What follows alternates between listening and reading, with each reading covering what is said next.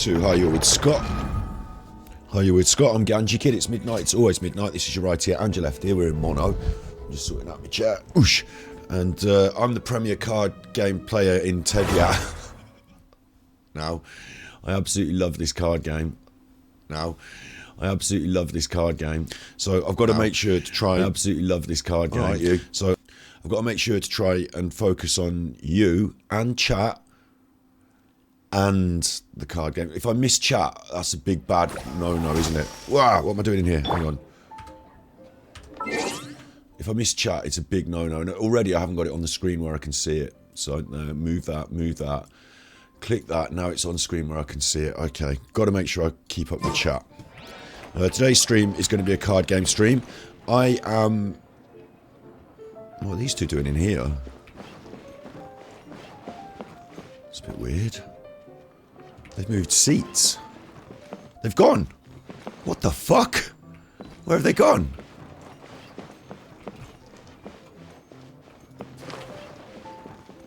Where have they gone? Hey, I don't like that. That's all too weird for me. I'm supposed to be playing one of them. I was going to be playing one of them.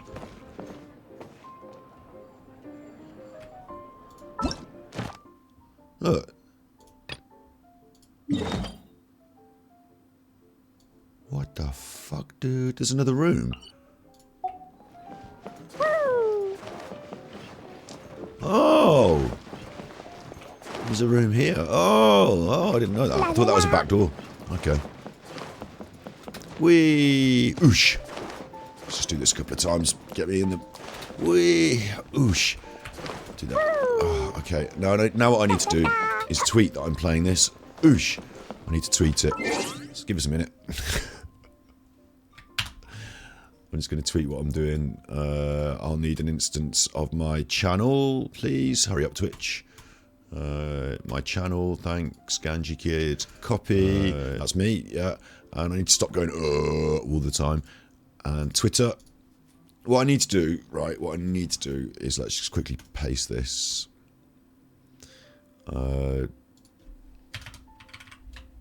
Playing cards in Genshin Impact live now on Twitch, and should put a little picture with it. Let's put one of my ambers. Let's go and have a look at my Genshin AI pictures. Oh, you can't see them while I'm doing this. Let's just load up a random amber picture, because I've got loads of ambers that I've made in... There we go, that one will do. There's an amber that I've made in AI, look. That'll do. Let's tweet it. Tweet. Done. So at least now people might know. I've got some notifications from an argument I'm having. Doesn't matter. It's not an argument, it's a discussion about politics with this chap who I actually find quite interesting. I don't agree with their opinions and views, but I find them interesting to talk to. So we talk about things sometimes on the old Twitter. I'm going to abandon that now, though, because I haven't got the mental energy to keep going with it. Instead, I have got the mental energy to play lovely cards in Hearthstone. I was going to give it a different name. In Genshin, in Teyvat. So, what else did I need to say? Did I need to say anything before I get started? Today's Monday. Monday the... I will say this before we get started, actually. I'll do this one quick as well. This is Monday. If you're watching this on the video, you can skip on. This is... Can I have the calendar? This is Monday. We might have done a thus. We didn't. We've decided not to. Delete event. This week, I've got nothing in the schedule. Look.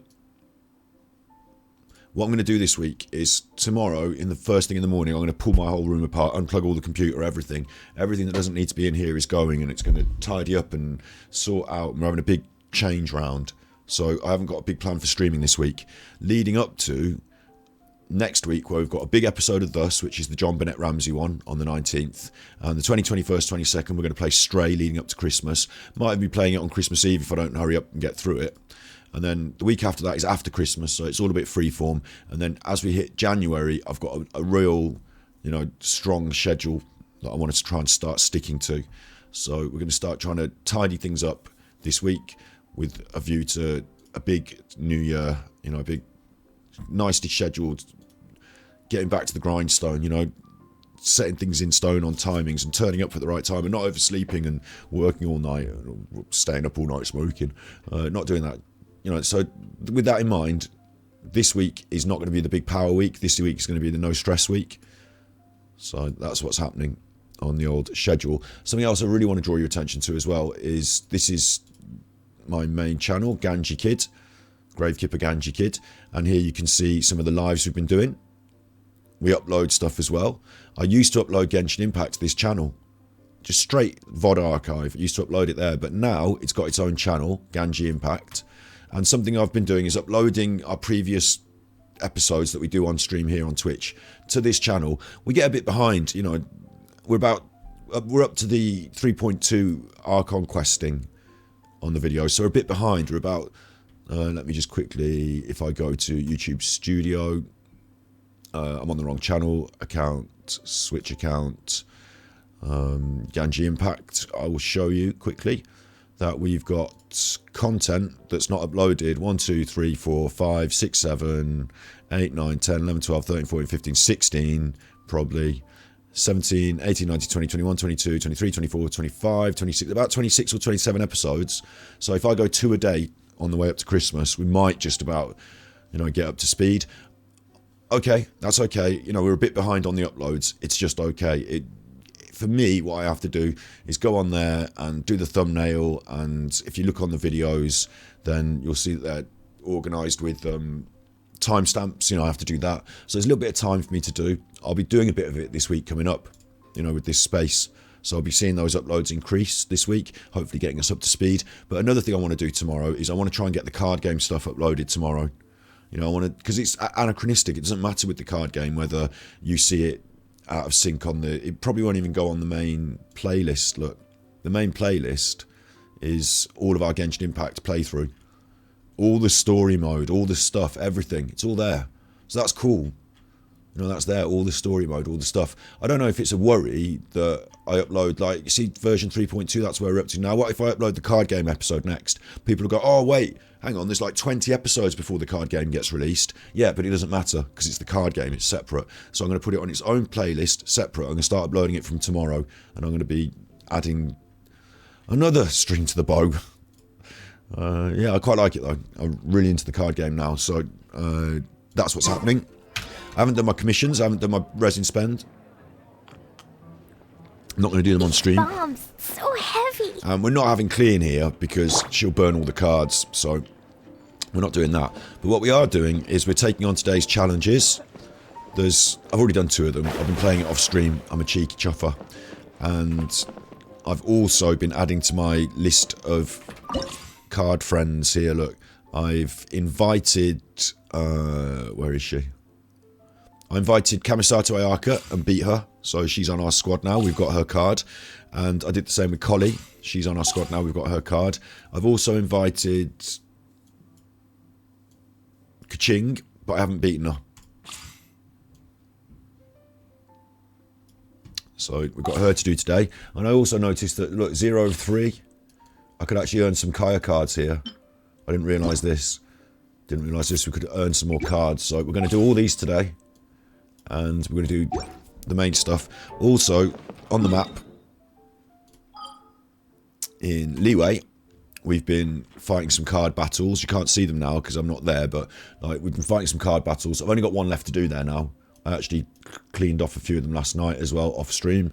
And then we're going to move to Inazuma next and be card battling there. So really hyped for it, really enjoying it. Hello Cruel, a bit distracted, but you're listening in the background. I hope I managed to get to your chat quick enough, because over the last few episodes, I will concede that if I'm missing chat, you know, if chat's popping off and I'm not watching it, because I've got 2 screens, and it's on the second screen. The main screen is full screen Genshin Impact, so sometimes I miss chat and I'm a bit slow. I will apologise to anyone. Mostly it's new people who want to argue with me and tell me I'm a chuffer, so, but, yeah. Right, glad to have you here, listening in the background, lovely. What I did want to ask you, now that you're here as well, is how are you finding the card game after a few days? Because I know I was a bit negative about the start, but I really fucking love it now. I kind of wish I hadn't been so negative at the start. This is like my jam now. I'm really into it. How are you finding it? Have you enjoyed it, or is it become a chore or anything? Because I think you might be a bit further on than me with it and a bit more knowledgeable. So how are you finding it? Is it like, are the mechanics deep and interesting enough? It's still honeymoon phase, seeing new cards and some new strategy. Fair enough. That's how I feel very much at the moment. Honeymoon's a good word for it as well, because I'm actually really enjoying it now. I'm like, yeah, I love this. Couldn't stop last night. Finished streaming everything, and I was like, oh, I might just do a little bit more. Might just do a little bit more. No one needs to question me. Might just do a little bit more. Here she goes. Here she goes. Whee! Oosh. Whee! Oosh. Okay. Chef Mao. Let's do him.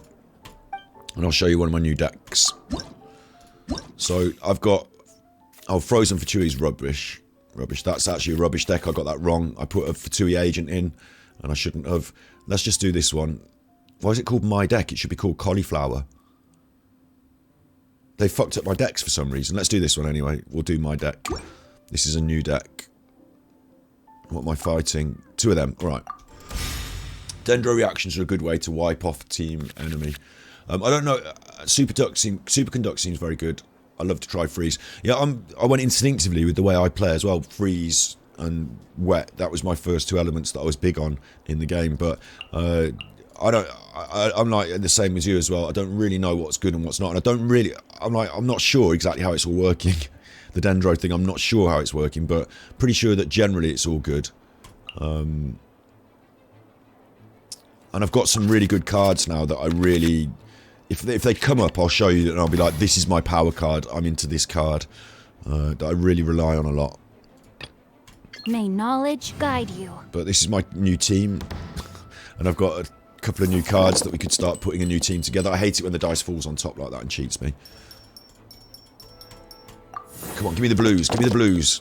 I guess that's why they call it the blues. No blues. Two blues. Just enough. Just enough. Rain outlines your fate.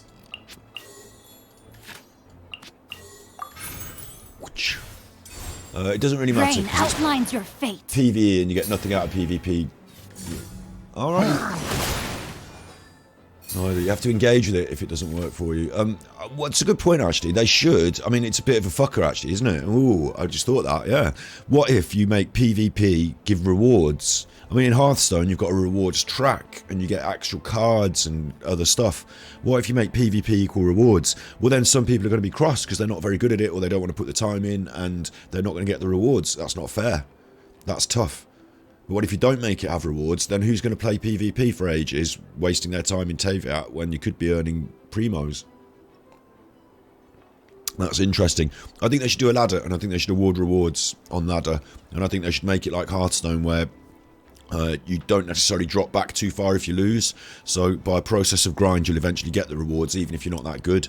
I think they should do that, and at the top, maybe, you know, maybe they could give out the golden cards and stuff like that, but maybe even primos. You know, I wouldn't feel aggrieved if the top card game players were getting primos, because well done on you getting your primos. I wouldn't feel bad. Strange one. What am I doing now? I've got my wet sword up, and I've wet up my opponent, so my next plan is to switch. I could switch to Collie, but I can't play this because I haven't got 3 of the green crystals, so I might play these cards now. Hopefully we'll draw what I want, which is... Nope. Let's play this. Hopefully we'll draw what I want, which is the one where it helps you to draw more cards. Nope. Okay. But I do have a Catherine, and a Catherine is useful, so I'm going to put up my Catherine. And that's the end of my turn. I like going first next round and ending my turn first. I know I'm quite confident we're going to win this because, you know, look at the setup, but...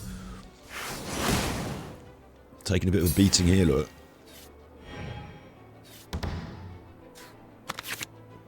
Still no good card for me. I attack first. I mean, I might be tempted to attack and have Wet Boy die. All greens. I might switch greens.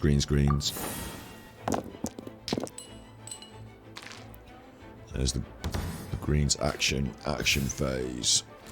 Got anything that can help me do my switching? No. Bit of a duff draw here. When you perform switch, you spend 1 less dice. But this is a fast action. So actually, yes, I've got it up on board already. I forgot Catherine was the fast action, which is great for me, because I can do this now.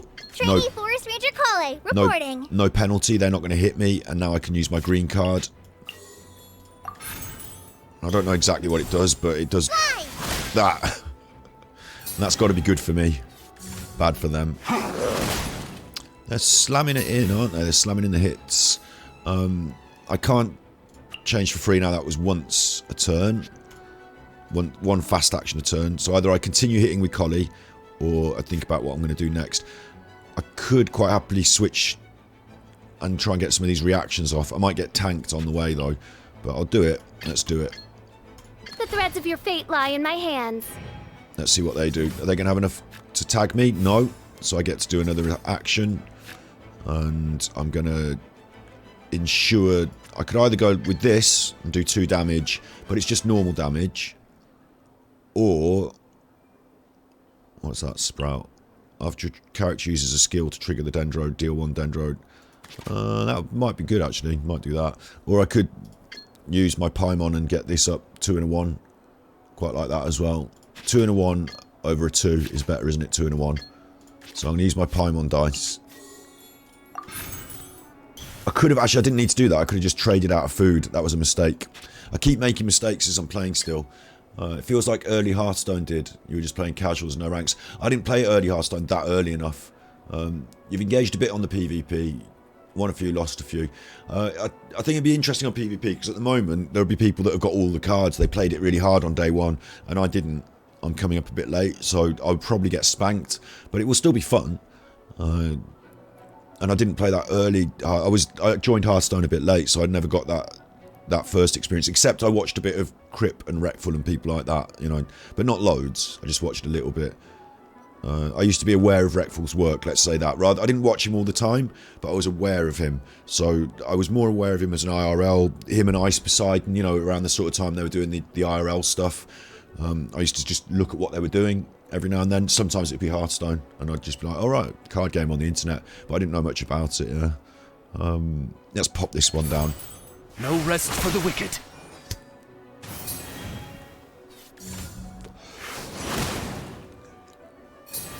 I might be wrong here as well, but I think it's a little bit easy, but then I might get more challenge as we progress. But maybe the PvE at the early stage is a bit easy. But, I mean, I'm yet to lose an actual fight with someone. So, maybe that's just because I'm such a great card game. I'm the premier Teyvat card. After level 5, it'll make him harder. Alright, okay. Maybe I'm not the premier Teyvat card playing. I'm going to start putting the card videos up on my channel, though, and I'm going to, what's the word, promote myself as if I am the best card game player on Genshin Impact. As a joke, like you and I both know I'm obviously not that big-headed that I think I'm the best one on Genshin Impact, yeah? But I'm going to promote it like that because I think it's funny. I'm the premier card, like she's the Imanaktrike, official, the princessin, you know, I'm the premier card game player in Teyvat. And I don't even know what I'm doing. It's my turn. I've got no crystals, so that's the end of my round. Have I got a fast action? I can't remember. I might as well leave her up. Why not? Because I can fast action it next turn, so... Go Oz! I love that chip damage.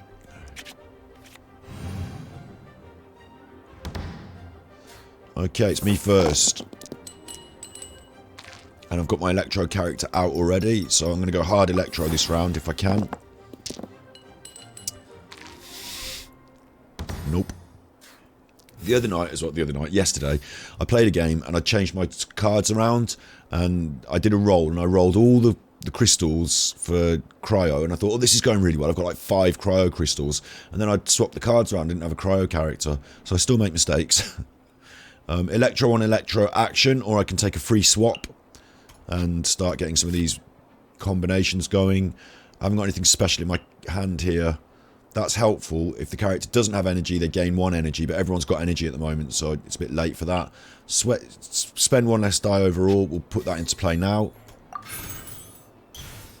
And then I'm going to switch Collie. I haven't got many greens, though, is a problem. I didn't roll for them. I've only got 1 greens, and I've got nothing that I can change greens with apart from a couple of cards here that I can re-roll one, or I can just swatch it straight out for a green.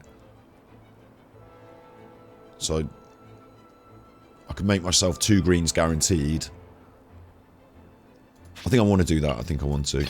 I just got an instinctive feeling. Trainee Forest Ranger Kale, reporting. That's the whole point of this deck, is to have a look at this dendro going on. So now let's make 2 greens. Like so. And then let's just hammer that home. Hi! And now I realise I should have done 1 attack beforehand. But we killed one of them, so that's good. And there's 2 damage. This will do 1 chip damage. We only need to hit for 1 more. You know, we only need to make 1 more damage happen, and then we've won. So if I do that, we win. Oh, we win anyway. Okay. See what I mean about it being a little bit easy at the start here? You also imagine they'll be adding more cards from time to time. I hope so. For example, we can't destroy support cards like that Catherine or the field. So I didn't know that. I'd like one to even the field where they put cards to draw more cards. There is one support card, isn't there, where you draw 4 cards off it, and I had it as an automatic in one of the games from Leeway, and it overdrew me cards, so it was useless. As basic as it is now, I think it's a good base. Yeah, the more they confuse it, the more imbalanced it gets, but at the moment it is, isn't it? It's a good base. I agree. We all start the process to understand the way the game works. Yeah, I agree with that. One thing that I didn't understand yesterday that I wanted to find out, I don't know if you'll know, but I can't be asked to ask the internet, so you count as my Google here, is these are called equipment cards. I assume they'll always be in the shop. That's my assumption. Always. Support cards, I assume they'll always be there in the shop. Event cards, I assume that they're going to go away at the end of the month when the new event comes round. Is that right? Should I be trying to buy all these cards before they disappear? Or will they always be there? Will I get enough lucky coins to buy all the cards? Or do I have to make choices? I really don't know what's going on with that. Because I don't really feel like buying minty meat rolls. I don't really want to buy it. But what if I don't buy it and it goes away and I can never buy it? Like, don't I want these things now? Event is a card type. Yeah, but does that mean it goes away, or does that mean it stays forever? What I need to know is, will these cards always be in the shop, or are they time gated? No, event, it's like a magic card on Hearthstone and support card. Oh, I see, right, so it's not event like we have events in game. It's like you're saying, in Hearthstone you might have spell or minion. This is like spell, minion, and event is a kind of thing, right? Yeah. So these are always in the shop, and I will never worry about I didn't buy it quick enough and it disappeared. Okay, then the next question is the same question for this, the dynamic skins. It seemed to me like the number of lucky coins I was getting isn't going to add up to a lot of dynamic skins. I'm going to struggle to get all the dynamic skins because they're 4,000 each and I don't get lucky coins. So my question there was, am I to worry or just don't worry, eventually I'll get them, sort of thing. I think from what you're saying is don't worry, eventually you get them. I picked up this weapon for Wet Boy in normal, standard, but I didn't pick it up in dynamic. I put a couple of little cards on the list, but nothing major for that reason. They're there. The 4 weekly jewels give coins. Yeah. So over a period of time, I'll gradually get to this, but I shouldn't worry. Also, NPCs battle. Yeah, I get coins, but I won't get enough to buy everything in week 1, but that's fine. Over the course of my career, I will get everything. I think that's the system. But then if they add more new ones, I'm going to struggle to get everything. It's all about how many lucky coins they provide me with. And these letters seem much more important than anything else. I'm not, I don't know what the value is, whether a letter is worth more than a dynamic skin in the long run, or, I don't know. And also, this annoys me, look, dynamic skins, yeah? That's not dynamic.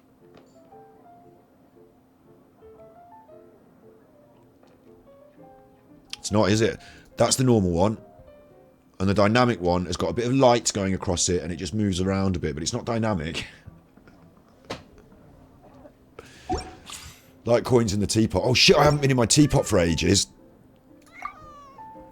Wait, I've been neglecting my teapot.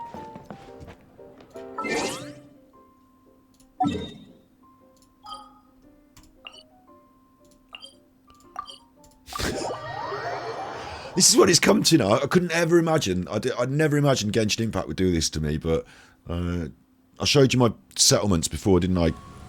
On the other stream.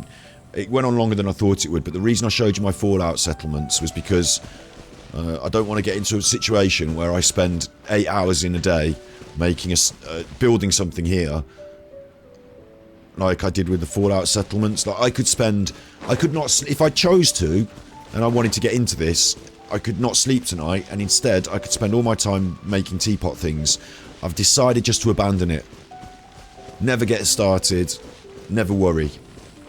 But with the cards, like, I'm already halfway down that road This now. realm is Trust rank. Ooh. Nearly got that. Nearly forgot this. Realm depot. Let's have that. Exchange. Oh no, I want the transient exchange. Not even spending resin at the moment these days. Not even doing my daily quests or nothing. I need to do them later, but if you ever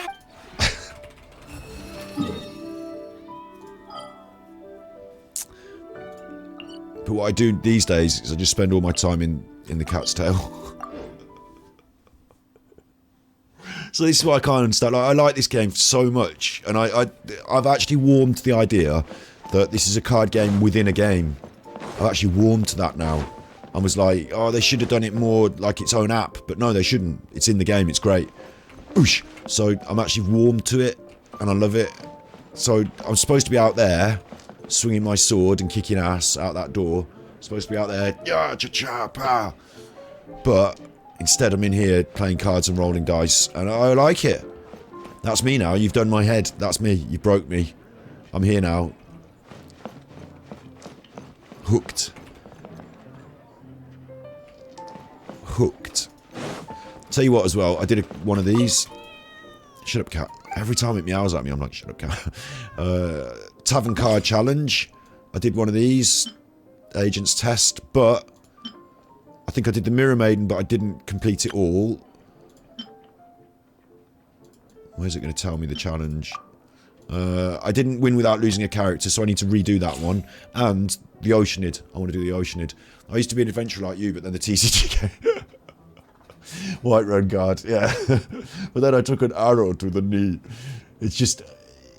It's a game within a game. It's the metaverse. I now live in the metaverse.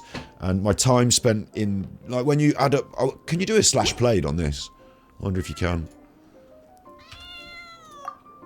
I wonder if it tells me in my... does it tell me in the archive, maybe?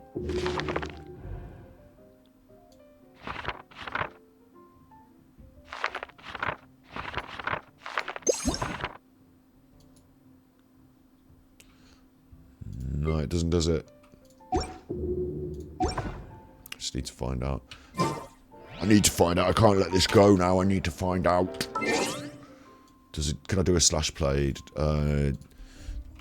Does Genshin have slash played? No, that's not my question. Does Genshin tell me how long I have been playing, have played? Genshin Impact stats tracker. How to easily view your playtime in Genshin on all platforms.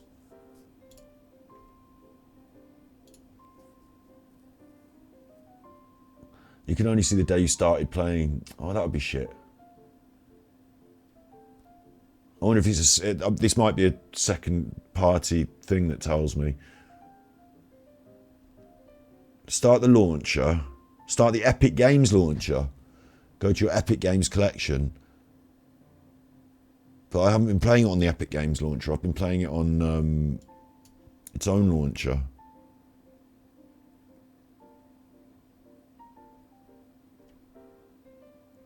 it will tell me on the PlayStation. This is weird. Maybe if I open up the Epic Games launcher, I mean, I might be wrong. This might be wrong. Just gonna have a quick look because. Okay, Epic Games launcher has nothing on it. Okay, there it is. Genshin Impact's not on my list here on the Epic Games launcher. It's a bit of shit, isn't it? How would I find that? Epic Games launcher. And it's obviously not going to tell me if it's not on the list, is it? Genshin. There are no items that match that in your library. Well, of course they're not, because I only use this for Fortnite. Search store. Genshin. It actually has Genshin Impact on the store in the Epic Games launcher. But it obviously doesn't know who I am, does it? So you can't see this because I'm open. It's on my launcher, but don't worry. It's not going to tell me, is it? Because I've not ever downloaded it on this launcher. But that would have been a good way to do it, is to always go through the launcher. Okay, so that's gone. Ignore that. And I bet the PlayStation one will only tell me how long I've been playing it on the PlayStation for. I mean, I like your idea about getting Amber and how many days I've played it for, but I'd like to know how much time I've put in. We can read my playlist on YouTube. We can check that, but then I play it offline as well, don't I? What about this one? Genshin Impact stats tracker. There might be a third party, because there are them for Hearthstone, aren't there? You can type in your details and it will tell you stuff about your account. Stats tracker, follow the instructions. Head over to the webpage, log into your Hoyoverse account, click on the tools. Hoyoverse. What?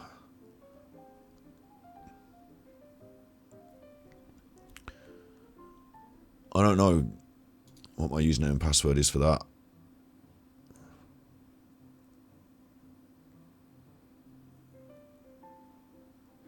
Log into your Hoyoverse account. What's my Hoyoverse account? Is it the one I'm using for actual Hoyoverse? I'm just going to turn it off while I log in, just in case it comes up with...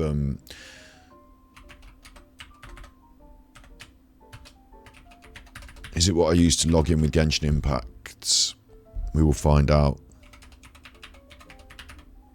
If I can remember my password, which I probably can't. What does it want me to do now? This order. You can see this if you want. Look, what the fuck is this? That.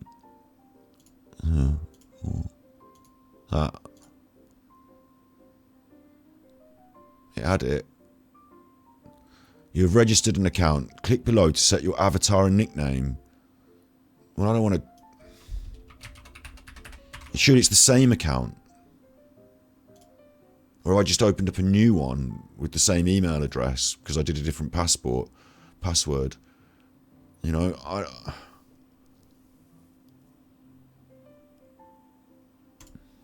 don't know what's happening here. I'm a bit confused, but it looks like I'm in. Hoyoverse login equals Genshin login. So I used the same email address, and I think I used the same password. So now it says that I've logged in. So I'm assuming it's been okay. But why didn't it come up with who I am? Like, why doesn't it know me already? You know? Or maybe it does. Account ID here. It's got an account ID. I've got an account ID in Genshin Impact. And UID is my UID is shut up you. My UID is different. My UID is different from this account ID. Oh, Genshin Impact Gravekipper, look, it's got me. It's got me. It's got me.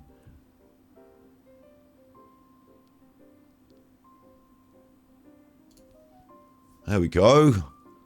There we go. I should cut this into a little video, shouldn't I? This is how to find out your /played on Genshin Impact. How long have you been playing Genshin Impact for? I bet you don't know. I bet you don't know how many hours you've been playing. Well, now I can tell you. No, I can't. Oh, shit, no, I can't. Oh, you bastards. It just says days active. It doesn't say exactly how long you've been playing. You know, in World of Warcraft, you get /played. It also tracks Honkai Impact. One of these days you'll have me playing that as well, you chuffer. My characters there, look. That's true. These are my characters. There's Kaching. There's the TCG. I'm level 5 with my cards there. World Exploration. That's right. Serenita, I call it. Serenita, I call it. But it's not, it's Serenity, isn't it? Serenity Pot. It's got my teapot. Common Tools. Yeah. Spiral Abyss Overview. Okay. Event Review.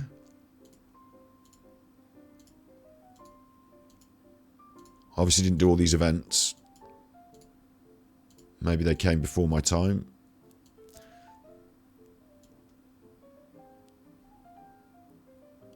So there's some interesting stats, but it doesn't have the exact stats that I'm looking for, which is how long I've spent playing the fucking game. That's all. Why wouldn't it tell me that? 200 days, though.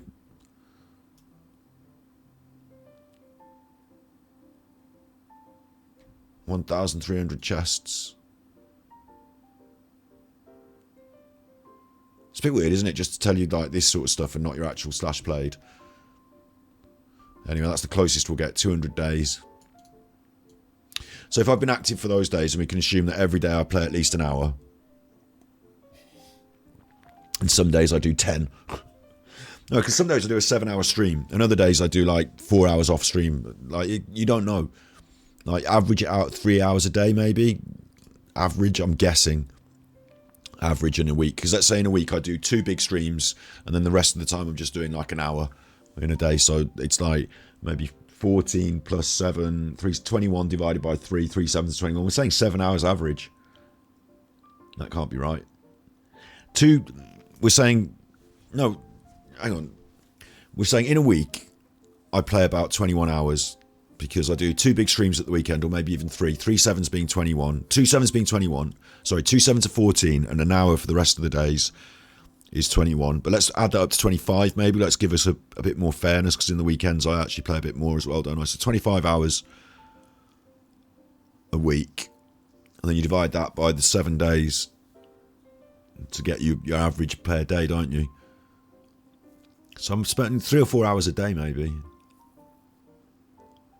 350 hours you said. I was going to get the calculator on it just to check. But yeah. And then you're supposed to work out how many that is in days. I just, it's roughly that. I don't need to do the calculator. But quite a lot of hours. I forgot even why I'm asking. Just go in and out of fashion. Forgot even what I'm supposed to be. I forgot the point. It was something to do with the amount of time I spent on it. And now that I'm going to spend on it doing this. They really need to get me a set of virtual reality goggles. I mean, I've got the goggles. Put Genshin in virtual reality and I'll just live here. I'll get my food at the cat's tail. I'll sleep at the knight's headquarters. I'll just live here. Do my exercise going up these stairs and jumping off this thing. Like, in real life, I'd be quite prepared to do this. That's not actually that far a jump. Oosh, if you're a kid and you're watching it, do not jump off your balcony. It's quite a high jump. But if you're me, and you're like a bit like this, then for me, I can jump off that. Not for everyone, but for me, I can jump off that. Even onto parquet flooring, I can definitely make that. I know it in my heart. So, I used to go snowboarding not every now and then, like once, twice, but I had no fear. Go off the thing, let's go. Snowboarding, quite enjoy it. I'm in control of my own landing at least. Certainly here I am. I'm going to land on that. Oosh! And it's not going to take very long, so I'll be able to bend my knees and do a little roll and I'll be out. Parkour! Oosh! Like that. See? No problem. Exploring or walking around Teyvat would be like the next big bomb for you. Oh, it'd be amazing, wouldn't it? Yeah. The technology's ready for the combat. Okay, it'd be really impossible. The problem would be is that... Shut up, you. Oh, I'm old now. In Genshin Impact, you see these characters third person, don't you? And in VR, you are first person. So how would you switch through your squad? Because you'd be looking through their eyes. Would you switch through their squad? I don't know if it'd actually work. I don't know if the combat, the game, all that would work in VR. other than you're seeing it from a third-person point of view. So you're like a sort of god character. You're like Paimon. You know, you're seeing this view in VR, so you can switch through your characters. It can all still work. But if you're actually the person in VR swinging the weapon, much harder. So don't do that. Just have this game, because all that VR is a camera in a game, and you are the camera. That's all it really is. You could just do it tomorrow. It doesn't have to require anything difficult. Just, I am the camera. Instead of the monitor, I'm wearing my headset, and I'm there. That'd be all. The effects would be a nightmare. Yeah, you're right, actually. I haven't thought about that. But in general, I could be in the world more with the VR headset. And then maybe you could have VR mode where combat is switched off, where you're just like you said, traversing the environments for fun. Maybe you could have that. Climbing would be a nightmare, because you'd be climbing and you'd want to look around, wouldn't you? Because you want to look at the fucking rocks. It's really weird with VR as well. I thought VR would have by now have taken off. I've actually got the headset just over here. I thought by now it would have really taken off. I was lucky to get this at a good price before they put the prices up. But Academic research isn't some kind of fad. Topics don't just go in and out of fashion. I'd have thought that would have really taken off. I'm going to use it for stream some more. I set it up for stream and then we changed computers, so it's not quite set up at the moment. But I like the VR. I'm a big fan of it, and I think it's quite impressive, quite life-changing in a way. But I'm surprised it didn't take off. And I think the reason it didn't take off is just that so many people have got a phone, a device, and so few have got the VR. It seems like with most technologies like this, there's a break point where most people have them and they start producing the content for them. But until then, if you make a VR game, most people are not going to play it because they just don't have them. So there's like a funny break-even point where it becomes popular enough that it can really thrive. VR chat rooms with the Genshin environment, brilliant. I didn't know that. I should be on there more. I haven't played VR since I've been into Genshin, really. I mean, I say that I haven't played VR, you know, it's more than playing VR, isn't it? It's being in VR, but, you know, I use it for a few different games. I use it to go up in space a lot. That's my favourite thing. Use all the different apps that take you up in space and have a look at the space. Quite like it. I played a few games that I thought, this is brilliant, it just requires a big player base, that's all. And I don't think you're ever, like I said, until it becomes the norm, I don't think you're going to get that big player base. But I'm surprised it hasn't been taken up by more people, because the price point at the moment is affordable, the different applications are out there, and you know, the more people that take it up, the more you're going to discover more enjoyable things as a community. So you debated about getting the MetaQuest 2. At the moment, right, this is a funny one actually, this is a really good conversation actually. At the moment, I would say no, even though I've got one. I bought this for $100 less than it is now, at a point where Meta were making a big investment into that VR. Let's just quickly have a little look at this, because I do like this as a conversation. Let's have a look at how much it costs now. Meta Quest 2. Someone asked me about this about 6 months ago, and I was like, definitely buy it. At the moment, it's £399 in the UK. Now, I got mine for 200 quid. Can I see exactly? I'm on the wrong computer. I can't see my order. I think I got mine for £299 or 200 quid. I definitely got it for £100 less. Not two, maybe £200 less. I got it for cheap. And like all consoles, you know, the Xbox. Ugh, come here, you fucker. You know this, the Xbox. Obviously, I don't need to show you the Xbox, do I? Everyone knows what an Xbox is, but look, here's one. See that it's got that pattern on there, and you see how mine's got this other pattern. Wait, in the light, yeah. See how mine's got this pattern on it? That's because I use mine as a cup holder. See the coffee rings that I've got on it there? Cup holder. They sell at a loss. You don't want it to build dust, exactly. You know, I've learned from my experience now, and I went step by step. The Xbox was a Christmas gift about 4 years ago, so I was really lucky to get it. I was like, thanks, wow, my family have clubbed together and got me an Xbox. They love me. But I think, because I think the year before I bought my sister a Switch, so I think there was like a sort of, you know, give one get one sort of vibe going on. And I played it, I loved it. I had Fallout on it, spent hours in Fallout as I've shown you, but I didn't turn it into my main console. In the end, I got on the PC and started doing more PC gaming. And the meta will work with the PC. You know, I can make that work on Steam, so that's okay. But what I was going to say was that they sell these things at a loss. So the Xbox doesn't make a lot of money for selling the box, but what they make the money on is the games. So that was the idea with the Meta Quest about a year ago. They were selling it for about half the price. In fact, I think I've got a 256 gig, so I think I've got mine for 300 quid and that's 500 quid. I think I bought mine for half the price of this. And over the last year, they haven't made the money back with all the game sales that they wanted to, so they've upped the price of the unit. That's what I'm looking at. Meta as well. When I bought mine, it was an Oculus Quest. Now it's a Meta Quest. There's a difference, isn't there? Meta have decided to put the price up a bit. So at the moment, at that price point, I think it's a bit expensive, considering that everything that you're going to do, everything that you're going to enjoy is either got to come through your PC, in which case you need a PC, in which case I would focus on that instead of the VR, or it's got to be on their App Store. And Meta Quest 2 Games Apps Store, there is quite a good range in... Can you just show me what I'm looking for then, you fuckers? Games. Why don't you show me all the games? There is quite a good range. I don't like these packs when you get a discount, because I don't want to buy another game that I don't want. I just want the game that I want. There is quite a good range here, look. You're £10 for a game that isn't that long.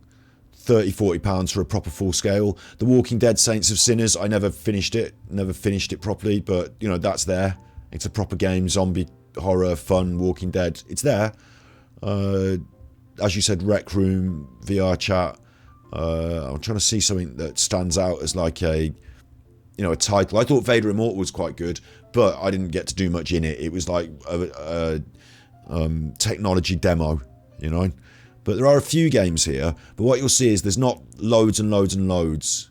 There's not loads and loads and loads. And of the ones that are there, some of them are worth it and some of them are not. Basically, the things that you like or your favourite personal thing might be there. If it's unplugged air guitar, you might be into. You might be like, this is brilliant. I can't believe I didn't ever play this. You know, if you like, what's it called? Guitar Hero, then this might be the thing for you. And you might say, the Oculus is the best machine ever. But for me, it's not. So I'm not going to buy it for that. It's there, it's fun. It's 18 quid. I played it, things like that for a bit and put them down. You know, it doesn't have a... What I think it's lacking is... Hello, Bob. Hello, how you doing? It's going cool, yeah? Just chilling today. Your PC gaming mostly. Your, says Crawl, poking for a bit of VR chat and some relaxing experiences. That's basically what I use it for. Yeah, the use out of it that I've got now is... that I use it for relaxing and chilling and going into space.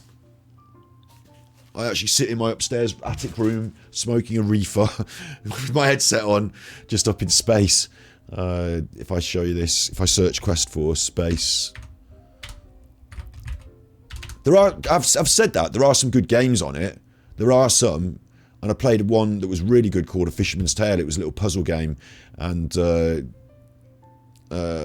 is the one I do, Mission ISS. That's my favourite. You want to show me some pictures of it? You fucking stupid thing. Yeah, trailer. Like, I'm up in the space station in my VR headset, just floating about. I tell you, I actually think it's brilliant. It's learned me. It's taught me so much stuff I didn't know, and I get a real feel of what it's like to be up there in space. Not floating around in the actual space, but in the space station. So I go there quite a lot. I sound like a nutter. This is the room I go in a lot. I float my way up into this room, and it's a bit bright there on the screen, but you can see the Earth out of the window. So I sort of sit there looking out at the Earth, out the window. Maybe that's not the room. That was the airlock. Look, I've gone out the airlock here. But yeah, I just sort of float around by the space station, sometimes looking at the Earth, just thinking how cool it is, yeah. But yeah, what they really lack is they're lacking what they call a mascot game, aren't they? Like Like, because there are a lot of good, interesting games here. And if there is one that you find that really tickles your fancy, whether it be Walking Dead, or maybe some people think Among Us VR is like the best thing since sliced bread. You know, for me, I'm still not finding this one game that I could say, yes, let's go. I'll play that every day. Sam & Max was interesting to me, but I didn't want to pay $29.99 for it or whatever. What the Bat is there. I've said I was going to play it on stream the day it comes out. I didn't get it set up yet, but that's on the plans for me because I love What the Bat. The simulator things, job simulator stuff. There are experiences that last like a couple of hours that you might have fun getting a mate to play. And I'll tell you what's really good for it, at Christmas, getting all your family on it. Like, we put, I didn't ever get my nan on it, but my cousin Mark put him on it, and he was like, wow, like, you know, there's some, you know, put people in VR who you've never seen in VR, they always have a good time. And a few of these experiences are worth it for about an hour, you know, but until we find this one game that is the game that you could say is, what they're lacking is the Mario or the Sonic or the game that it's already loaded on, everyone gets it, everyone loves it and has a great time doing it, and you would buy the system just for that. Really, they're lacking that. There are some really good, but I think they're more diverse experiences. And again, like if you're really into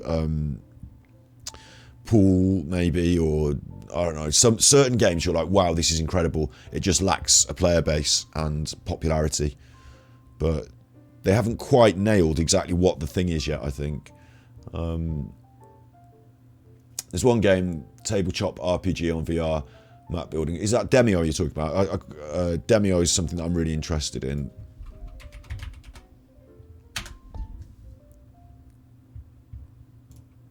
But again, I don't have enough friends to play this. But this is by Tommy Palm's Resolution Games. The guy that I made my film at his project. Alright boys, what's the plan of attack here? You gotta get the key and then we gotta go to the exit. Alright, I'm gonna try to take out this little spider looking thing. Hairdresser simulator, if there is one, and you can see how accurate it is. I should do.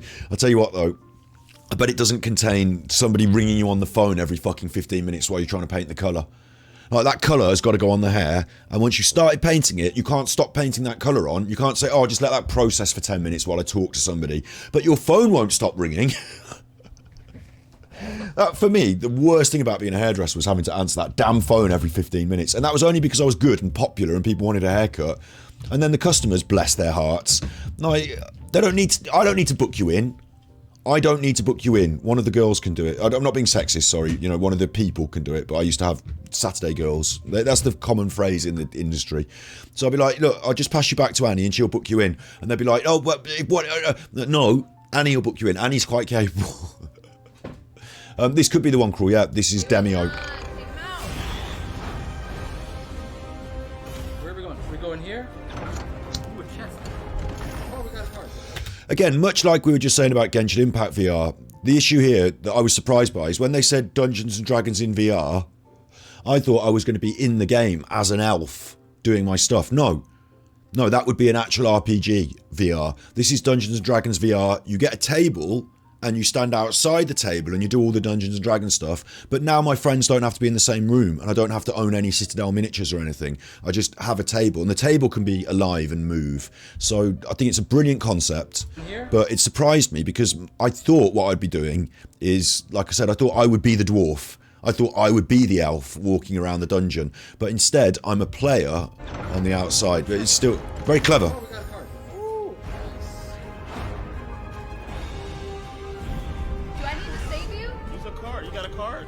You know what's amazing as well? I bang on about my film quite a lot. I'll just quickly, you know where it is, but Ganji Kid, my channel, and I go to search indie.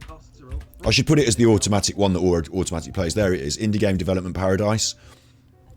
These indie game developers and the people at Stugan in general, you know, the people that run it, the people that put it on, the people in the games industry, they also love tabletop gaming. Here's the section of the film that talks about it. And for me is that there is always somebody who wants to play some games in the evening. We actually have a Dungeons and Dragons team, what do you call it, here at Stugan, and we're playing like a modified version, so where we replaced all. These guys are producing a game, or did produce a game called Puppet Fever, which is a VR puppet game, and I find it so incredible that in their spare time they're playing real tabletop games. All the popular races like the elves. And as he's saying, they replace the popular races with birds. With birds. I'm playing a duck druid. A duck druid. The adventurers decide to plunge deeper into the ancient temple structure. Marlowe's chambers must be getting closer. They feel confident after defeating the chess queen and go boldly through the door behind the smashed chess pieces. Merc manages to quietly slide the door open and take a peek, and eventually sneak inside together with Ward. The magpies find a great evil-looking statue in the room, along a bunch of grim mercenary ducks. My plan is that we use the masks to disguise as the guards that we kill. Yeah, exactly. And the brilliance of this plan is... So there they are playing Dungeons and Dragons for real. Well, it's not for real, is it? That's the whole point. It's not real. It's really like it's a wheel within a wheel. So these people that love playing real tabletop Dungeons and Dragons, that's not the exact team that made Demio, but the people that made Demio put on that event that they're there making their game out. All the conversations I had, they've created Demio. The people that love playing games like that have created this. So I actually think this is great. Okay, hang on, I got this. I'd love to play it more. I didn't buy it and play it because I don't have any friends that have it really. Like I'm the only one I know out of my mates that's got this, and even people that I used to know that would play a bit of Dungeons and Dragons. I don't know enough people, but if you do, now you don't have to be in the room anymore. You don't have to have your pieces of paper or anything. You can just have Demio and your mask and you're away. So I think that's brilliant. I think it's a really clever idea. It did surprise me when I saw it though, because I thought Dungeons and Dragons for real would mean that I was the elf, but yeah.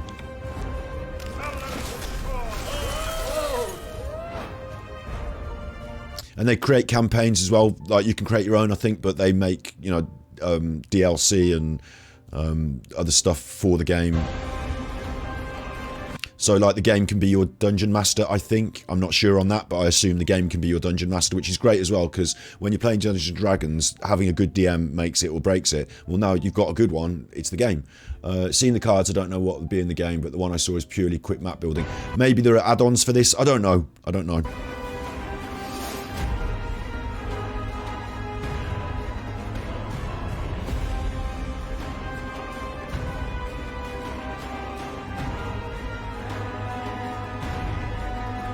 Virtual game night, that's the big seller for me.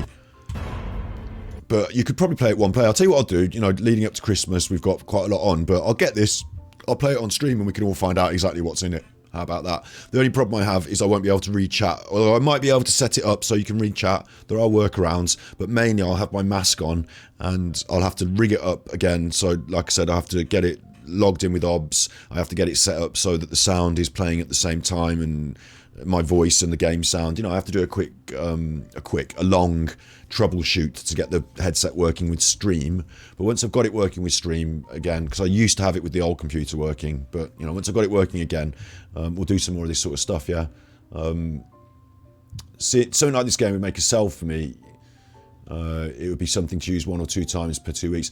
Yeah, like that's it, isn't it? It's about how much you're going to use it. And I found that when I discovered VR, I was on this project with these people, and they were doing. I'd seen VR growing up, but I'd never really got to have a good go on it, So the Puppet Fever team here, that guy there is Sebastian, the publisher of Goat Simulator. With our VR stuff, we are responsible for creating games such as Sanctum and Sanctum 2, and then Goat Simulator, which became a massive kind of hit. I'm actually here visiting the team we signed on, which is Coastal Bite. We're sponsoring their time here in Stugan, and they're making a game called Puppet Fever. We fell in love with the concept. Puppet Fever is a social VR game. It's a bit of a shame it's so herky-jerky on this moment, because there is footage here. It's not still frame. It's just that when I streamed it from computer to computer, it still framed it. A VR game that you play with your friends and family in the living room, where you try to act out sort of like charades with your puppet. So here you can see, look, where we were at this Stugan project, in this main big room in the cabin, they've got the VR set up, the headsets there, they've got it all set up, they've got all the pro stuff as well, they've got the movement trackers and all that. It was the old version, it was a few years ago now, but that meant that I was able to say to them, do you mind if I have a quick go on VR? You know, can you show me? And wow, like it was mind-blowing for me to be in the game for the first time. Really, it was. It was a truly extraordinary feeling. In fact, my friend Matt had got VR maybe a bit before that, actually. Now I'm thinking about it, and he brought his computer around to my house, and we played Super Hot and the Robo shooter. Goat Simulator was a banger, yeah. And it was really weird as well, meeting Sebastian, and I did an interview with him, and he was just like, yeah, we made Goat Simulator. And I was like, really? I didn't shout it during the interview, but I didn't know at the time, which was very much the case with a lot of these people in this project, is they were you know, people from the industry that I respected, and I didn't even know who they were, who I was talking to. But yeah, so they made that game that, you know, that exists now, that Puppet Fever simulator thing. Yeah, it was extraordinary. VR was extraordinary. And I actually, at this point as well, when I was making this film, I thought this is the turning point, because, you know, I can't see anybody saying no to a good game of charades we call it, with, you know, Puppet Fever mask on. Like, you can play it as a party game. Their idea was that you bring people, like you can see it here, them doing it. So one person's in VR and they're doing the thing, and then everyone else is watching on the telly and watching the puppet show that they're producing for them. So in VR, you're making the puppets dance like that. That's what you see, because you're doing your puppet show. But the viewers are on the other side of that, watching your screen. So what you can do then, like, I think the simple concept is amazing. And then what you can do, like they said, is it's stride. So you get like a word and you try and act it out with the puppets, and everyone guesses. It's a family game. So the idea that you can take VR and it be a social thing with people in the room, that's incredible. Like, one of the problems VR has is that you can't, like, if someone's in the headset, you can't see what they're doing, they can't see you. So it's all of a sudden it's, you know, it's antisocial in a way, isn't it? You're on your own in your room, exploring the virtual world with people inside the virtual world. Well, now you don't have to be. Now you can be with the people in the room and all have fun together. That's a brilliant concept. So that, as a, you know, just that, pushing that forward. It's a few years later now. I thought that we'd be well on the way to everybody would be doing it, but maybe we're not. But maybe we're halfway. I don't know. But yeah, really interesting stuff. I think the bottom line is that it's a bit expensive now. Where's it gone? I've lost my window. If you were to buy a MetaQuest now, the problem you've got now is that they put it up to like 350 quid, 400 quid. So that's quite expensive. And I would advise, I'm not an expert, you know, don't take my word for it, but there are other VR headsets, aren't there? Like, if you're going to buy a different VR headset, you could buy the HP one, or the Samsung goes with your phone one, or, you know, there's a whole range now. So I guess the Vive Pro 2 is like 4 times the price, very expensive. But if we're saying that the most use you're going to get out of this is to plug it into your computer and start using it with Steam, rather than the games that are just on offer in this store, because on Steam there's quite a variety, you know, stuff like Skyrim and all that, you know, whatevs, and whatever comes in the future. I think there's going to be more application in that wider sense by plugging it into a computer and using it on Steam. The MetaQuest is a standalone thing that has its own apps.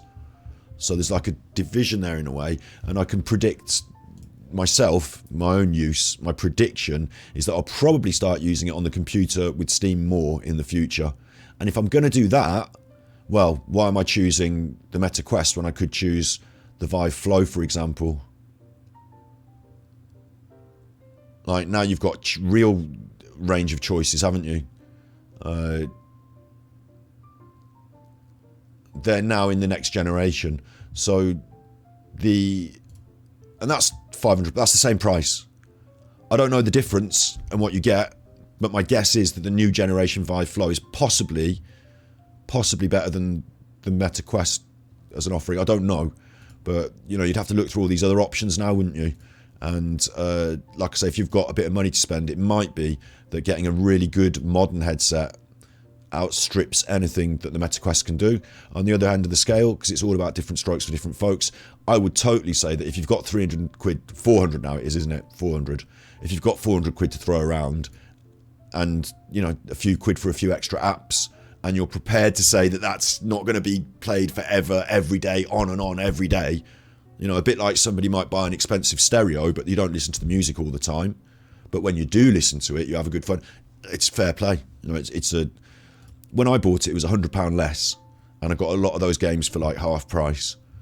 So I feel I got a lot more value for money than is available now, which is strange because at the moment there are more competitive options out in the market, and there will be increasingly more competitive options. And the next generation and the compatibility, you know, that will all start to pan out. So I'd be interested to. Maybe the Pico one's interesting as well. This is like a Chinese cheap version of a headset. You know, it's like from what I understand, again, I'm not certain, but it's like the Chinese knockoff version of the MetaQuest. Cheap, cheerful. I say cheap, it's the same fucking price, isn't it? But all in one. I don't know, I'm not an expert, but you know, you'd have to make a bet. You'd have more to choose from now. When I chose, the Meta was the outstanding headset, but I don't know if that's the case so much anymore. MetaQuest 2 is the top of the line as far as you know. Well, maybe it is then. Maybe it is. But we're only just like a short jump away from the next generation. They're already working hard on the next generation. So it's a bit of I would say if they did a sale for that and they put it down to $299, no brainer. Go out and buy it. Great fun. You probably get a use out of it, even if you don't play it every day. Lots of people do find, like you said about Gathering Dust, lots of people find, as I have done, mine has been Gathering Dust for months now. Other than the playing space visualization, it's been sat on the side until I get it logged onto stream. And I think there's a few people out there that have got a headset that don't use it as much as they thought they would. It's hard to decide, isn't it? You know, you might spend every evening on Beat Saber. I'll show you somebody on the internet that I like. I don't know why I find this kind of relaxing. This is Switch account. I don't know which channel I watch them on. Battery Exhausted, maybe. Let's switch to Battery Exhausted. Oh wait, I should be on Ganji Kid if I'm streaming. So let's be on Ganji Kid, and then let's search for Beat Saber. There'll be a few of them now. Look, I wanted to show you the one that I watch because she doesn't have loads of viewers, but there are some that have like millions of viewers here, obviously. So I wanted to show you the one that I watched because I think it's nicer to share somebody who doesn't get as many viewers. But how am I going to find it?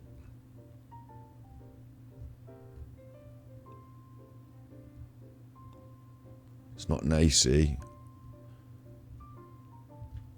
How would I know? How would I know? Anyway, let's just watch a quick Beat Saber one just to get the point that I'm making. And I'm gonna mute we know what the music sounds like, but I'm not gonna get the copyright problems on my channel, so I'm just gonna, you know, for now, fucking Christmas. For now, I'm just gonna keep it. I'll play, like you'll hear a bit, but what this is you've got cameras in your room, and the cameras know how Beat Saber's set up, so you green screen it, and essentially, like the viewer can see you in it. It's quite clever, isn't it? So that as a setup is quite clever. And okay, I'm not a big Beat Saber player, and I'm not watching loads of Beat Saber, but I watch a few of these because they're kind of...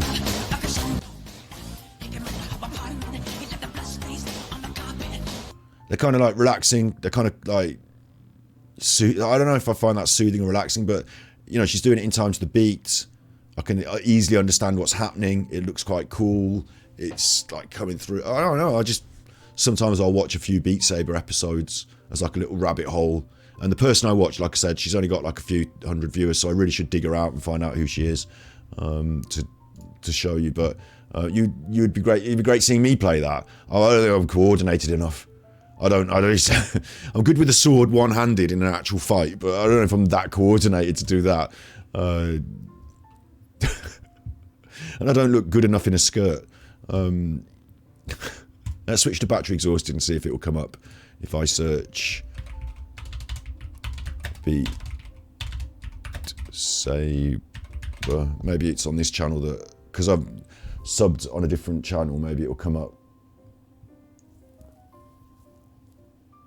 Oh man, there's a few of them with millions of views, aren't there? But the one I'm looking for doesn't have a million views, and I think it's nice if I, you know, show people who aren't getting millions of views, who are still doing the same cool stuff. Not leaving VR until I beat Rushy. Okay, I've got to watch this one now. I've got to watch this. This is like memes. Where's it gone? It's like a meme. There's Messi, you cheat. Big cheat. Video will play after ads. Come on, you and your ads. Fucking hell. The adverts are mad, aren't they? Uploaded a Beat Saber video. Okay, I can see why she's more popular than the person I watch, because she's doing this talking at the start as well and explaining it all. I don't need that. I just want to see you playing. Okay, here we go.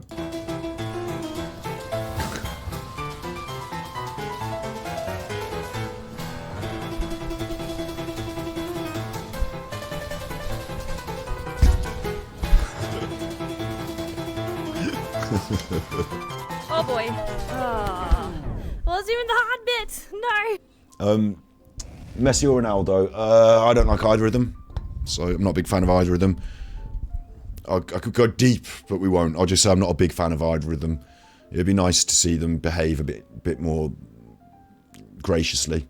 I hope developers dive more on this field. Yeah, absolutely.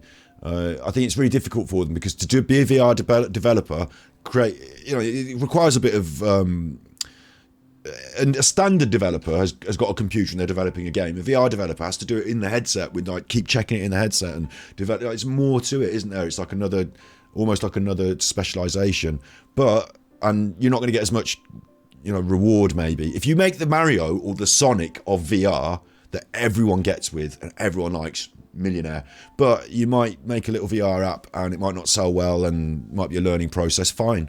But I see why it's harder for indie developers, but certainly the big developers like EA and stuff like that, why are they not pumping out VR titles? Even if it's not heavily supported at the moment, it doesn't matter. You sell your Xbox for a loss so that you can sell the games on it.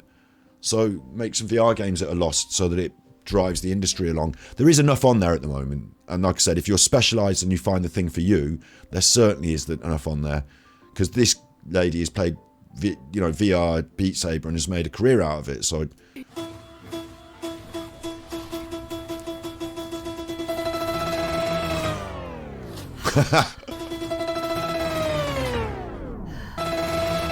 That was a good one. Missed the note. I don't know if they're trying to make it look stylish or if they're automatically stylish because the way it works, but they look quite stylish, don't they? And I also like the fact that as a sword fighter, their stance is completely wrong. It's nothing to do with sword fighting, but it looks quite cool.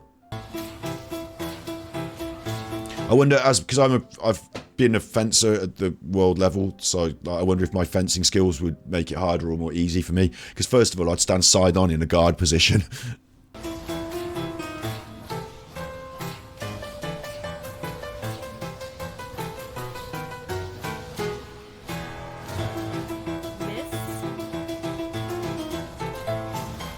I'll tell you what, I've got quite a strong wrist though. Beat Saber in over a week. And that's not just from sword fighting. Feeling rusty.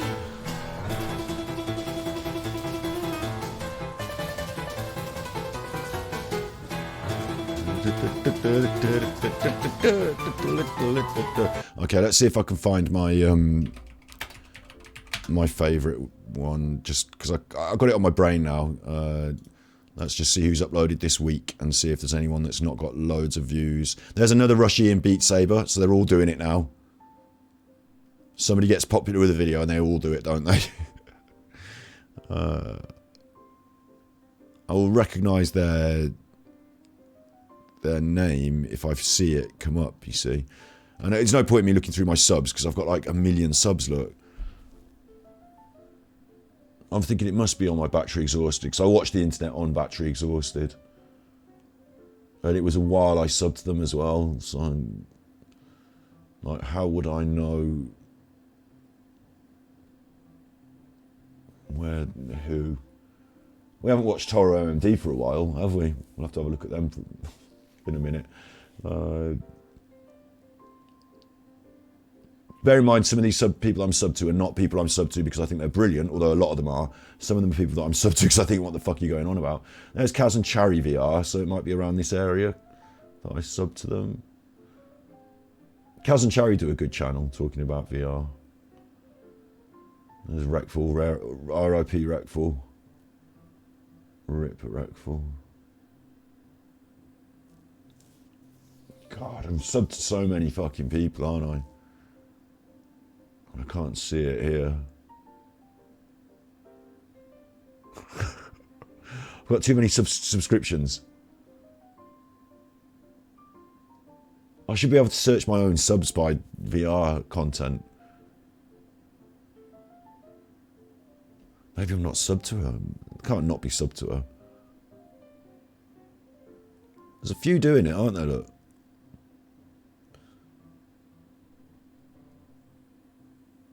Or maybe she stopped doing it. I don't watch loads of it as well, so, you know, it would be a while since I last checked in with her channel.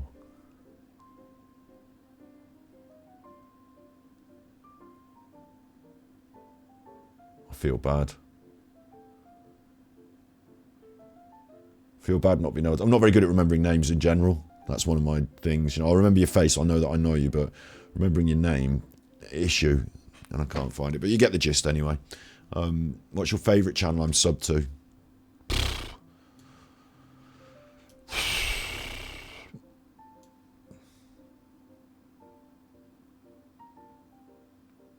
Asmongold TV.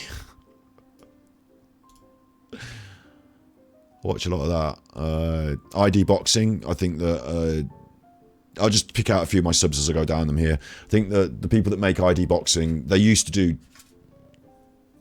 Boxing Social, and for some reason they ended up not doing it. It was some business thing, but they started up their own channel now, and they're good. Rob Tebbett. Dane for Hearthstone, one of my favourite Hearthstone creators, always has been Dane. I watch a lot of this true crime stuff.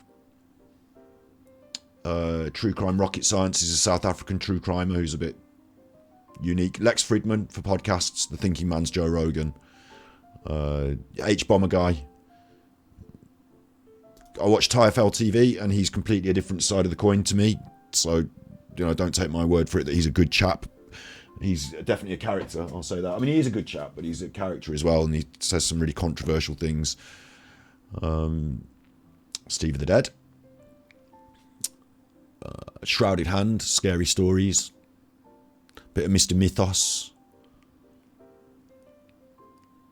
I like Martin Leaker, although I don't like him. Mad Season was one of my favourite content creators.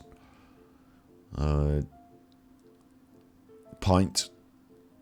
Always got time for a bit of pint.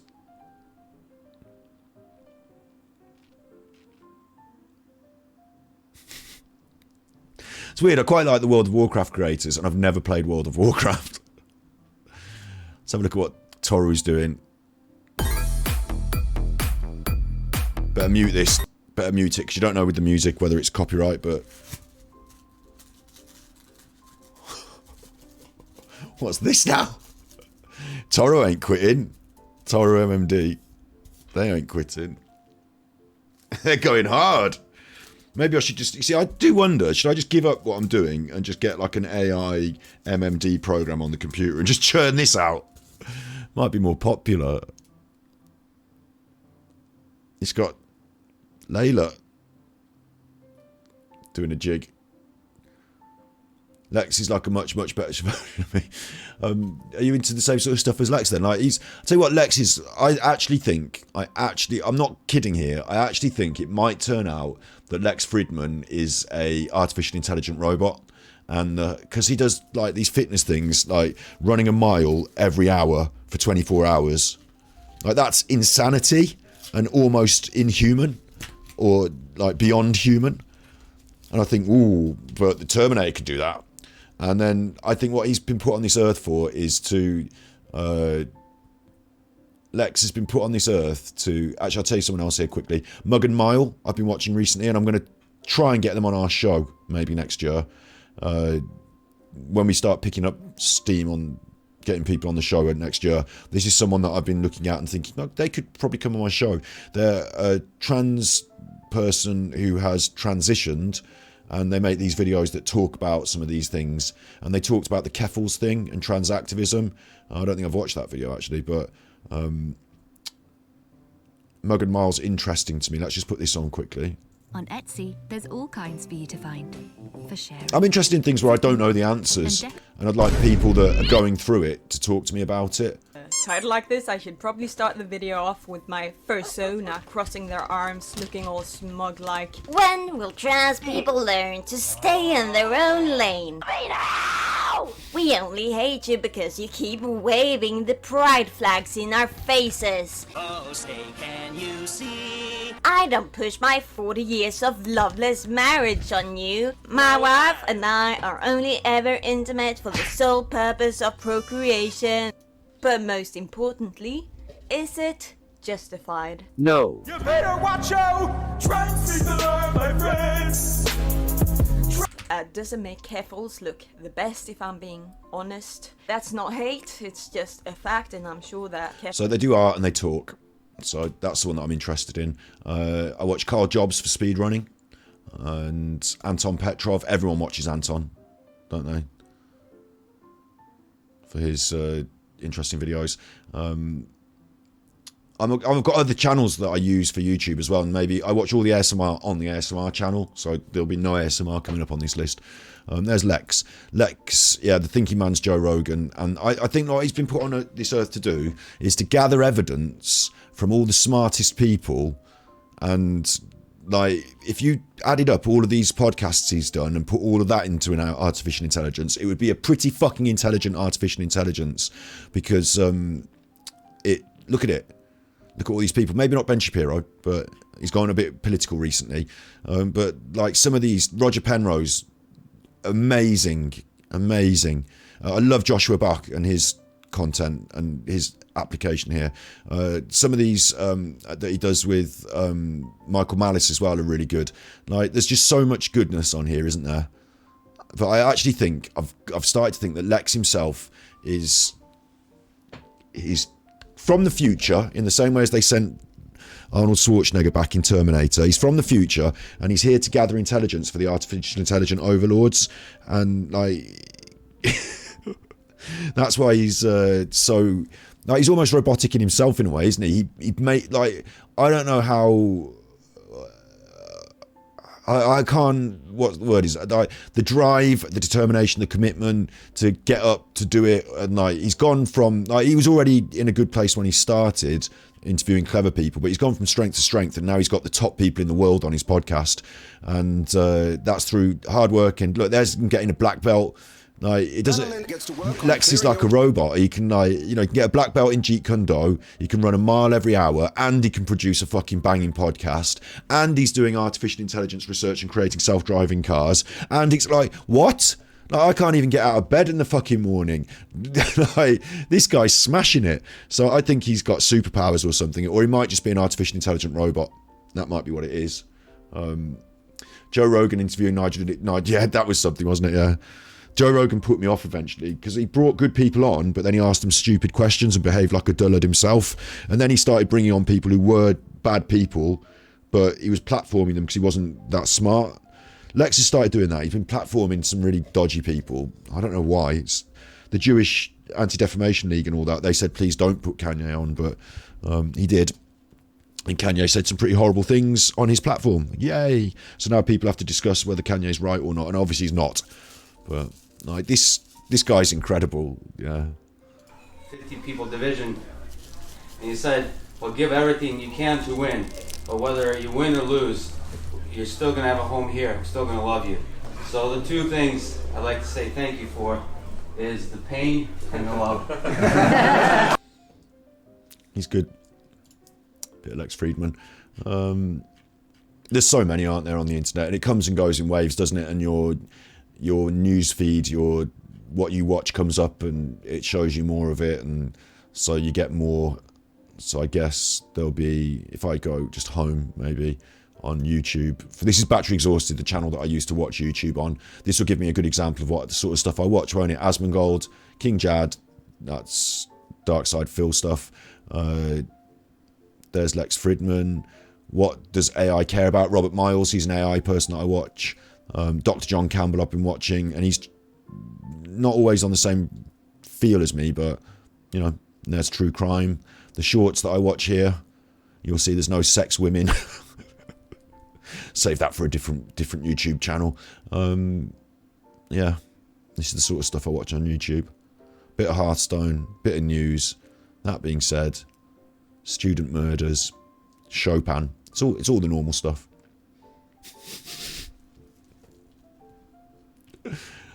Yeah. Let's play some more cards. I haven't even started playing cards yet. Very relaxed. I tell you what, I like the idea with these card streams that we're doing a relaxed Genshin Impact stream that isn't going to be taking main story quests, so I don't have to worry about diversions or tangents. It's a card stream. We're going to play some cards. We're going to have some fun. We're going to talk some stuff, and they can just go straight on the internet, not worrying about the anachronistic order. So tomorrow I'll be uploading all of my card stuff and labelling it all. So every other phrase escapes my Right, you. ears. Try You stop calling talking. me Madam Shut up. Farozan. Shut up. And I'll see if I can pick that. Tomorrow, I'm going to be taking this room apart, resetting things up again, take it all apart, set it up again in a different way. But the computer over there in the back of the room that I use for editing, that will be chugging away, uploading and processing while I'm doing it. So I'll make sure to... Tomorrow, the plan is that my Genshin Impact channel starts having all the card game stuff on it. Genshin Impact. Genshin Impact. Your channel. At the moment, we keep trying to catch up with the actual Genshin Impact playthrough, but I'll start uploading the card game there, give it its own playlist, and it can start quick. We'll do that tomorrow, so that's a big one. Asmongold, never really watched him. He seems so boring from clips. He must be good. He's very popular. The thing with Asmongold, you got me again. You got me again. It's fine. The thing with Asmongold is that in his history, he's been not the sort of person I would enjoy.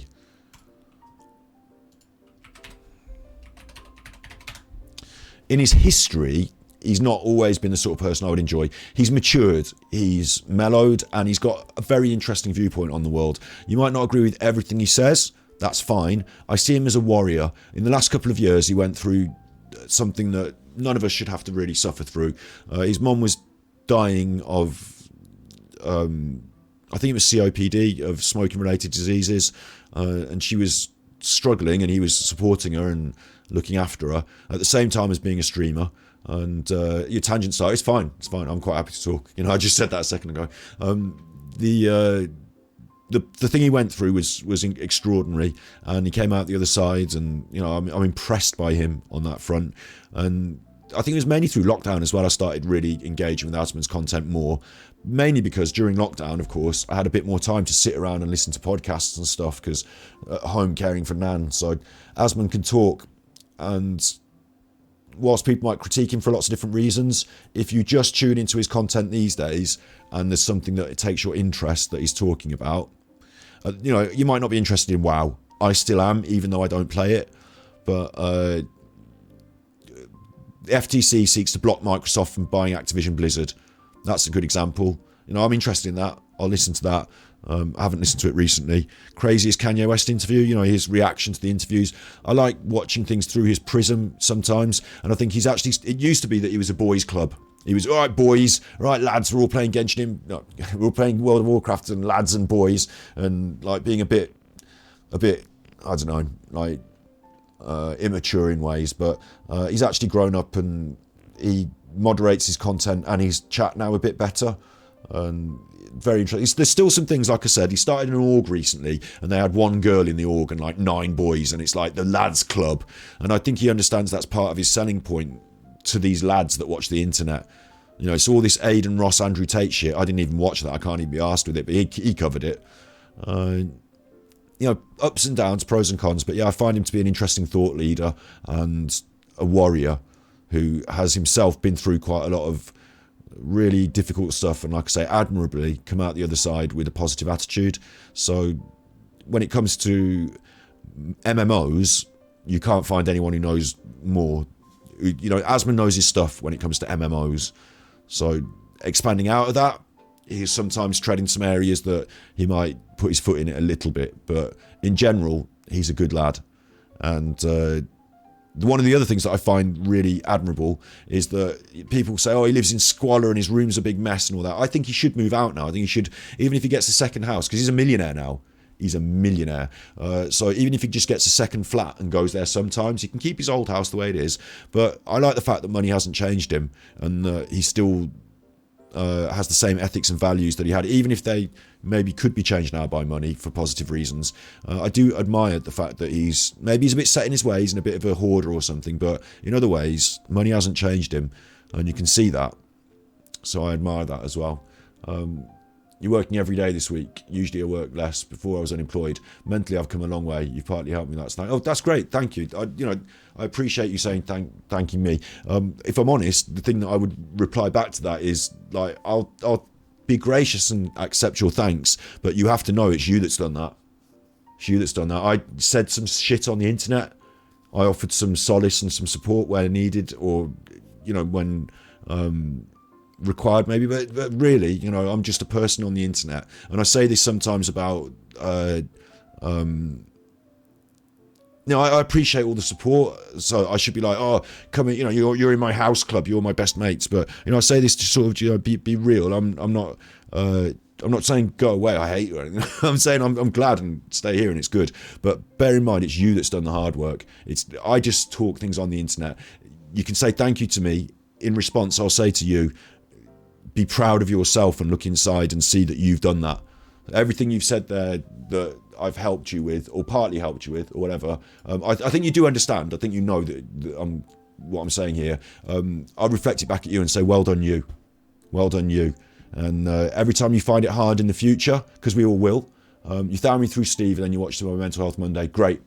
That's lovely, because Mental Health Monday doesn't get a lot of views, but that's not what it's for. It's for exactly what you were talking about. People who need it, it's there. And yeah, if it helps, that's great. And I've done my bit putting it on the internet, but it's a two-way street. You have to work the system. You have to do the work, and to have it in you to say, I'm not gonna slide down the hill. I'm gonna dig in. Like sometimes, I refer to this in Mental Health Monday, Mental Health Monday, I've been down the well. I've fallen down the fucking dirty mud water well, and I've had to claw my way out of this dirty mud water well of depression. And to get there, I've had people help me. Some of them have been at the top of the well, throwing a rope down.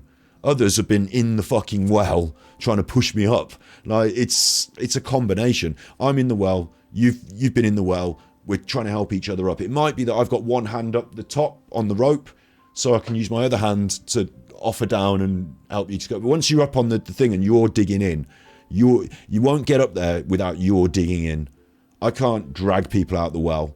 I just have to offer the helping hands. But it's you that did the digging in. And the next time it's tough, because life will be tough. Life does get tough. The next time you will know, and this is what's so great about that sort of thing, is that you'll know that, okay, it's dark today, but I've been in this position before and I can get out, and it's through my own endeavour that I did. So I don't feel strong and powerful and energised today. Fine, I might need a bit of a rest, but when I do, I'm going to attack it and I'm going to go hard, and I'm getting out that well.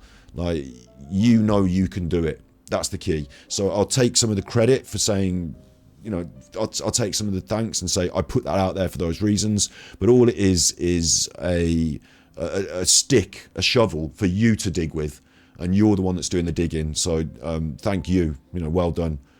It takes a lot to go through that, and whatever it is, it doesn't matter whether it's I'm sad because I lost my cat, or I'm sad because of the Syrian children. Whatever it is, your feelings are important. They're big.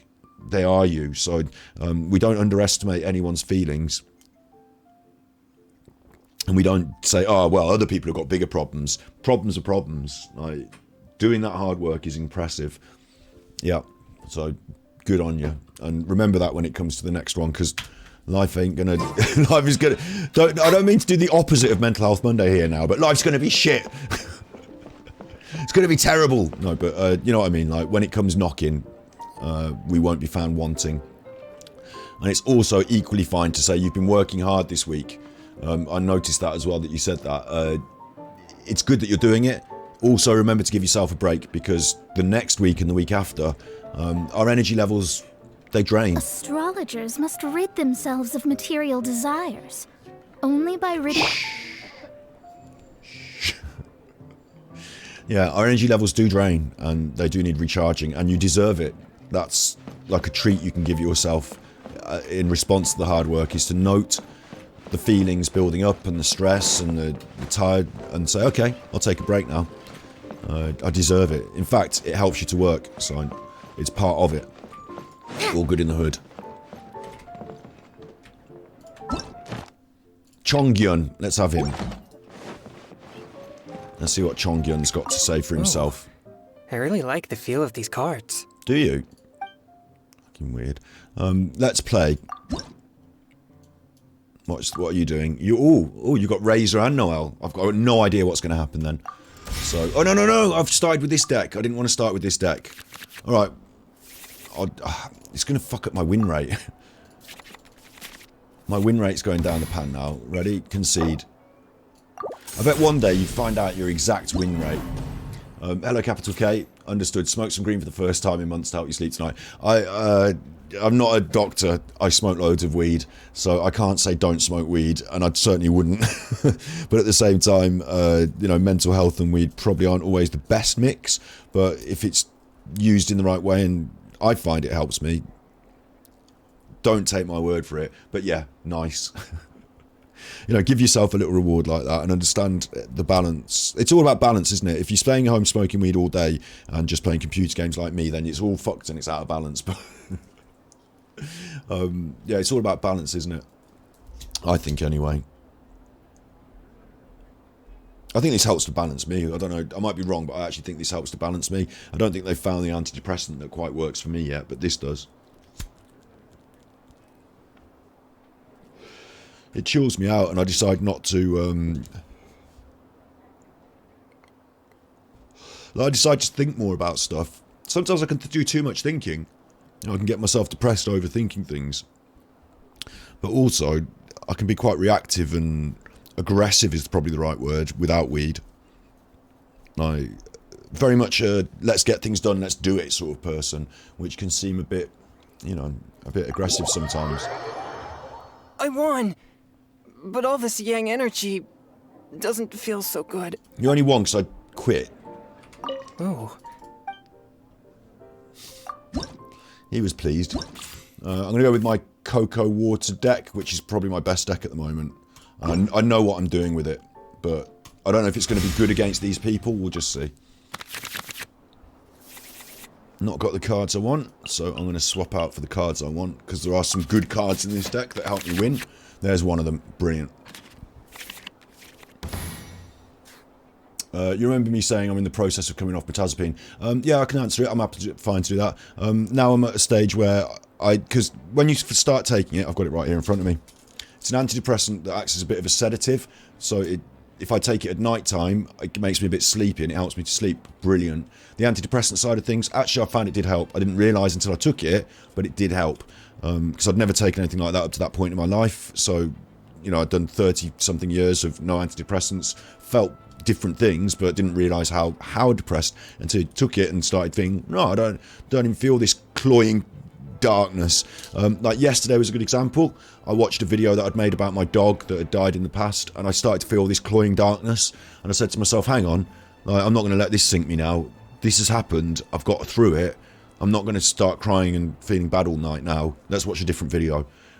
Without the mirtazapine, it's easier to sink into the cloying darkness. I know that. But you build up 15 milligrams and then you go to 30 milligrams. So 30 milligrams is peak dose. And you're on that then, and that's doing its work. I've got down to 15. I'm regular now. Don't take 30. I take 15. And the next step is to come down from 15. When you hit 8 milligrams a day, then you start feeling it. 7 milligrams a day, you start feeling this isn't working. It stops having enough active effect. So at the moment I take 15 a day, and then on Tuesdays, I think it is, I don't take it.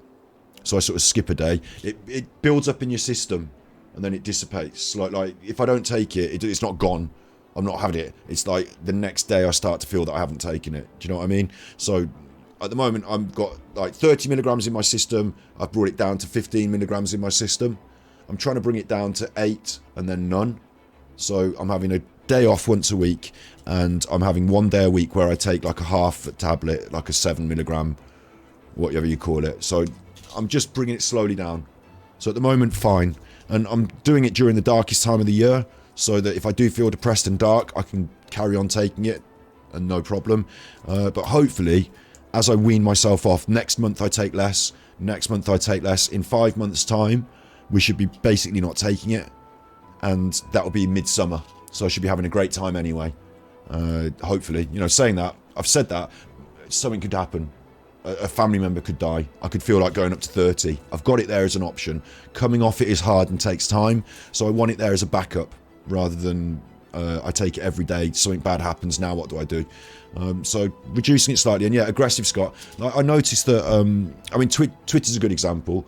I'm probably more aggressive in my tweeting. Maybe aggressive is a hard word because you know me. I'm not like rah, but like when you're taking this, it's easier to not be made unhappy.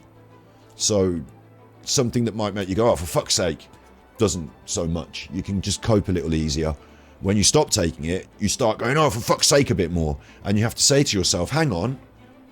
Don't, for fuck's sake, let it go. Chill. Like, you have to learn to deal with the feelings that are bubbling up again, if that makes sense. Not feelings that I've repressed, but responses that were dulled, maybe. So I feel that a little bit if I haven't taken it. And then the next day I don't feel it so much because I take it. So we will keep easing off. And yeah, I'll have dark days and good days. And I'll have it as a backup when things get dark again. But hopefully I'll be able to move into a space where I'm not taking it. One of the side effects of being hair loss, still finding that... like my hair is, I used to put my hands through my hair and it would be all through my hat, like thick. Now it's thinner. It's still there, but there's not as much of it. So I'd like it if that was to stop, but it might be that I just losing my hair because I'm getting old and it's not the metazapine. You can't tell. I will never tell because I'll stop taking it and I will also lose my hair, won't I? So I'll never know which one was what, but I'd like it if there were no side effects in the evenings because as well as feeling sedated, like sleepy, you would say, I also feel a bit stuffy in the nose and stuff, but by the by, yeah. So that's the answer to that, is how's it going? Kind of okay. And if we can keep on it, keep on the tapering off path, we hit summer at the time when I stop taking it. And in theory, I can like go on a little holiday or something and say to myself, wow, we've come a long way. I'm glad that I did it in this way. I'm fighting an icy boy. So I might go with her and get Oz out early. The threads of your fate lie in my hands. This might be the wrong team for this fight, so we'll just see what happens, but... I'm chewing my lip again, I need to stop doing that. Reroll. But I've got the special card in hand, so check this out. Reroll. I forgot to do that on those red ones. That was stupid. Okay, roll result. Don't worry about this. Action phase. Check this out. My turn. This is brilliant, look. Play the card. Yes, please. I get to re-roll again. And now, every turn I take, I get to re-roll an extra time. And that is incredibly powerful. For 1 mana at the start of the game, it's insanely powerful. And that really sets me up nicely, so I play that every time.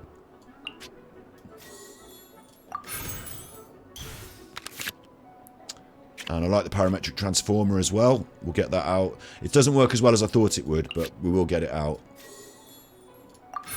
And then we will attack. Get Oz out. I summon thee! Nicely set up. Not doing a lot of damage in this first turn, but nicely set up. A touch of frost. That's quite heavy for an attack. My turn. See how that built up then? And it wasn't my go. The parametric transformer can be bad, because sometimes it can go off when I can't use it. So we'll have to keep an eye on that. But I'm ready now to switch characters at the end of my turn with my final crystal. Is there anything else I want to do? Not really. I'm going to switch to Wet Boy. May knowledge guide you. Because I've got the Wet Boy card in hand there. Let's see what my opponent does. I mean, this looks like quite a tough fight for me. Oh, they've got a parametric transformer. Well, I'm glad I got mine out first. That's the end of the round. My turn. And now I want blue dice, so... end phase. They're going to attack first, but I want blue dice. And check this out when I roll now. I got another one. Never rains, but it pours. Blue dice, please. Nope. Really bad roll. But this second roll, look. Now I can do it twice. That's incredible. Am I liking it now? Absolutely capital K. Now it's my favourite thing in the world. You can't tear it out of my cold, dead hands. I'm the premier card game Teyvat card player. It's my favourite fucking thing in the world. So I can be known to change my mind. You know, I'm open-minded enough to say that, you know, my brain can fall out. I can be known to change my mind. Look at all these crystals I've got. Parametric transformer went off. Got loads of crystals. Was able to change them twice for blue ones. Really strong now, isn't it? Really strong. I really feel that I'm actually getting a good value out of my card choices there. A little bit damaged, the squad, but we can start doing some good stuff now. No, my sword! No, my sword! And see, that's working for us, isn't it? They switched, but my character's frozen, so I can't continue to play with Wet Boy now. That's fine. It's a little disappointing, but it's fine. Have I got a card that spends less die, that increases the die? I haven't got a card that switches for fast action. So I'm going to put this up now and switch for slow action, I suppose. But for free. As per our contract. She's got a shield on her because of that Wet Boy move. They're not doing anything. I switched the wrong person. I've got electro crystals and I switched the wrong person. That was a mistake. Whoops. I can still do this. But I wanted to do that. That was a mistake. What a mistake to make her. That's fine. It's fine. Sometimes you make a mistake. My turn continues. And I've got 2 crystals. And that means I can play a card. Yeah, I think I'll play a card because it's not useful now. But if we draw a weapon, it suddenly becomes useful. And turn first, so that I get to go first next turn. And we're kind of in a strong position now, aren't we, look? Kind of. Let's just move chat up a little bit more. Why did they start first? I should have started first. I think they're cheating me. Reroll. I'm looking for Coco Goat to give a good account of herself, so I need to get that Paimon up as well this turn if I can. Terrible.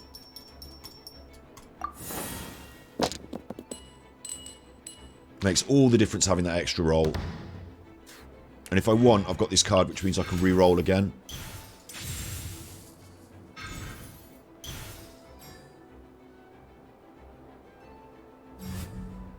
Oh, switching. Okay. I'm going to spend 1 food for 1 crystal. And I'm going to do my big move.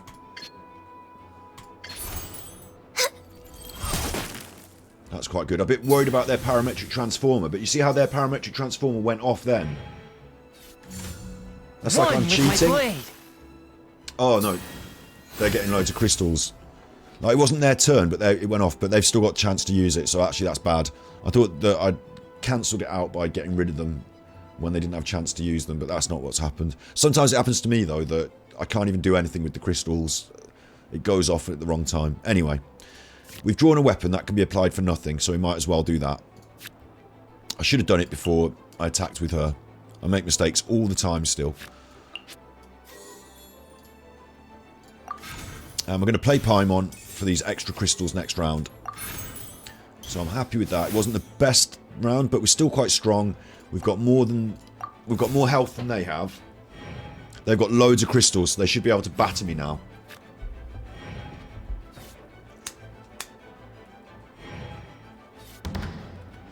You see how they couldn't? I did fuck up their parametric transformer.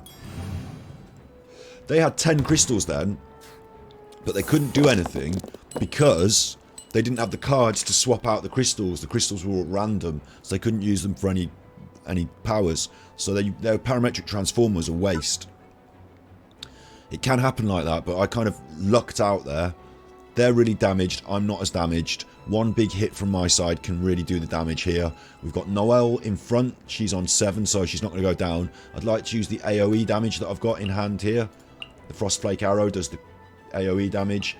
This brings up the Lotus Flower, which is handy as well. So I want to stick with Icy and do a bit more Icy attacks. I'll answer your question in just a second, Capital K, after I've decided whether I like it or not after this set of attacks. Because second roll, Icy. I said Icy. We're getting there now. We're getting there. And we've got the extra Paimon crystals. So now I've got... This is what I like about the game. Is kicking everyone's head in with loads of crystals. Do I do that one first? Or do I do that one first? I mean, that one's good, isn't it? Look. That really puts them at... Sets them on edge. Forgot to look at my cards first as well. You should always do that first. They're having to spend food, which means that's good for me. Leave it all to me. My turn. And can I finish them? I can kill these two, look. See that? I can kill these two. But I need 5 crystals. That will do damage to him and bring up this thing. So it'll kill one of them and leave one of them nearly dead. And I think this will, if I'm right in saying this, the Celestial Shower will, at the end phase, deal cryo damage to all opposing characters on standby. So if you're on standby, you're getting killed. So that's what I'm going to do next. But I don't have the dice. I only need 1 more dice though, so not a problem at all.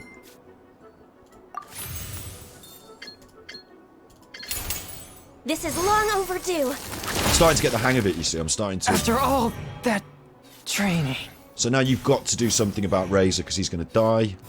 It's my turn again. I've actually got 2 dice if I want to spend them, so I will spend them on nothing actually, will I? No, I won't. I won't spend them. I'll just give her food just in case.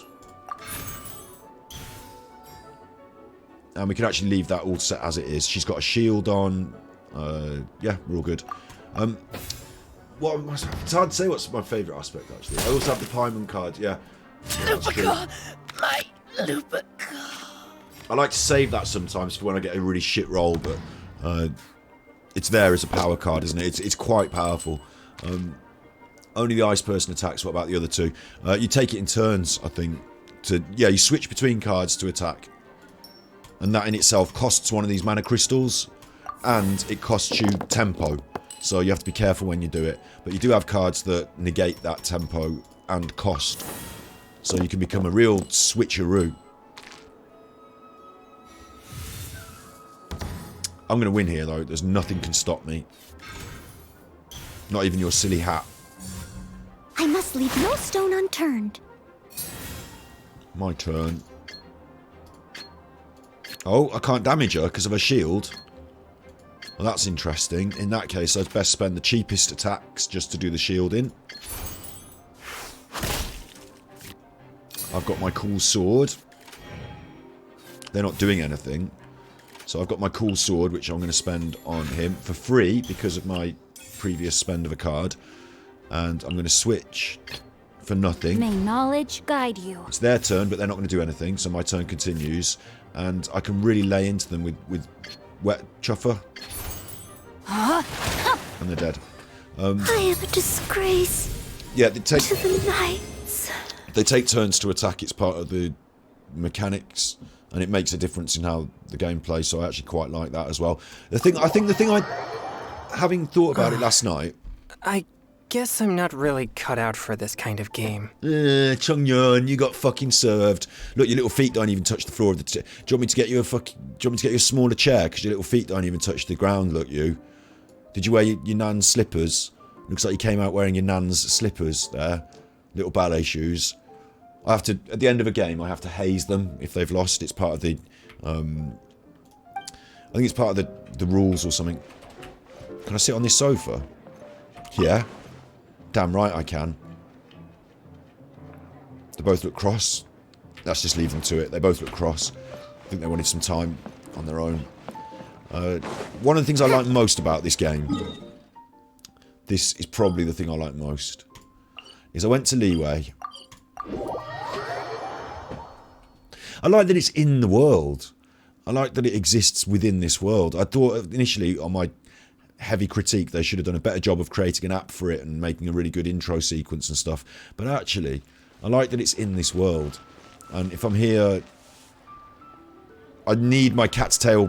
I don't want my cat's cards in my bag all the time. I think they should have their own icon at the top still. I've got a free dynamic card that I haven't spent yet because I don't know which ones you want to spend it on. But in my bag, see, I can't even find the fucking thing. There it is. Search for players. Look at all these players around here that play the card game. I've beaten a load of them already, but I love the fact you can actually come out into the world. There's Shitu. Shitu likes a card game, look. Let's play with our Shitu. Let's play with our Shitu. You there. Do you know in England you say, like, you know, Steve is from slightly northern of the UK than I am. Where Steve's from, you might say, oh, hey up our Steve. Our Steve, like R capital K, our Bob, our Cruel, you know, like our family, our Steve, our Shitu. Hey up, it's our Kelly. We sometimes colloquially say that, so I can say, are you going to play with our Shitu? Can someone start in Genshin play this straight away, or do you need a lot of progress? I think you can play it straight away. I think it's just everyone gets it. But to get into these areas where you get the further... Actually, that's a good point. You won't be able to go to Inazuma unless you've unlocked it. And it takes a little bit of time to unlock it, so there is that. Ooh. You need to advance past the prologue, says Cruel, and a little more, I think. But mostly in Mondstadt, yeah. A lot of it takes place in Mondstadt at the start. I think by the time you... it took me months to get to Liyue, Inazuma. I don't know. If you're playing not as a streamer as well, you might get through the story quest quicker. Because I waited till the weekend to stream it, so... hard... I think that's a good point, actually. They really need to make it accessible to everyone from day one, the whole thing. Because people might even be interested in just the card game. That's why I thought it should have its own app as well. That it maybe should stand outside of this. But I love... This is the thing I just said I love now, look. I've come to speak to Shitu. Shitu wants a game of cards. Do you want to try your luck betting on Jade? No, I fucking don't. How about this? What have you got? Ooh. Oh, Shitu might beat me. I mean, I don't have... Ooh. Deals 5 physical damage. That looks quite dangerous. He's got Jinqui as well. Shitu might be able to beat me. What about my decks? This one doesn't work very well. It's 2 frozen characters and a Fatui. And I made a mistake putting the Fatui in. And this is the Collie deck that we've got with the Dendro. I'll go with my standard deck. And also it needs more deck space. I need... Oh, look, there are more deck spaces. Brilliant. Brilliant. Forget what I said. You can still go to Liyue. The world is open. The main story's not. Oh, what a good point. What a good point. You can actually still make it to Inazuma if you're a nutter and you want to freeze your way across the sea. Yeah, you can. So yeah, you can get all the way Liyue anyway. By the time you've got through Liyue, like if you're just playing the cards, you might get disappointed. But if you're playing the game as well, you'll all probably come in the same sort of time, won't it? You can get the Dendro Traveller before Electro with the Inazuma and teleport from the main quest.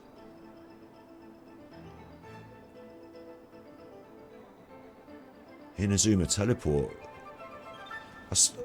I can't remember it that well, but yeah, okay. It's a really good point though that you can still go away there, can't you? You can, like, nothing's stopping you. Yeah, it's an open world.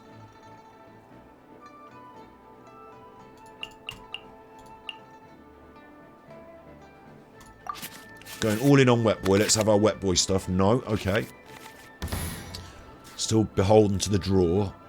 Do I save him for when he's going to be more relevant then and start with her maybe? In the name of the Prinzessin. And I don't have the reroll factor. You know, I didn't draw that reroll card, so I've got to be careful here. But I want some Electros. Come on. Not many. It's alright, in the first round you usually spend cards anyway, but they've got this that makes them all wet. So I just want to... that's fast action and spend... That's switching cards to help me switch for cheap and for free. I want to get the sword on him, but I want to do it for free with that other card. Paimon's useful when it's important. That can be useful early doors. But we're going to start with this. I summon thee! Get them all going. See what they do. Because if they give me a big kicking, I'm going to switch. But if they don't, I might stay on her. Spend some cards. They switched.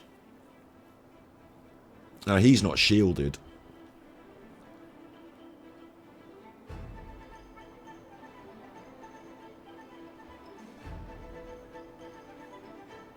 I'm going to have to spend a few cards in order to... See, I could spend these and get different coloured crystals and attack again.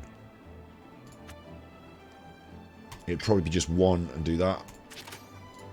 And then it obviates the switch as a fast action. Like this. Like so.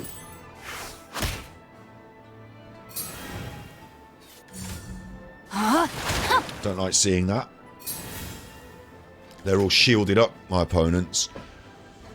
But I've got 2 crystals, so I could either spend them or lose them. I want to switch.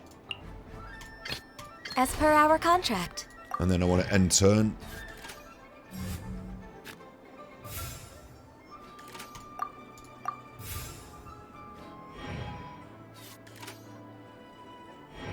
Okay. See, I'm stronger than my opponent there. If you can finish a round up on the health, that's always good, isn't it? Because that's the whole thing of the game. This chip damage that's going in, I'm going to try and increase that this turn by adding more chip damage. So let's see if we can get some cryos. Again, very poor roll. I don't like the dice thing is my least favourite bit, but it makes an interesting aspect of it. You go there on the boat with Bedouin because, yeah, I remember being on the boat.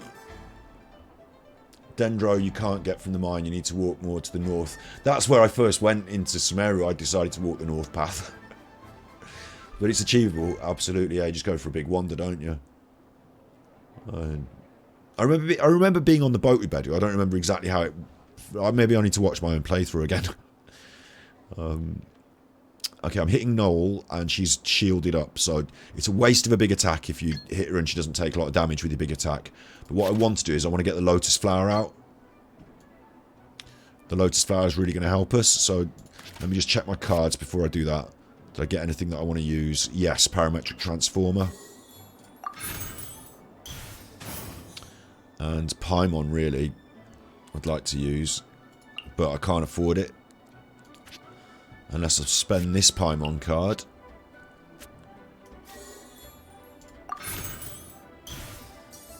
Doing that, and then I can spend this Paimon card.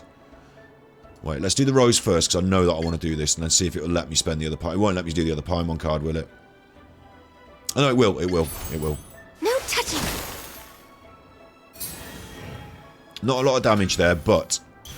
Why didn't it create the Rose? Did I do the wrong thing? Where's the rose? It promised me a rose, didn't it? Ice Lotus. Oh, that's a shield. It's a shield.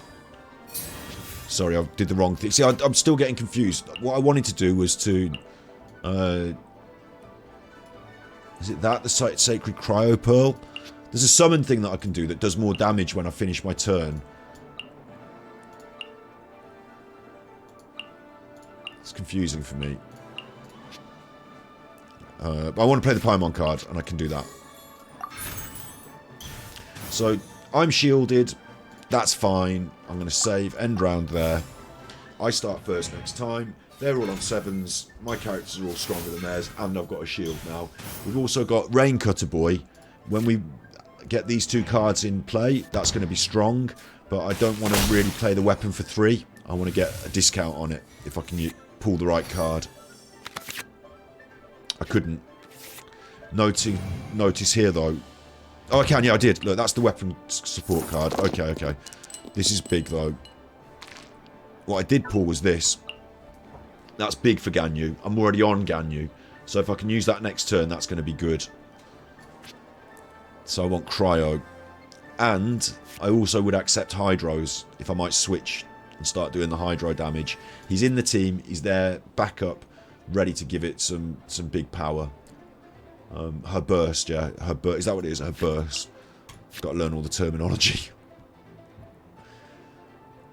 Special attack. Cryo up.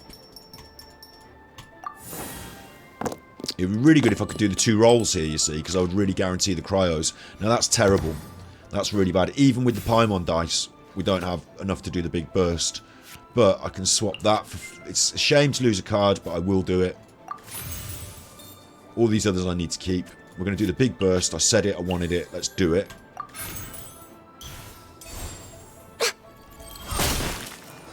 Will that make the thing? Oh, I got the extra. I got the parametric transformer off as well. So that's good. I'm getting a bit beaten up there.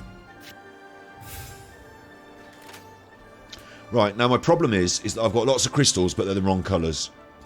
So I'm going to definitely spend that. That means the weapon is free next turn. But I could also spend the weapon. I can't do this, because I don't have the right coloured crystals. I can do an attack, but it has to be this attack, doesn't it? No, what? Oh, I'm still on Ganyu. Okay, I have to swap if I want to attack. It's a shame. Again, the parametric transformer has gone off. It's worked, but I'm not being able to take advantage of it because I don't have the right cards in hand. So the parametric transformer is sometimes a bust. Bit disappointed by that. Feel like I should be able to achieve something more. I think it's probably sensible just to spend that, even though I can do it for free next turn. Because I might get another weapon for free the turn after. So it's probably sensible to do that. And then hand it over. Or I could switch and attack, but only attack with my bolts of downfall. Simple attack.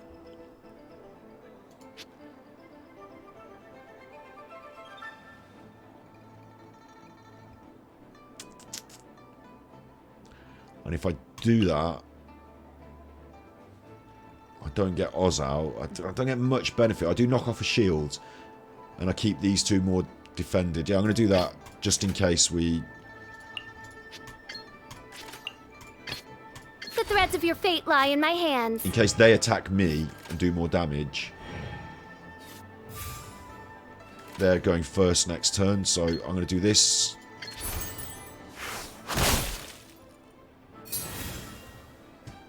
And again, I'm floating mana, and that's because the parametric transformer went off and I didn't use it, but... Attack with fission and earn energy for the burst, yeah. Agreed. Agreed.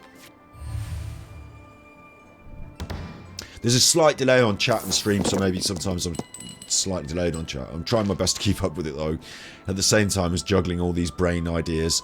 So now we've got Fischl, she's ready to do her burst. We've got her, she's ready to do her burst. So we've already rolled the 2 electro die, so I might stick with them and stick with Fischl. Or I could push for some Wet Boy. You know, I've got that card in hand now again. That's good.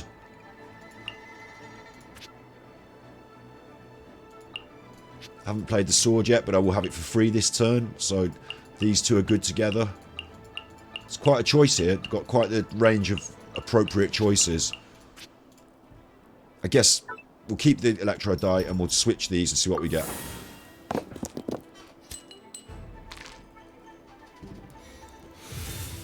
And with the Paimon dice, we've now got a really solid go at this. They do get to go first.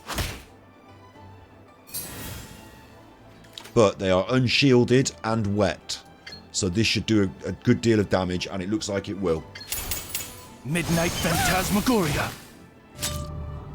But they still need me. This is going well.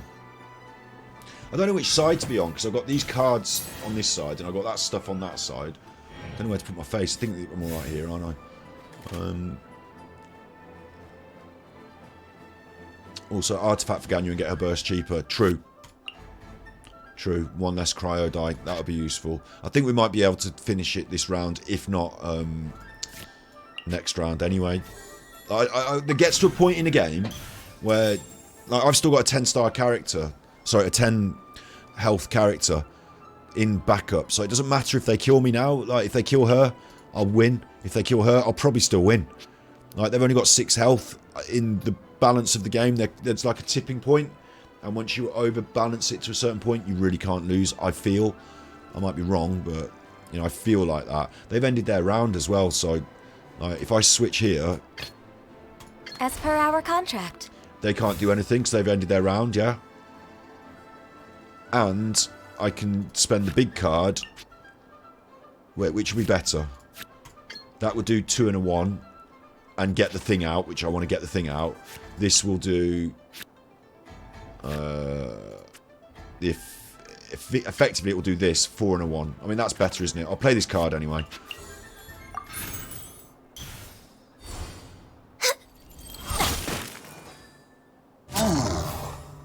And they're frozen, but the frozen doesn't carry over to next turn. But I didn't use that. I could have done, but I didn't. But like, I feel like we're so powerful now. Like, I've got a special move next turn, and they've got nothing.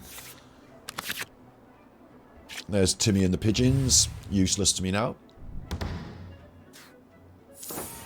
I could roll anything, and I'll still win. So,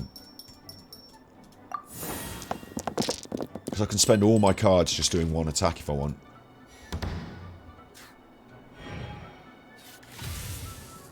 Do what you want. Unless you can kill all my characters. You're not in any joy, are you? Because look, now I'm not, on this last attack, you might as well spend every damn card. We never got to use Wet Boy. He's still there, all fully charged, all ready, like, you know, with his good weapon. We never... Doesn't matter. Glaze over. I'm too good. I have taught you everything I know. I'm too good at this game. That's what it is. It's that I'm too good. No, not try again. Why did I press try again? Oh no. Now Shitu's going to get a free win.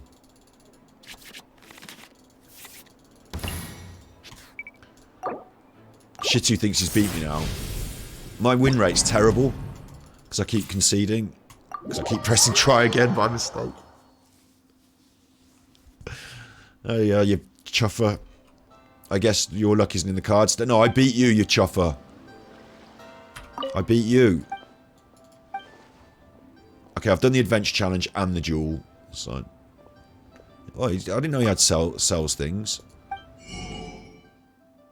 I'm not buying that. You won't buy my jade off me.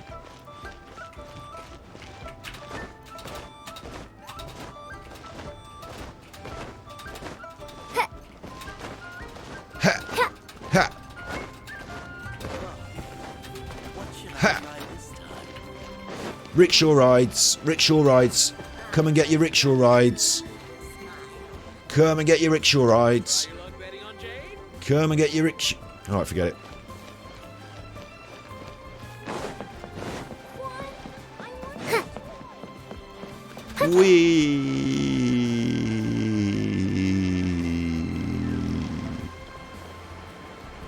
Come and get your fish heads.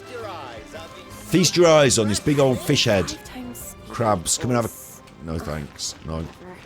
I'd rather not. What about this guy, Uncle Gao? He's selling fish heads as well. Big old fish with the heads on.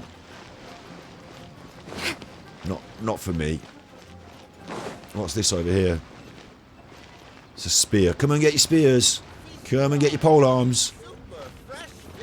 2 for 1 pole arms. Better than a poke in the eye with a sharp stick. Come and get your pole arms. Own a trusty blade. He's having a chat. I want to ask him if he's got any nice swords and pole arm. Who likes playing cards? He's having a big chat.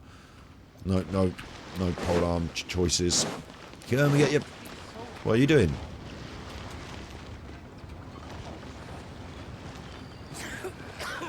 Petting that box. Don't cough near me. Put your mask on. Petting that box. There's a portly Millith. There's a Captain. These two are discussing that. Oh, well, I think you've piled the logs up fine. No, I think he's done a terrible job. Terrible job. These could fall over at any point and crush somebody. Look, if someone was stood here, these could roll down and crush them at any point.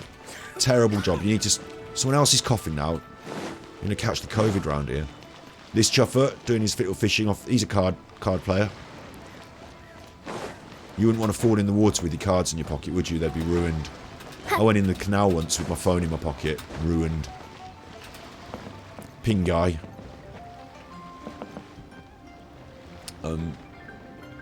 Sorry, if you leave me to it, I'll just wander around talking to all the people like a weirdo. So, let's map my way over. I believe now we can see about Inazuma as well. I believe now. I might be wrong. But I think the world opens itself up to those with noble hearts and card decks. So, if I go in my bag, in my card box, and press that... Yes. Are they going to run out of these? Am I going to run out of people to play cards against in Teyvat? Because... They're all on Ritu. Oh wait, they're all on Ritu. Ooh. Maybe they're in Inazuma as well. This is just a starter area. I don't know. I think everyone needs to get themselves a nice deck of the old cards, don't they, in Teyvat? Because I'm going to want to play everyone. Let's see, where are we starting? Might as well just start here, because you're right here. Carusi, President of the International Trade Association. It's a duel. It's a straight duel. What have they got? Oh, they got proper cards. Fuck. Fuck indeed. Right, let's go with the squad that we've got, because learning new decks, building new card decks, and, you know, that's one thing, but knowing what I'm doing is another. So until it fails, I will continue. I've got the weapon cards, so I want a weapon. Give me a weapon. No weapon. But I've got the redraw. That's power. I like to start by getting Oz out in the if name I can. of the Prinzessin. I find her to be better at the early game, getting Oz out, and less good with the big burst at the end, because the other characters have got the big burst on them. So this won't be a problem because I can re-roll.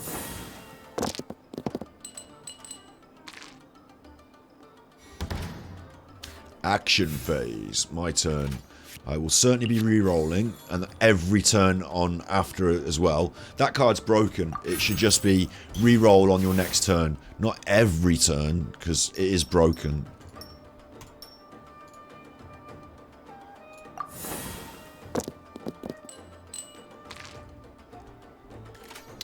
And I'll be drawing more cards, thank you. That's the good Paimon. We want to get that on as soon as possible. But we also want to make sure we get Oz out. So let's do the attack first, because it is important. I summon thee! Good start. Forced them to switch as well. Well, they decided to switch. But, you know, they got a bit of a kicking there. They put this chuffer up, Timmy, so they can spend their artifacts for free. They've gone in heavy early doors now, spending... A lot of the time, I do that on my first turn. I spend... Time for a light show! I spend on my cards early. They've got the parametric transformer and the Timmy. They've used the Timmy. This thing is making them gain pyro, so... Or somebody gain pyro. Both sides, active characters gain pyro. She doesn't appear to have it. She's got this instead. Convert their damage to pyro or some shit. She's got that. What can I do? I can swap cards out. Or I can play 1 2-drop. Any chosen 2-drop. I can't play the Paimon unless I swap 1 or 2 cards out. So I'll play the parametric transformer as well. Not wanting to fall behind on that. And I've got the choice to swap character if I choose. Knowing I've got that in hand is big.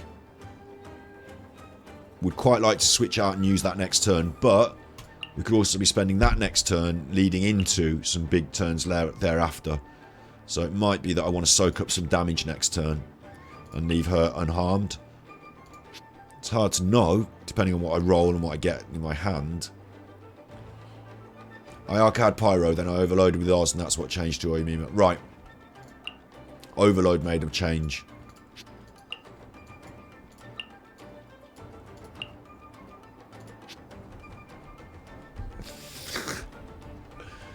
It's like chess, you have a set amount for primos, then you only have commissions and stuff. Oh, you only have a set... Not everybody plays cards. What happens when I've played all enough games of cards then? It just runs out of games for me and I have to say, I love it, but I can't do it anymore. Weird. Needs a ladder. It needs more and more and more. I need to do more. Right, what am I doing? I want to switch him instinctively because I feel like he's a better character to soak up the damage. I feel like these are going to be more useful to do damage in this game. And he's going to soak up some damage for me. If I can get his Rain Cutter on, it's like a shield. You know, there's all those things to think about. I haven't got the card in hand now. But if I switch to her, then it could be that next turn I blast that. I'm thinking next turn I want to play Paimon to help for the following turns. So maybe I switch to Wet Boy. But you know what? I switch to Wet Boy. I roll 3 cryo dice. And I'm like, why did I switch to Wet Boy? So I'm going to switch to her. As per our contract. They're going to... Oh, they've played a sword. Cheeky fuckers. That's quite lucky of them to have all those crystals the same colour to be able to play that sword. Because they also played Timmy and all this other stuff. So they got quite lucky there.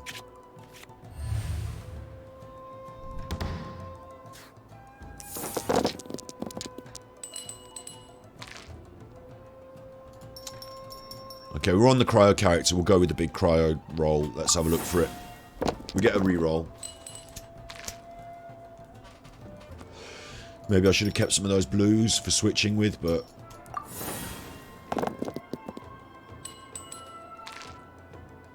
See how it just edges that? It gives us a lot more chance to succeed. I will play Paimon this turn, and I'll probably be able to play both cards. Let's see it happen. If I play Paimon... Yes, thanks. And then 1, 2, 3, 4, 5. And that's 5. I just need to change 1 for the same colour. So I can actually do both. That's not too bad at all.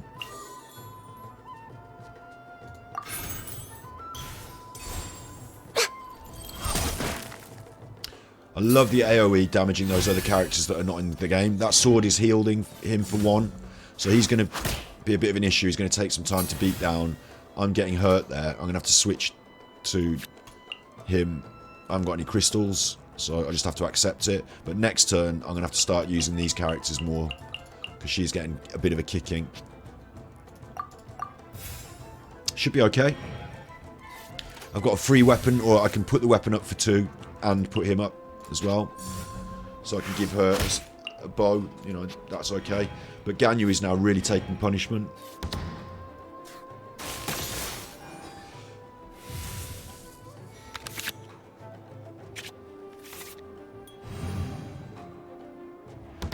It's funny, I got the bow and the weapon, but I didn't get Wet Boy's sword.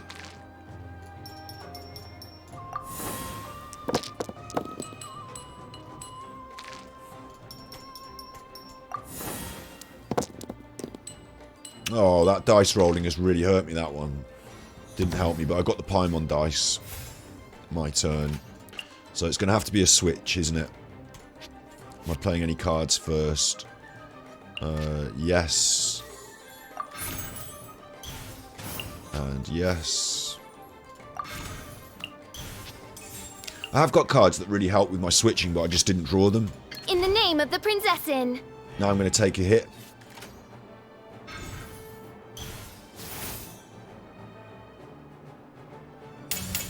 Let me weave you a verse. Quite a big hit. By damaging Ganyu that much, they put me off playing her unless I draw some food to heal her. So it's quite damaging to me, that is. But I can get Oz out again. I summon thee! Hopefully the parametric transformer kicks off. What are we doing? What are they doing? I'm in trouble now. I'm actually in trouble now, look. If I maintain attack, I could lose a character. I don't want to do that.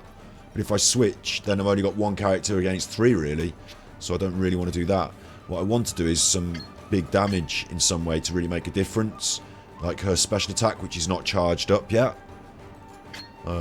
So I've got issues now. I could switch and try and go for that. I don't know if I've got the crystals to do it, but I've got to reroll if I want. Let's switch. May knowledge guide you. Let's hope they can't do anything. Oh, shit. Shit. Okay. They've got their stuff active first. And it No, my sword! made a bit of a difference. I needed to get active first, but they got their weapon on and all that early doors, didn't they? And that Gua style, giving those extra rain hits, really helps. What's doing that?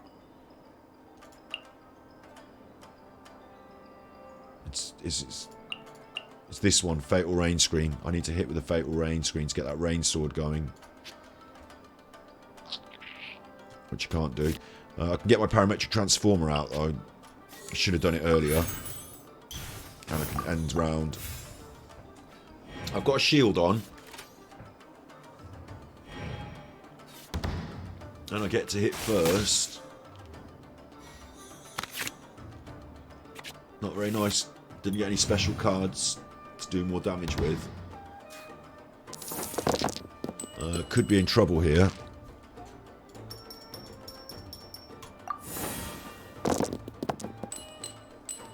If they get Pyro, a big shot of Ganyu could be gigantic for damage. Yeah, true. But the thing is, I've got to get her on. I need to switch on to her for. Like, if I switch her, then they get an attack, and that means... Oh shit, what am I even rolling for here? Wet. I'm rolling for wet. I nearly rolled the wrong dice. If I switch her, and... I think I did roll the wrong dice then, did I? Before. This has gone really badly with the dice. The dice has fucked me now. If I switch her, and she's on, and they get to attack her, then... I could have switched her then, couldn't I? Because it would have been my phase first. I fucked that up as well, actually, yeah. I fucked that up. I could have had her on. I was worried about her being left out in the open and them attacking her.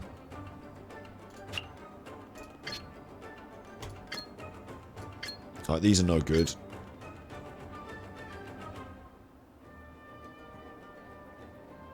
I'm going to have to do this, soak up an attack, hope they can't do anything, and switch. I'm now going to soak up an attack.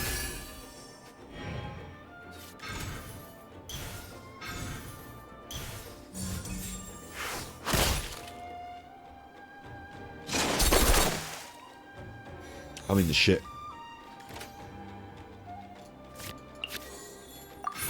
I need the card that helps me switch without cost. No. Without, that helps me switch without cost. I meant without, losing tempo. Because if I switch now, they attack and I'm dead. If I don't switch, they attack and I'm dead. So I can't attack because I haven't got the dice.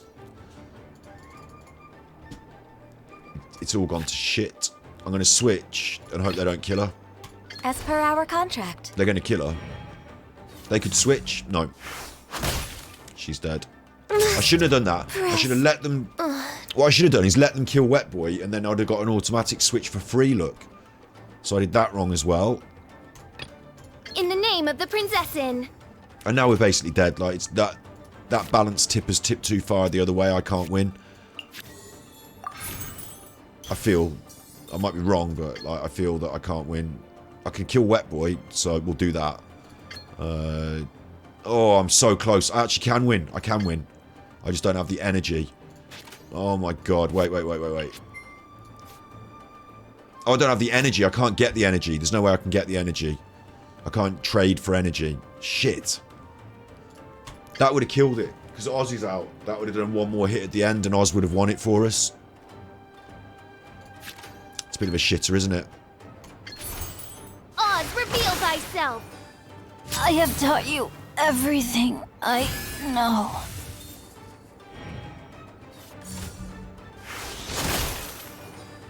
Mein Fräulein. See what I can do now. Chivalry will never die. If I can do an AoE damage, set them to, like, that's not enough. That'll kill one of them. And that'll kill one of them. You know, I can't do enough. That's more spend less die. Switching character. I just can't do enough.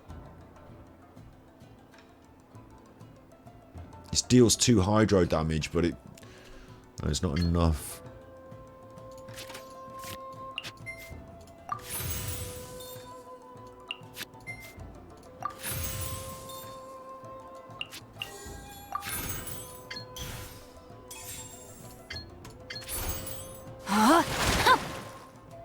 Pardon my indiscretion.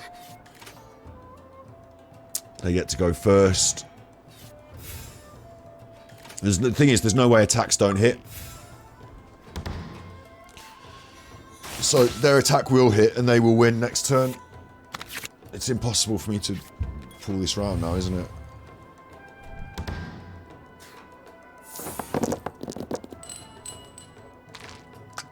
We were close at one point. We just were, you know, a little bit of energy off, a little bit of a card draw here or there. We were close. I feel the dice roll really hurt us in this one as well. You know, we get a lot of bad dice rolls here, don't we? Look.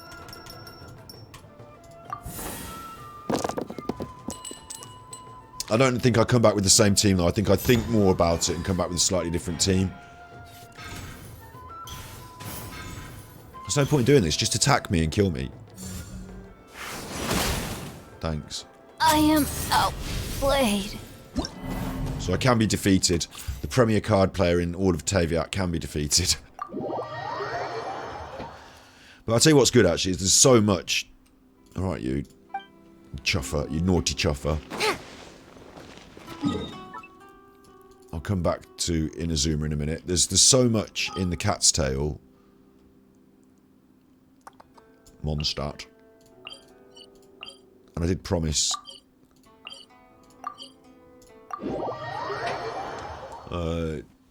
See, more opponents, it become harder. Yeah, I don't think it'll become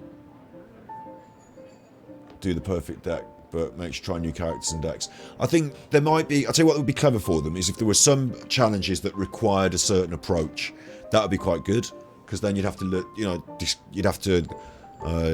Work out what the right approach was. And I also think that there will be a meta, there must be a meta of a combination that's just incredibly powerful. Whether it's at early doors, I think this switching with Kaya is a thing. Do I have to spend a ticket to invite Kaya? No, okay. With Kaya, when... You want to play a game? I just want to get your cards, Kaya, because I haven't got them yet. With Kaya, when you switch and you've got your skill going, he will attack. When you switch, it does 2 damage. When you switch, it does 2 damage. And you've got these cards that, like, when you perform switch, you don't spend as many die. And you can switch as making it a fast action. So all you need is all the switch cards and Kaya, and you've got a really powerful synergy. So I think early doors there'll be some meta-based synergies, won't there? That will really be quite powerful that I'm not aware of which ones are what, but... for example, on this combat, I think giving off free swaps with Overload is a disadvantage. Maybe, yeah. Maybe that. Swapping is powerful, isn't it? And I'm sometimes forcing them to do it, but also sometimes I'm doing it by mistake. I like to be in control of my decisions and them not be happening randomly around me. I feel quite a lot of the time it is quite randomly happening around me because I don't, you know, I'm not so certain what's happening. Sometimes I'm even making mistakes, but that's fine. This is good because we've got the weapon card and the weapon. So our character will be using that weapon next turn, so I don't want to start with him. In fact, I'm going to go with my tried and tested. In the name of the Prinzessin!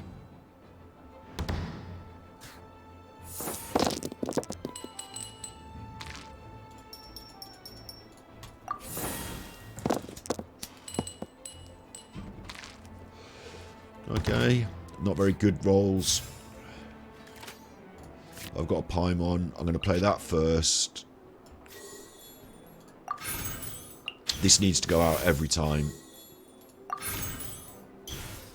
It will give me a reroll, but it's not important. It's just the fact that it now means I can reroll every turn. Cheated me by putting the dice on top of each other. And now it's my actual turn for doing this. By royal decree.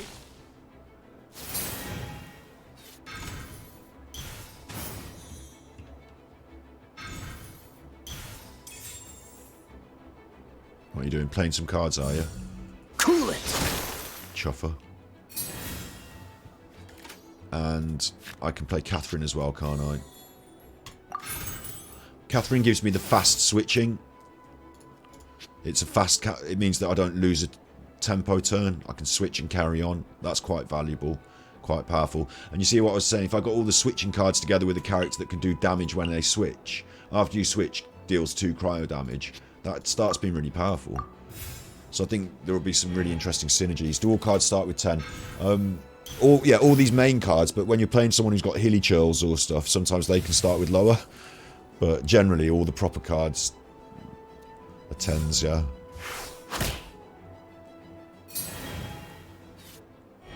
They did loads of stuff. I feel like they get cheated. I feel like I get cheated sometimes because I can't see what crystals they've got. And I guess the computer just thinks, right, fuck you, I'm going to do more stuff.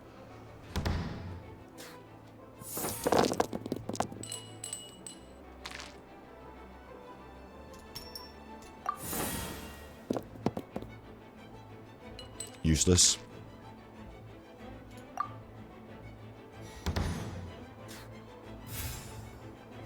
I think I had another reroll then that I might have mistakenly not spent. I can't remember. Anyway, I can put my weapon on for free. And then that weapon card will now charge up again over 2 rounds, and my next weapon will become free in 2 rounds.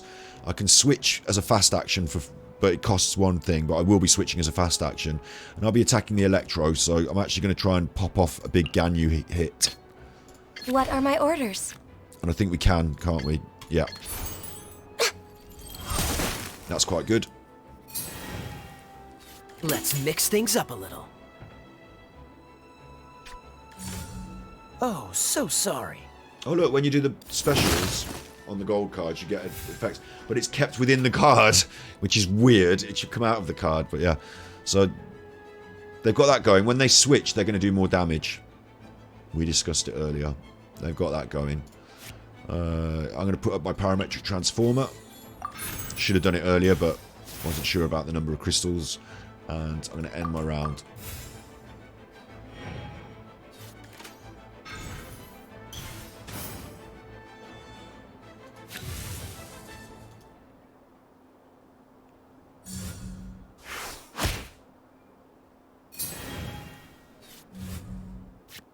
I feel confident about this.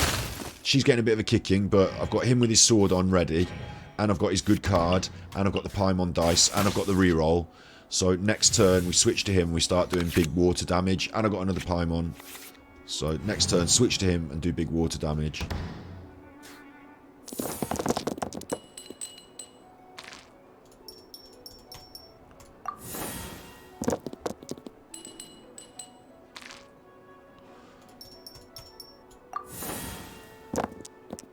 That's better.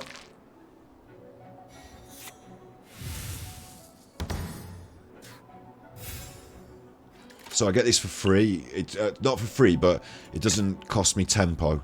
Chivalry will never die. Play the big card. No, my sword! That's gone quite well. Get out of here! Shut up, you. And I heal up with 1. Every time someone attacks me and I've got my Wet Boy sword on, I heal up for 1. It's a good sword. So what I'd like to do now is probably kill Benny. That'll be fine there. That will be fine there. And I can do that one without doing any... That's costing me nothing. So I'll probably just do that. Looking at the cards, I could change dice for whatever I want. Save that. I could draw cards. Save that. Let's kill Benny. Yeah? This is just my... Ugh. I take damage for them I see switching. you've played this one before. but we're fairly balanced. It's just I've got an extra character, so my parametric transformer's gone off. That's bad. I'm frozen. I was going to say, now I can use my Paimon dice and have a really good attack with my Wet Boy again, but I can't because I'm frozen. So that's fucked me totally. It means my parametric transformer is now useless this turn unless I spend it on crystals. And spending it on crystals means I get more crystals to attack with that I can't use. I'm going to draw cards. They basically just cheated me out of my parametric transformer. That'll be considered a fast action. I've already got that up on there.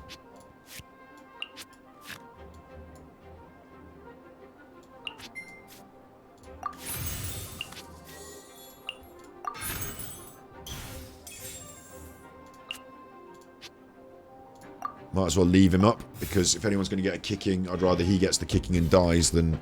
oh no, I'm going first, so... I can't change anyway, I haven't got the mana.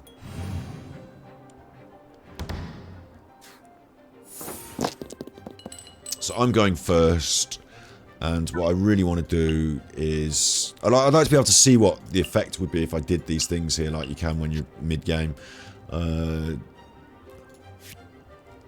With nothing good in hand, and I can't get into the deck and have a look, can't draw any more cards. I'm a bit worried that I haven't got anything good in hand.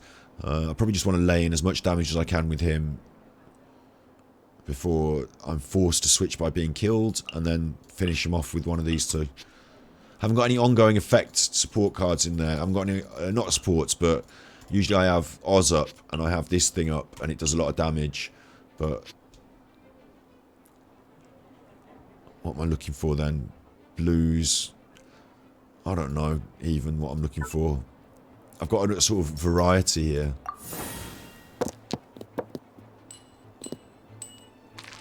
Definitely not those two. Probably did a bad roll there. Again, the dice fucked me, but I did choose funny choices. I can use my special now, only -2. But it gets the Hydro thing out, and we're not going to be doing lots of Hydro attacks. And after I use a normal attack, deal 2 Hydro damage. That's more worth it, it is. Rain Cutter. So now I've got that ongoing effect triggering. If they switch now, I get damaged by 2. But I get another attack. Don't I? What are they doing? They're going to attack. Okay.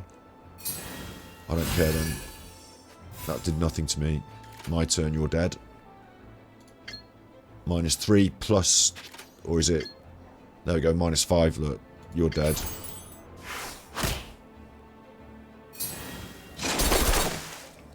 The stars are fake. And I don't care. I'm feeling the heat. It's my turn to switch, and I'm going to switch... Hey, what? You got to attack as well? I am outplayed. You can switch an attack if you're the computer. If you're me, it costs you a movement.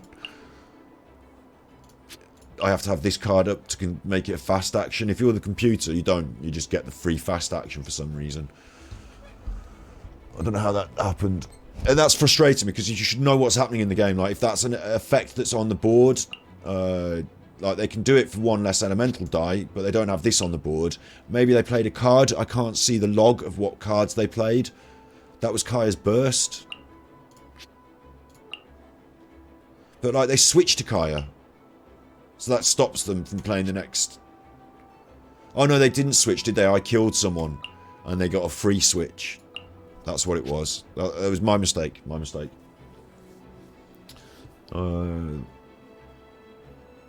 I haven't got enough crystals to do anything here. It doesn't matter who I choose, I can't do anything. But whoever I choose will win next turn, won't they? What are my... Thanks. Don't mind if I do. What? Do what? Shut up, Kaya.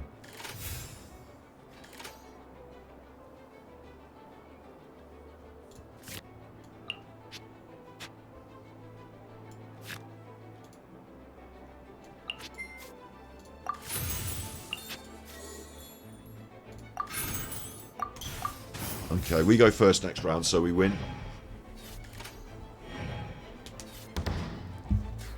And we do win as well. It doesn't matter what happens, we win next round. Even if you roll me all the wrong dice, it doesn't matter. I only need 1 dice to hit. Because of the cards I've got, so... Only 1 dice has hit. Only 2 of them have hit. 3, 4 in the end. 5 in the end, so that's fine.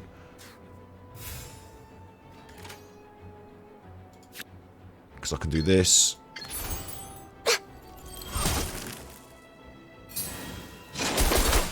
And you're dead. I'm not done.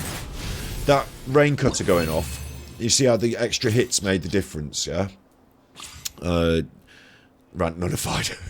You see how those the extra hits off the rain cutter. If you've got the little thing on this part of the screen that's dealing 1 extra damage, Oz, and you get the Lotus up and that deals 1 extra damage, and you get your rain cutters on, then that compound damage, that snowball damage, it really makes the difference. That's why I lost that last game. It's because that chuffer had those effects going before I did. So I'm learning here that the more ongoing effects you can have popping off at the end of your turn, the better, because your attacks only do so much, and it's hard for a player to, like, let's say get that extra damage, that extra chip damage. I was deciding to change players instead of leave them up because they might get killed. It's hard for you to come back once that balance is tipped, and that extra damage really helps tip it in your favour, so I see that as quite powerful as well. I got all 3 objectives. I'm done with you, Kaya, until you turn hard mode. I've made such a fool of myself. Yep, and not just with the cards. Now fuck off out the tavern.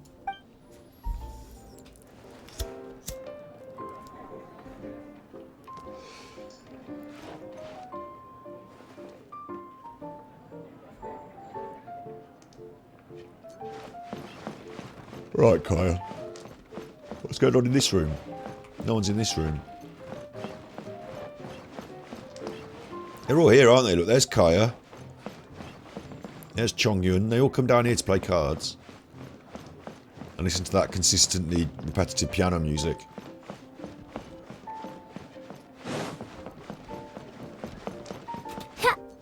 Oosh!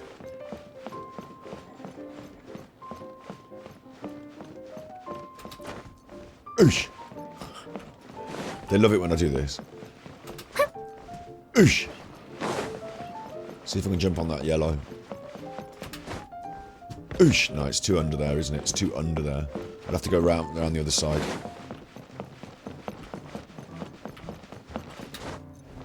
Oosh! No, not quite. Is there a button for sit? There isn't, is there? There's an option if you can sit on it, but there's not a button for crouch, which is a shame. Just have to stand on the beanbag then. Superconduct helps to bypass shields. Dendron Electro makes it super easy to spam burst. With the correct support, Diluc can just vaporize every attack.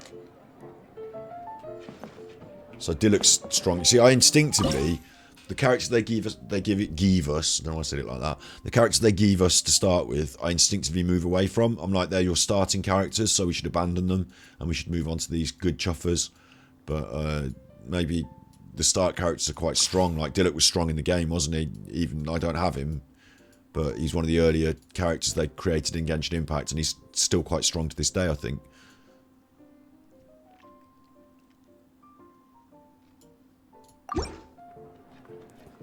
I'll invite him. Alright, let's go for a round. It's free. Let's go with the same deck again, because I know what I'm doing with the deck, at least. With my deck, I know what my strategy is. And let's see, because every time we do win something like this, we get extra cards, and then we'll be able to build a new deck with extra cards and more interesting stuff later. I don't know what's going to happen, but in my hand, I've got Coco Goat support, reroll. I'm going to go for Coco Goat. What are my orders?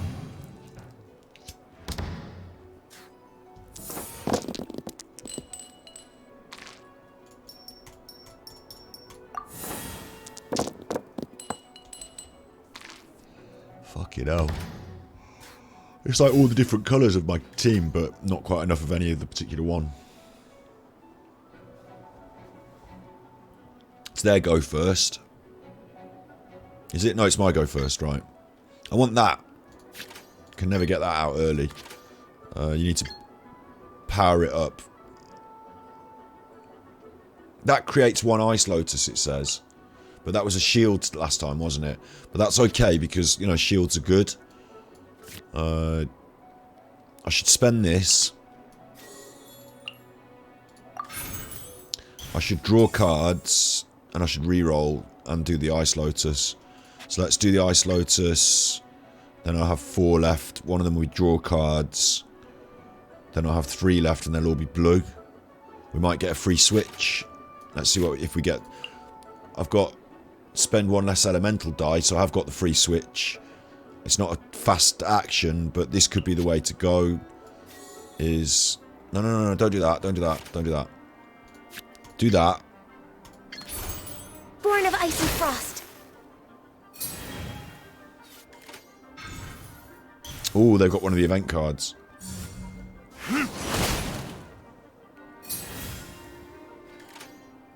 And now I said I want to draw cards and switch to Wet Boy. Do I draw the card? Okay, that's interesting. I've got both of the power cards there. Switch to Wet Boy. No, for free. No. For free. Chivalry will never die. Let's see if he gets attacked or not. They're spending a card, so I shouldn't think they can attack as well. They can't have the dice for it. They've got their re-roller out, the cheaters. I need my re-roller out. Bollocks. I'm going to go for another attack instead of a re-roller. But I can do my re-roller next turn. Because now I've got freeze on Kaya. Rain outlines your On fate. Diluc. I've got freeze on Diluc. It's good because it does more damage, right? There's a combo with Diluc to deal 42 damage. Fucking hell. Combo decks. I didn't realise there'd be combo decks. I thought it was more of a grinder. But, combo deck, 45 damage. I'm going to be interested in that. I'm going to have a look at that. Oh god, man. Like, with Hearthstone, if you want to be a Hearthstone streamer, sometimes what you do is, if there's a new interesting, like, disgusting deck, you quickly do a little stream on it, don't you, and like show off. It might not be the deck you created, but you show off all the, like, I'm gonna have to start showing off all the interesting decks, and the only way I'm gonna be able to do that is to get all the cards and be really into it. I mean, I like it, I just don't know if I should spend my life focused on that. Like, again, it might be really powerful. It might be that I become the world's premier Genshin Impact card streamer and I actually can earn a living from it and do very well from it, thank you, and enjoy myself, and it's lovely. Or it might be that I spend a year making Genshin Impact card videos before thinking this can't quite sustain me, and also I need to be making content that has more power in the world. I feel like there's a part of me, a part of my heart says just fucking give everything up and just do this hardcore, see how far it will go. What am I going to do now? It's my turn. I've got no crystals. I'm ending the round. The freeze doesn't carry over to next turn, and it should do. I just froze him, and now he will become unfrozen without any fair... Look, he's unfrozen now. That's not fair. I just froze him. The whole point, like in Hearthstone, if you freeze something, it takes a turn to unfreeze. So really, freeze only works if you do it immediately. If it's not your turn first and you freeze them, doesn't matter, they're unfrozen. It does more damage. If I become a famous streamer, I give you... Yeah, exactly, I will. Absolutely, I will. No problem. I'll do that. I'll, you know, get you a nice holiday. I mean, I don't think I'll ever get to the realms of millionaire. Like, that's not what I'm aiming for, but being able to pay my electricity bill and my rent, that would be nice. That's as far as I'm trying to get to. And then anything after that is a bonus. But, you know, if I did get to millionaire, then absolutely, yeah. I think we could probably do an annual... those who have been here from the early days get an annual party treat or something. Absolutely, yeah. Why not? Throw the money around. What I'm doing here is I'm re-rolling... I'm confused again now. It's Wet Boy. He's about to fight. He's not frozen as much as he should be. But Wet Boy's about to go, and I'm about to put my cool sword on. That's what I've wanted to do every game up to this point. I'm going to use that as well to re-roll, so I don't have to worry too much if I don't get the Wet Boy rolls. But I do want the Wet Boy rolls, so let's have a look for Wet Boy rolls first.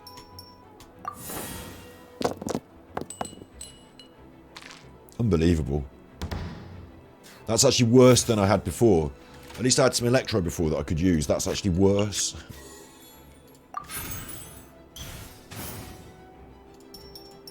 Wet Boy.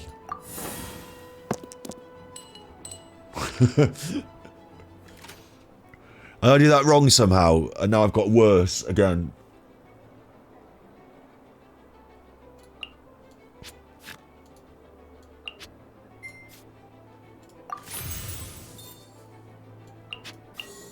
Okay, okay. No, my sword!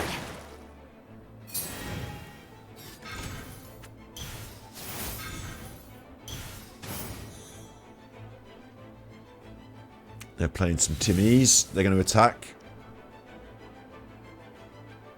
They're not going to attack. They are attacking. They're switching to Deluxe, and now it's my turn. See, that's where a freeze would be good. I've not got the ability to do it. I have not got the ability to do anything. I'm going to have to play this and then play my Paimon. That's all I'm going to be able to do. I could play that and attack. I could actually attack now, but only a standard attack. And it's kind of a waste of my crystals. I really want to do that. I haven't got the crystals. But the Paimon will guarantee the crystals for next turn. What? Oh, it changed it to a blue one. I didn't want it to be a blue one. Oh, for fuck's sake. So now I can't do the Paimon either. Thanks. I wanted it to match the others so I could play Paimon. I didn't realise that. If I do that, can I tune it to something else?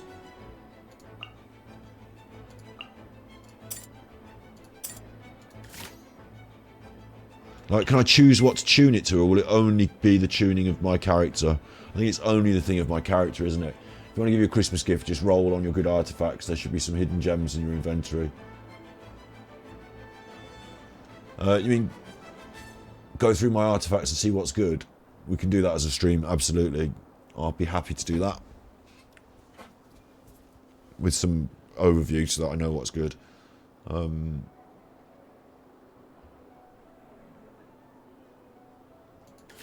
So I've wasted a card then, by mistake. And I can only do that. That's my only choice. I could switch, but it would leave me vulnerable. So I'll just do some attacking. Pretty fucking vulnerable now anyway. My turn. No choices. End round. I feel like that fuck up might lead to the downfall of the whole game. But might be able to pull that back. We're fairly balanced anyway. Apart from that, that's not balanced. That feels unfair that they did an extra attack.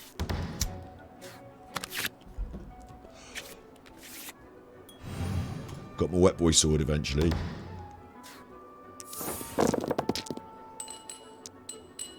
What's that rubbish?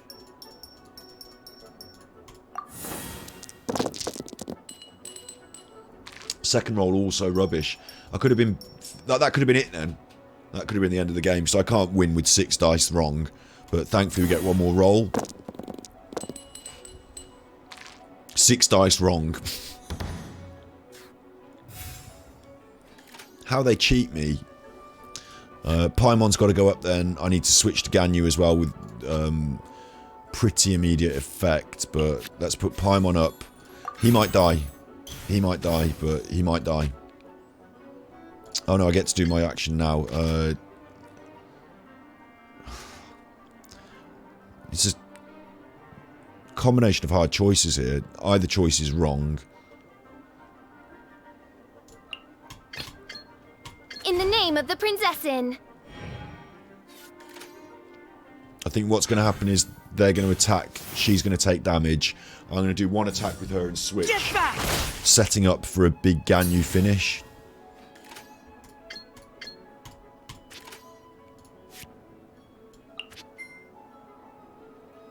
I could pay that and not switch. What's the point? I don't want to... What I want to do is this. I summon thee! and then switch.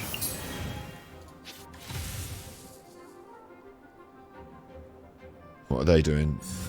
Another attack. They're quite lucky with the dice, aren't they? They got to spend every dice attacking. Well done. They must have rolled all the good ones. Orders? But you can't see what they rolled, so they could just cheat you. However you like it. Right, my turn. End round. Next round, though, I'm wading in hard with Ganyu.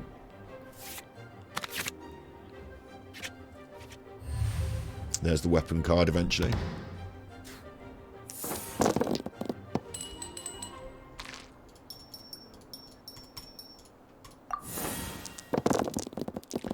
Jeez Louise, where's my... Come on. Second reroll, give me some cryo dice.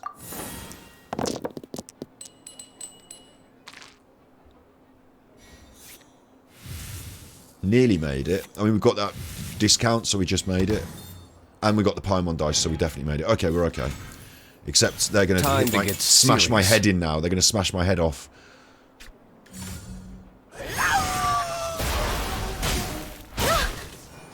Unbelievable.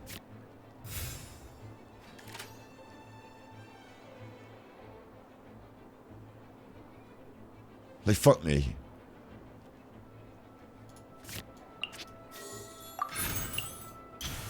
Can't even play that this turn. It's next turn. Fuck. I'm gonna have to switch, and it's gonna cost me. Watch. As per our contract. Now they're gonna kill me.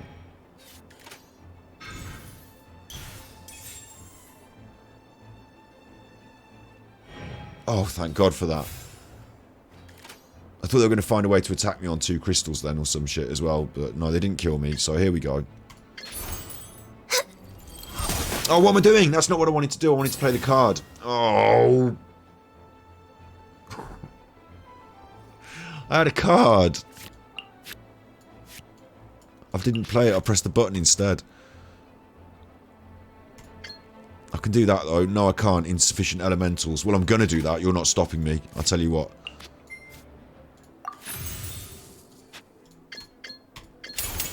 This is long overdue. And that's Dillick out. They're not bad. And we've got that up. So now we're in charge. Now I'm in charge. It does... I'll tell you what, ranting going. It does... It does lack this little... I mean, they're talking and they're doing their little voices and it's very chilled. But in Hearthstone, it's like... when I play Patches the Pirate, he goes, Yahar! I'm in charge now. But he doesn't have charge anymore. But, you know, Patches pops out the deck and... I've got all my favourites, like, ooh, monsters behind you, and, join the Cabal, they said! Yeah, all my favourite Hearthstone cards make all my favourite sounds when they do the things. It doesn't quite have that here. It doesn't quite, does it? It doesn't quite have that I'm moving it and making it, and then it's going, like, you know, it doesn't quite have the same mouth feel. I can't, I just dodged a burst. Did I? Oh, because I killed him, and that meant he can no longer do anything. Wet Boy can burst, and that official normal attack. Oh, you want to play for me, do you, fucker? Or maybe it was a bit delayed. Oh, I got to see that, but we're winning now. I think we win now. I think we even lose one of these. It's fine. I was only joking. I was only joking. I was only joking. We win now because I think even if we lose a character, 6 and 2 with this going on is enough. Because I think these tick at the end of the round and do enough damage to just set that up. So I can't really do anything now anyway, so I'm just going to end my turn. But I'm not worried now. I think we win.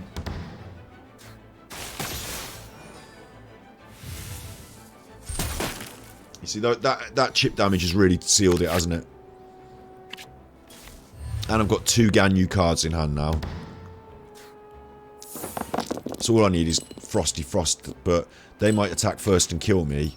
So maybe I don't want Frosty Frost. My opponent starts first, they attack first, they kill me, I'm dead. No Frosty Frost then. No Ganyu cards then. That's all in the bin. So I might as well worry more about these two, isn't it? And to be honest, if I just do one big attack, with her and get Oz out, then I've won. So I'll go for the Electro Party.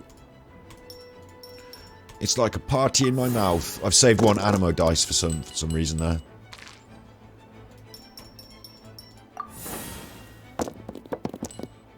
I viciously attack you. Don't come on my stream. I'm a bastard. People see me on Twitter, and they might think I'm a bastard, but I'm not. Get back! My contract goes unfulfilled. In the name of... You underestimate me. In the name of you underestimate me.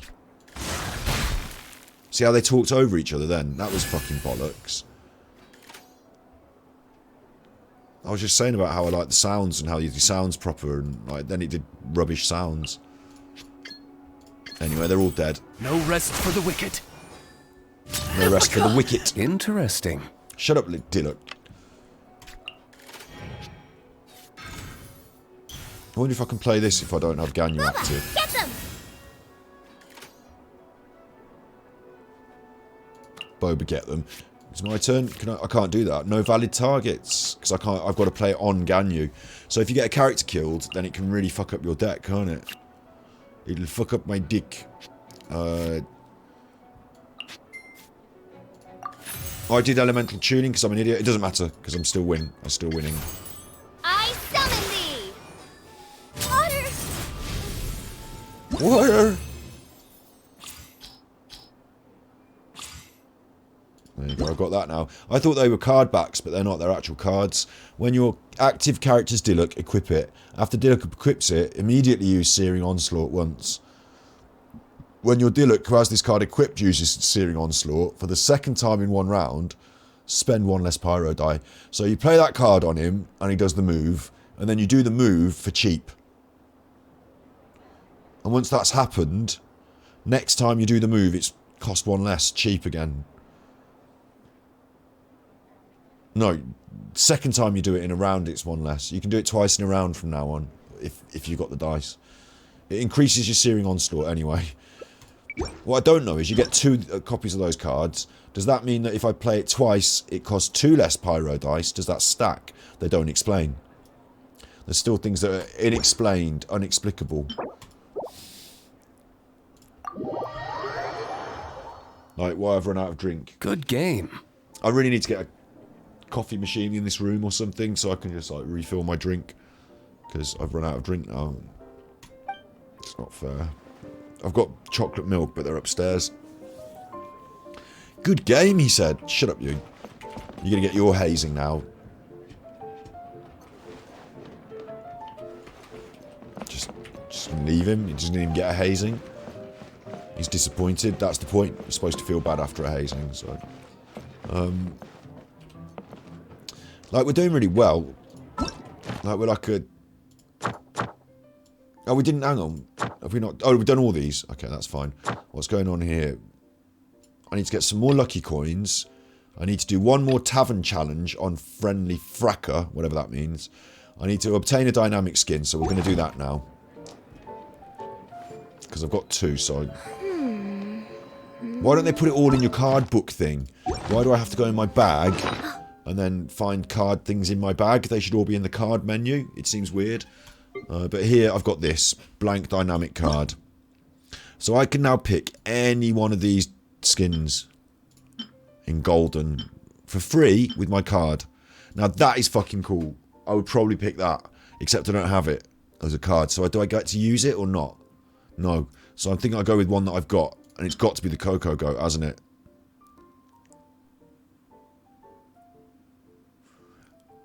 All cards stack. Alright. Ah. With the correct setup, you can have a turn of many, many, many deluxe specials. Right, this is how this works. Should I choose one that I don't have so that we can see if you can play it? I think it's just a skin, so I think you don't get to play it even though you choose it. What do you reckon? Should we choose one that I don't have so that we can find it out?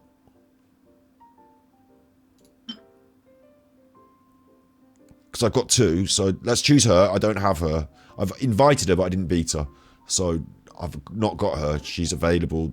She's cool. Like, maybe you should choose that. and then we'll find out. Or the Oceanid. I haven't beaten the Oceanid yet.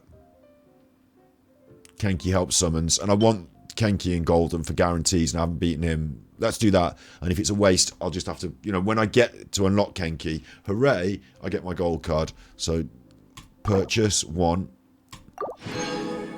I've got that now. Obtained. That was a 4-star, was it? Not a 5-star? Am I tripping?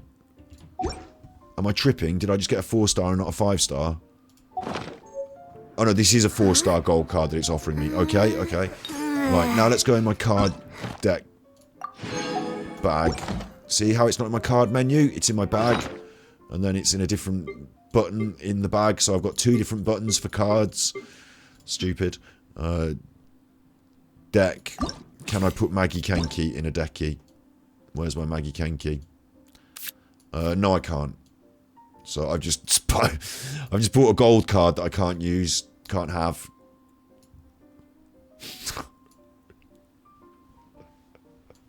I think that's quite funny.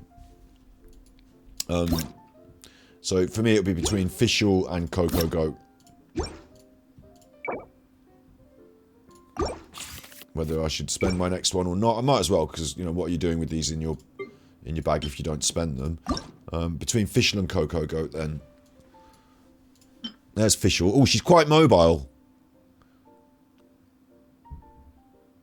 I think her heaving bosom is a bit excessive, but she's quite mobile, like going up and down like that. Her head's really going as well. It makes her neck look really long. Or there's this, which is a bit more subtle, a bit more relaxed. I actually prefer this. Like, even though she's got boobs, they're not flying around off the handle. But they are also moving. I don't know if that's right. I don't know if a woman's boobs would move like that. Like, almost zero gravity. Maybe it's because she's flying. They make a bit of a thing of it, don't they?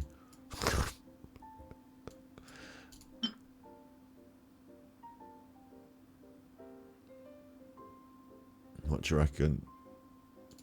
It's alright if I don't... It's, you know, it's alright if I don't get... I'll get the Magu Kenki eventually. So, maybe we go Coco Goat. I use her a lot, don't I? Let's go Coco Goat. There's my first one I can actually use. She's cool. I'm not going to get her in the game in a hurry, so... Now we've got her in cool skin form. I've got 5,000 lucky coins and 6 letters. So, we're doing well. Next on my list of things in my bag are...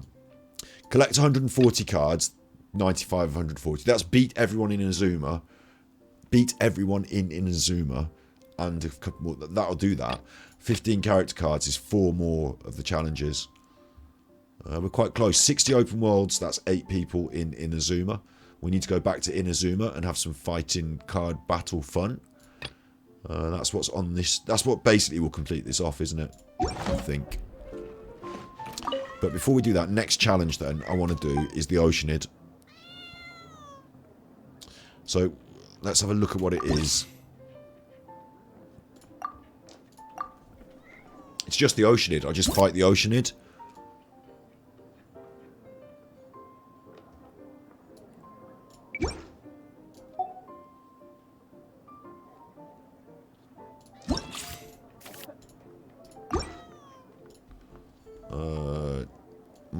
I've got to do it with less than 2 characters defeated within 5 rounds.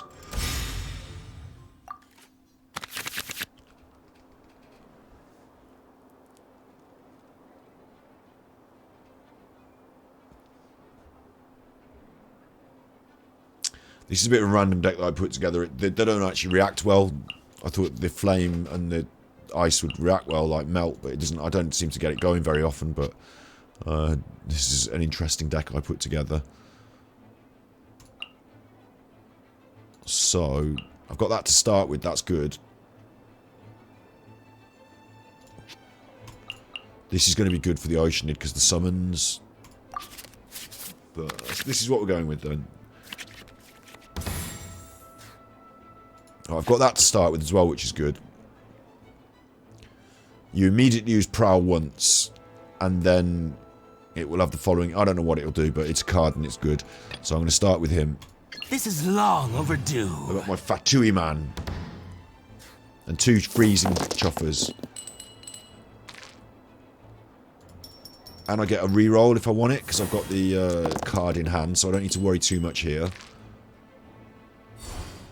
Got that reroll in hand. And I think my opponent's going to do some summoning, so I've got that to kill a summons. I think we've got a good start point here.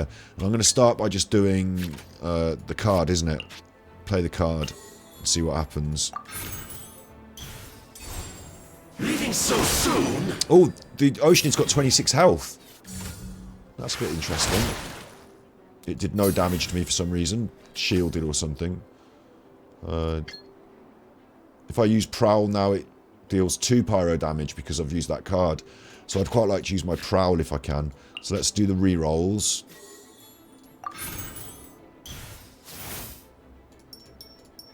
Give me some pyro. 1 pyro dice will do it, won't it? No, 2. I need 2. I think I need 2. None. How about none? Can I have none? None pyro dice. Now we're about to find out if this stacks, or I could play the weapon card. Yeah, let's find out if it stacks. I'm going to play it again. Get my second reroll. Cost me 1 dice, but I get a second reroll. And then at the end of the round, next round, I should do like 2 extra rerolls, maybe. We'll see. No, I didn't quite manage to hit it. So what I can do is just a normal attack. Or I can spend a card. I'm going to save them. I'll do an attack. -5 is quite good. Not water, too. Oh, my normal attacks are also pyro. Right. That's why that... Oh! I don't think I have to worry about these as much as I worry about them in actual game, because they're little summons here. In the game, if it gives me the frog, I'm like, I don't like the frogs. I don't like the birds. Maybe they do different things. At the end phase, if your usages have been depleted, discard it and deal 2. The card will not be discarded until the usages are depleted. When you receive damage, decrease damage by 1. So it's helping. It's like a shield. And at the end of it, it's going to damage me. So I want to get rid of them. I've only got 1 card that can really do it, and I've got it in my hand there. There's 2 of them in my deck. So I'm going to use that next turn, but I can't do it now. So I'm just going to end my round. But that's my plan, is to just attack and use summonses. Probably go through my characters one by one. Oh, and I don't want any of them to die, do I? That was one of the... Yeah,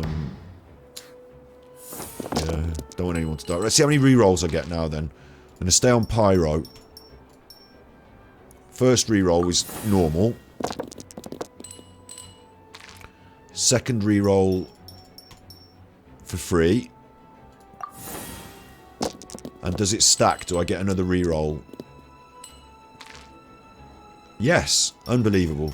Incredibly powerful. Didn't give me anything good, but it is powerful. It has cheated me on all of those rerolls. It is insane that you should be able to roll 4d8s 3 times and not get a red. That is insane. Like, the statistical probability of me not hitting any extra reds there was out of this world. Like, they did cheat me. You can't say this didn't cheat me. The game is not programmed for randomness. I would absolutely... Ranting coming now. Like, how can it be? I challenge anyone to roll 4d8s 3 times and fail to... Just pick one side of it. Any 1 in 8 of 4d8s 3 times. What is the statistical probability of 4d8s times 3? I'm asking for a 1 in 8 times 4.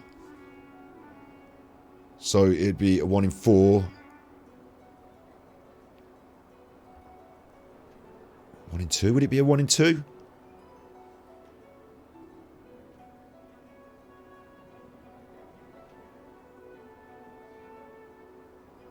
It only has to happen once out of all these rolls, yeah. And then I'm doing it 3 times. So I lost 3 50-50s then. Fair enough. It's not fair enough. It's considered cheating where I come from. I'm going to get rid of your thing first. That's going. So you're not having a shield on me. I've got the Jade Chamber. So 2 of my elemental dice are guaranteed to match my character. So I will play that. That's good. Wait, not yet though. Because I might want to use those 2 the same to play that. What's this doing? After playing a food, now forget that. First of all, we'll do the attack then. A big 8 attack. Or I could do this for a 4. It's not better, is it? This is better. Big 8 attack. An eye for an eye. Not water, too. We haven't even started freezing it. The cat is saying meow meow, I did great, because we're not playing the Oceanid, we're playing Cat, who is using the Oceanid as a card. So that makes sense. My turn now, yeah, and I want to play this and the Jade Chamber, don't I? The Jade Chamber. That weapon card will come in handy next turn, hopefully, if we draw a weapon. And I'll play the Jade Chamber as well, and then it's the end of my round. Now, if the Fatui agent gets a bit of a kicking, that's okay, as long as he don't die. Mirror the myriad. I don't know how they did that. Feel like they cheated again. They got 2 out in 1 with no crystals. So I don't know how they did that. And they're both doing damage. Squirrel and bird. So they do different things. The squirrel is quite a bad one. My turn. I just want to switch on to Ganyu and just kick his head in. I've been offered reds and blues. Reds are no real... I mean, I'll stay on red. I take 3 damage. Plus whatever that wants to hit me with. I'm done. Maybe I'll stay on red, hit once, switch. I've got Paimon there. I've got loads of rerolls, and I've got Paimon here. Stay on red for 3. Switch for 1, leaving me 4 crystals, which is a Ganyu, but not a strong Ganyu. And 1 card, which would be that, maybe.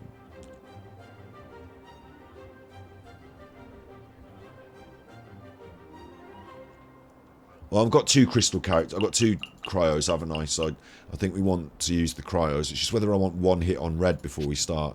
I'm already on red, so I might as well take it if it's offered. So I will take it as it's offered. I'm keeping those red die. Maybe trying for 3 reds and the rest of them cryo. Got my 3 reds. Didn't do so well on the cryo, but we can make it work. No escape. I expect to take some damage here, but I've got a shield. Now I'm going to switch to our new golden card, which is automatically upgraded to golden in the deck. I didn't have to put it in the deck, so that's good.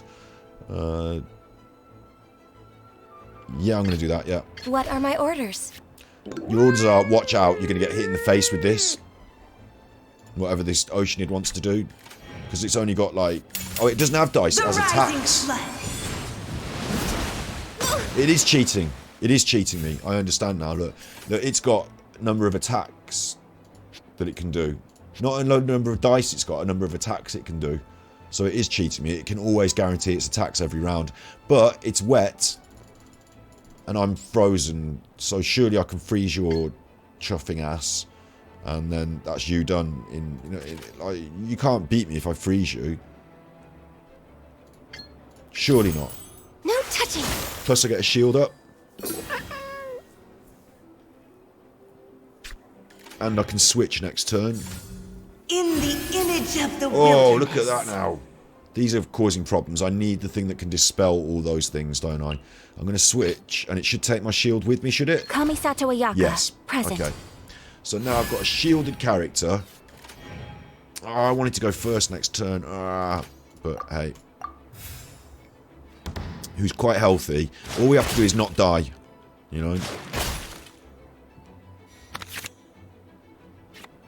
Adeptus Temptation. I drew the card for Ganyu, and that's annoying because I'm not on Ganyu. But we're going cryo, cryo, cryo. Doesn't matter what it offers me, we're going cryo all the way. If I can freeze them, don't I win? Shouldn't I have gone first and frozen them? Should try and think that next turn. Unbelievable. Again, 2 sets of 3, no cryos. Seems a bit extraordinary, that. If you were to roll 2 sets of D8 times 3... Or 3 sets times 2. You're going to get 1 of the thing you're looking for. Statistically, very unlikely not to happen. But it didn't, so now it's my turn. And I can freeze my opponent, surely that just helps me win. It's like my only option, really, isn't it? Or I could switch to Ganyu, hope she doesn't die, and then... No, I'm going to freeze my opponent. I could eat my Adeptus Temptation. The next Elemental Burst deals +3.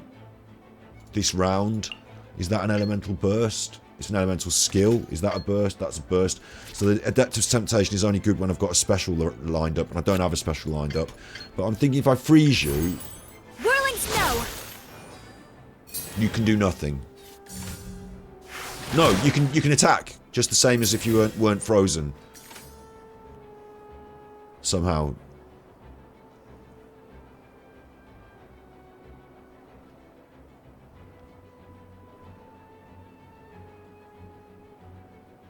I feel like I got a bit cheated there.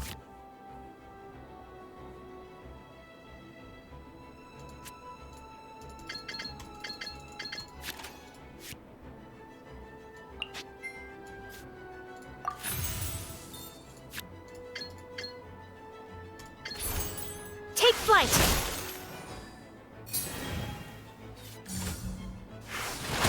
Smashing my head in.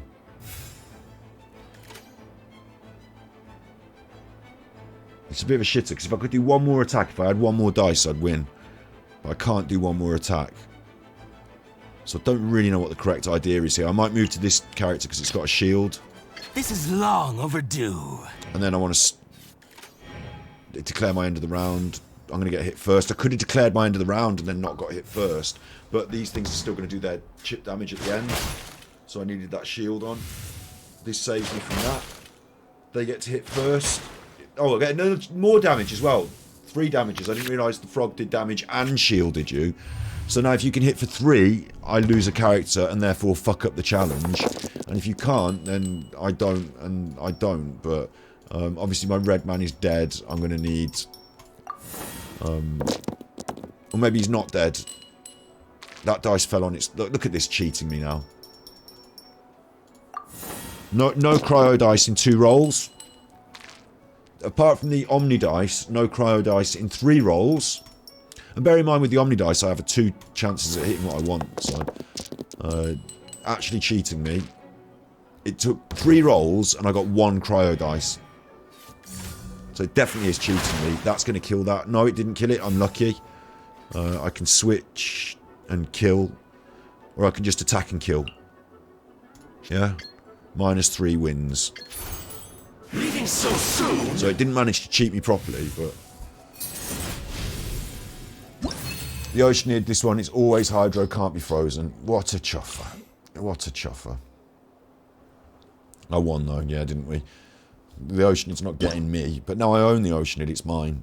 So I can put that in my deck if I want. But it'll only be a 10. It won't be a 25, whatever the fuck that was. And this means the card, when you use it on the Oceanid, it immediately loses its Tide and Torrent skill. And then Tide and Torrent gains +1 usage. So you can do it twice. These extra cards you get with them are very much use your skill and then improve your skill, aren't they? For a lot of them. Nice to get new cards. Nice to beat the Oceanid. It's like, there's loads... Again, I'm a bit baffled at this, right? It's just popped into my head now. Like, Hearthstone's free to play, but of course Hearthstone is monetized. And it's not really free to play because it's free to open the game and look at it. But if you actually want to be competitive, you have to spend the money. Now, let's not beat around the bush. If you want to be able to play a competitive deck on day 1 of the expansion, you have to spend the money. And you don't just have to spend it on day 1 of the expansion. You needed to have spent it on the last 2 expansions so that you've got some dust in your collection and all that. Like, you're not, even if you spend the money on day 1 with the bundles, you're not finished. You haven't got all the cards, and you probably don't have the cards you want. So Hearthstone is a very expensive... As a free-to-play game goes, it costs you hundreds of dollars a year to keep up with it. Honestly, like, a free-to-play game that costs you hundreds of dollars a year to keep up with. You can play free to play, like, you know, like you're allowed in the playground for free, but you're not allowed on the swings, and you can't kick the ball, and you don't have, you know, you don't have a hockey stick. So enjoy yourself running up and down while everyone batters you about the head and neck with their hockey sticks. Like, you're going to want a hockey stick. You end up buying it. This, surprisingly, is completely free to play inside a free to play game already, isn't it? So I've just been having all this fun today. 3.5 hours have just flown by on today's stream, and I haven't spent a penny, not even one solitary bean on this game. Genshin Impact money spent is still appropriate on this stream, I suppose. Although I've took it down from the thing, Genshin Impact money spent 0 at the top over there. Like, it's insane, isn't it? It's incredible. Academic research isn't some kind of fad. Topics don't just go in and out of fashion.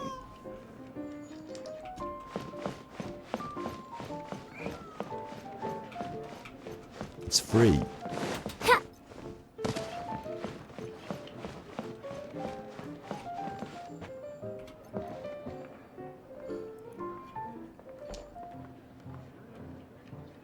One usage is 1 extra on the summon. Oh, right, okay.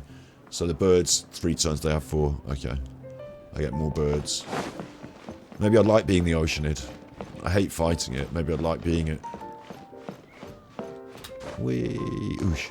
That was a bad one. We hit the chandelier with our face. There's the cat. You right there? Don't let me behind the bar. Or I'll just go behind the bar if I want. Fine. There's one of those letters. They're really expensive. They cost 1,000 lucky coins. I might just swipe that when they're not looking. Looking? No, they seem to be looking. Why is the bar so tall? Look at her little face. Her face. She can rest her chin on the bar. She can rest her chin on the bar. Hang on, wait. Mona's grown up, isn't she? Like an adult. Is she? She's got... I think she is a young adult. She can rest her chin on the bar. Why is the bar so fucking high? You don't think it when you see it like that, with that dude behind it and the cat on it. But it is really high up, isn't it? Like, usually if you go into a bar, the bar's not up to your chin. Like, usually it's about here. About your waist. Maybe you lean on it, so it might just be about here. And you lean on it, but it's up to her chin. Klee can't even see over the fucking bar. Klee likes the cat though, she's looking at the cat, look. Who's my tallest character? Probably Rosie. Sooner we're done, the better. Yeah, Rosie's actually a little bit taller, look. For Rosie, the bar is just about bar height, I suppose. So am I to then think Rosie's a full adult, and maybe Faruzan and Mona are a little bit younger?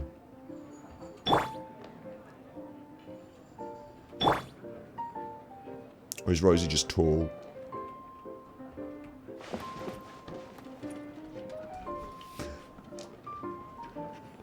Camera's doing its own thing there. Rosie there, talking to the cat. I might grab myself a chocolate milk and then we'll play a couple more rounds of cards. I need to stand up every now and then, because 3 hours sitting down like this, it's doing my circulation no good. Let's stand up for a little bit. Oh, get my legs going. Cushion. Have you seen the cushion? It's got a doggy on it, look. It's good, isn't it? And I got this thing as well, this like super cushion. This is a Everything is negotiable, except overtime. memory foam. It's remembered my fucking leg, I'll tell you that. I've squashed that one corner down where my leg sits on it. The cushion. It's good, isn't it?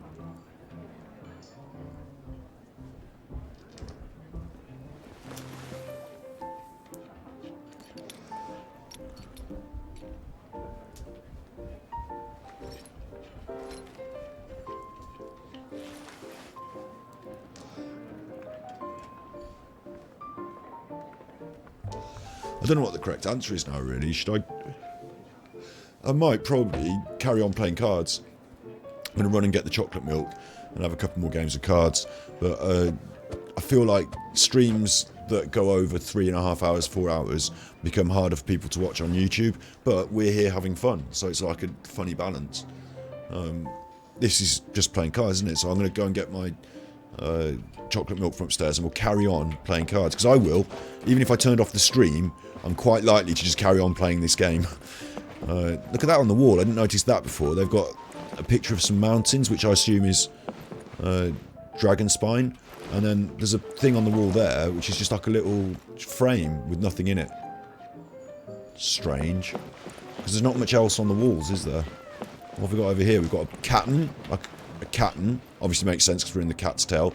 Another mountain. So that's the tower, clock tower up the road in Mondstadt. And that is the marketplace. Is that the marketplace in Mondstadt? I think it is, isn't it? It's the view from the Angel Share end of town, almost, where that dude with the cool Swapsies boxes was standing. It's from that perspective. A little picture of Mondstadt. But not much art on the walls, just a couple of little bits. This wall has got 4 things. And then this wall's got 2 and nothing else. It's a weird choice. I understand these rooms now. They make sense. Little side rooms. Dueling rooms. They make sense. There's 2 of them. Very similar. That's fine. And the upstairs does confuse the fuck out of me. Because you go up here and then there's nothing. They've got more art. Another mountain. That is... I don't know, it's just like, you know, a view of some landscape from somewhere. That's the second picture the same as is downstairs. So you're reusing assets now, and, I mean, come on, Genshin. All the attention to detail, you could have done better with that. A picture of the mountain, and I recognise that outcrop of rock, don't I? So that's a view towards Storm Pike from Mondstadt End. That's a real view in the game. There's some shelves. Can't bang my head on them. Can't even reach. Don't know who's put that stuff up there. You'd have to climb on this barrel. Like, what's that for? That shelf. Carpenter, could you put me a shelf up so high I can't reach it? Thanks. And then could you place me a convenient barrel for me to climb up because I can't reach it? Like, what a weird choice for a shelf. And then internally, we've got this big high ceiling in this. Like, imagine this, right? Knock all this out. Do you need the pillars here to hold the roof up? No. I don't think so. Are they structural? Look, there's nothing beneath them. So they're not structural, are they? Unless they're spreading their load out. I think they can't. Maybe you keep the pillars then? Maybe you just extend these pillars down here? No, it can't be structural, can it? No. No, it can't. Let me say it can't be, because it can't. It doesn't have to be, no. I don't think it does need to be structurally held up by pillars like that. So you knock this out, you knock out this bit of parquet flooring, and you've still got your chandelier. You can still have that. It's just, you don't need this upstairs space anymore. It's got a nice big high ceiling. Maybe that's worse, maybe it's too, you know, maybe the, all the different audio effects. Your AliExpress vision arrived earlier. You're going to get to bed early. Maybe try a couple of PvP to see what people are doing. Do you want to see? Yeah. Put me Discord me a pic of your vision. I never buy off AliExpress because I never have. But if it works, I can buy off it as well. That is what life in Mondstadt is all about, isn't it? €1. That's pretty fucking cool. Yeah. Stick it up on the Discord. Maybe I do knock the. You know, maybe if you're going to bed now, maybe it's a good time to knock the episode on the head, and I'll just play. I'll do my commissions off camera and stuff. Maybe now is a good time to finish. And I should just go and get my chocolate milk and spend some time with my dog. We've done a good stream today. We've done 3.5 hours. It's been good. I've had loads of fun. I love the card game. Again, we've done another Genshin Impact stream where I don't even go in the world of Teyvat and kick anyone's head in, and I don't even mind. There will be more games of cards for me to play tonight, and there will be more games of things to play on the stream, so it's not a problem. Like, you don't mind if I do a few of these things off camera, do you? Like, you know, invite a couple of people, or go around Inazuma a little bit, or do another one of these. Have we got another challenge now, Catty? I've still got to beat that thing without dying. There's no extra unlocked challenges, so I need to go around Inazuma a bit.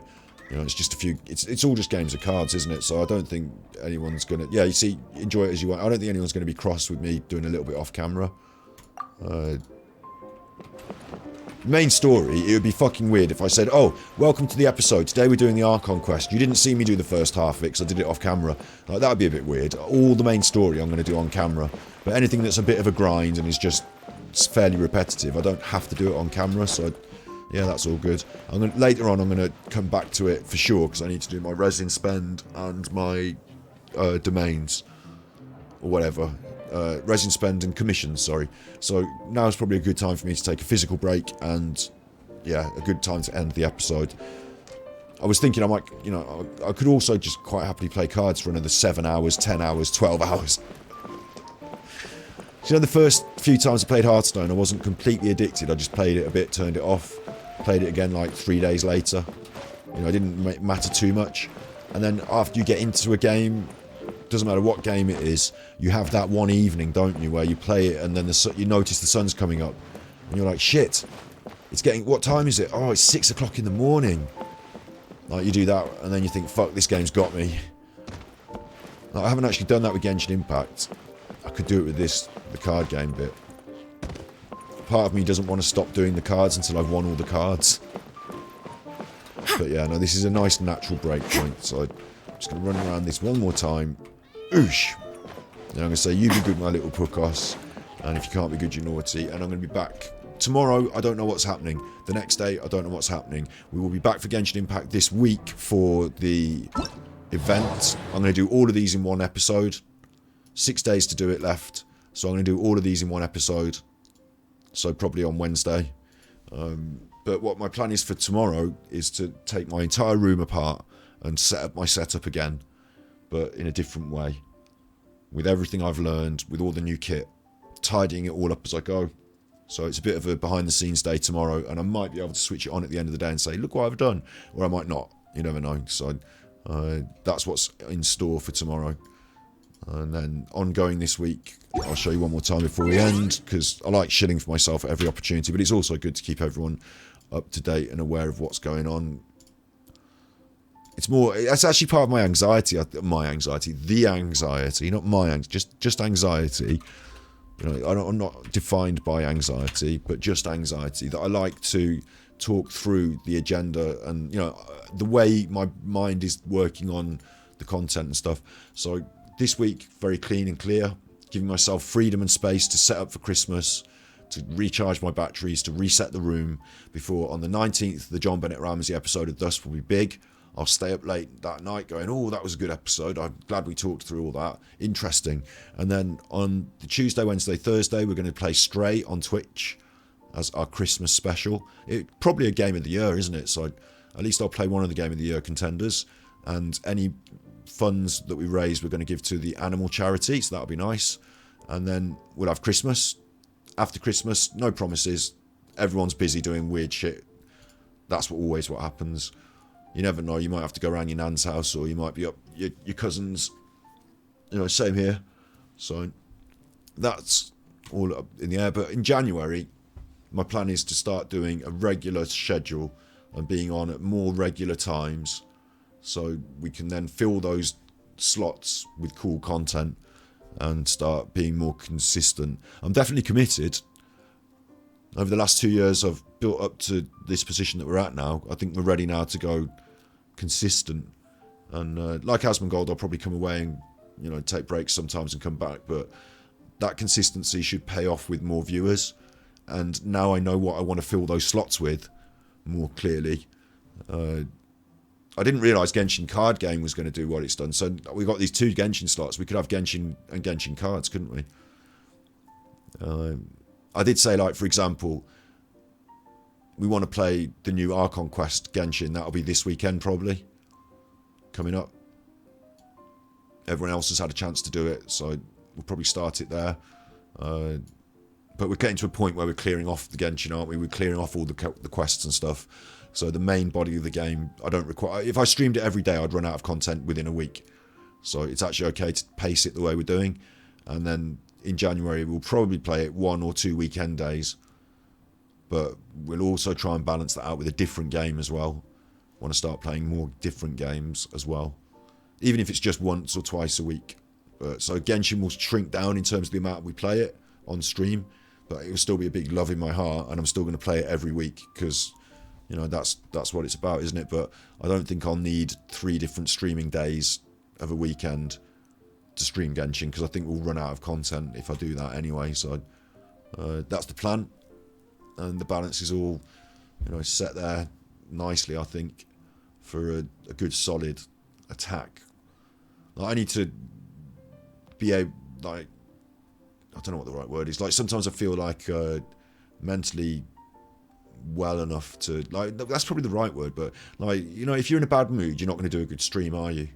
And, like, if whatever else has happened in the world to make you feel a bit grumpy and you switch on the stream, for me, I tend to cheer up when I'm on stream. But I feel like this is a good schedule if I'm mentally in the right frame of mind to attack it. If I'm not, it could become a bit of a burden on my shoulders. But I've planned in a day off every week. And I'm able to say to myself, look, I've booked a daytime YouTube stream on that day, so I don't have to stress about going on Twitch later. Relax, son. Chill. You're doing it tomorrow. Like, maybe I can actually ease some of the... there's like a stress and a worry and a, like, whatever, you know, ease some of that by sticking to the schedule more and saying, no, we're not doing 7 hours now. Calm down. 3.5 is good. You've done your stream, you can relax. Like, I need to do... Without the schedule, I'm always thinking, oh, I should be streaming, should I not? Or I should be editing, or what should I do today? And, like, you know, a lot of time, if that was not confusing ideas in my mind, what should I be doing today, editing or streaming? If it was on the schedule, it might make it easier. So February, if it goes well in January, we'll do the February schedule, you know, March, April, and we'll continue with that. By June, July, I'll be coming off that medication, like I said, the antidepressant that I've been taking for a while. And also, fingers crossed, I believe I'm not a bad streamer. I believe I'm not a bad chap. I know that I've got sometimes contentious opinions, but, you know, I'm not a bad chap. I can run an entertaining stream, and I'm happy to be educated and bring other people in and their voices. So even if I don't agree with something someone said, they don't have to hate me. They can talk to me on stream instead. So hopefully we can take all those things, roll them all up, and actually make a good go of it next year, and I can see this thing grow. We've got the real groundwork in place. I'm really grateful and lucky. You know, not everyone gets the opportunity to stream to anyone, let alone somebody. Did that make sense what I said? Like, you could stream forever and have no one watching any of your streams. Like, that could happen. So yeah. I'm really lucky that people are tuning in, watching what I'm doing. The platform on YouTube is growing there. That's great.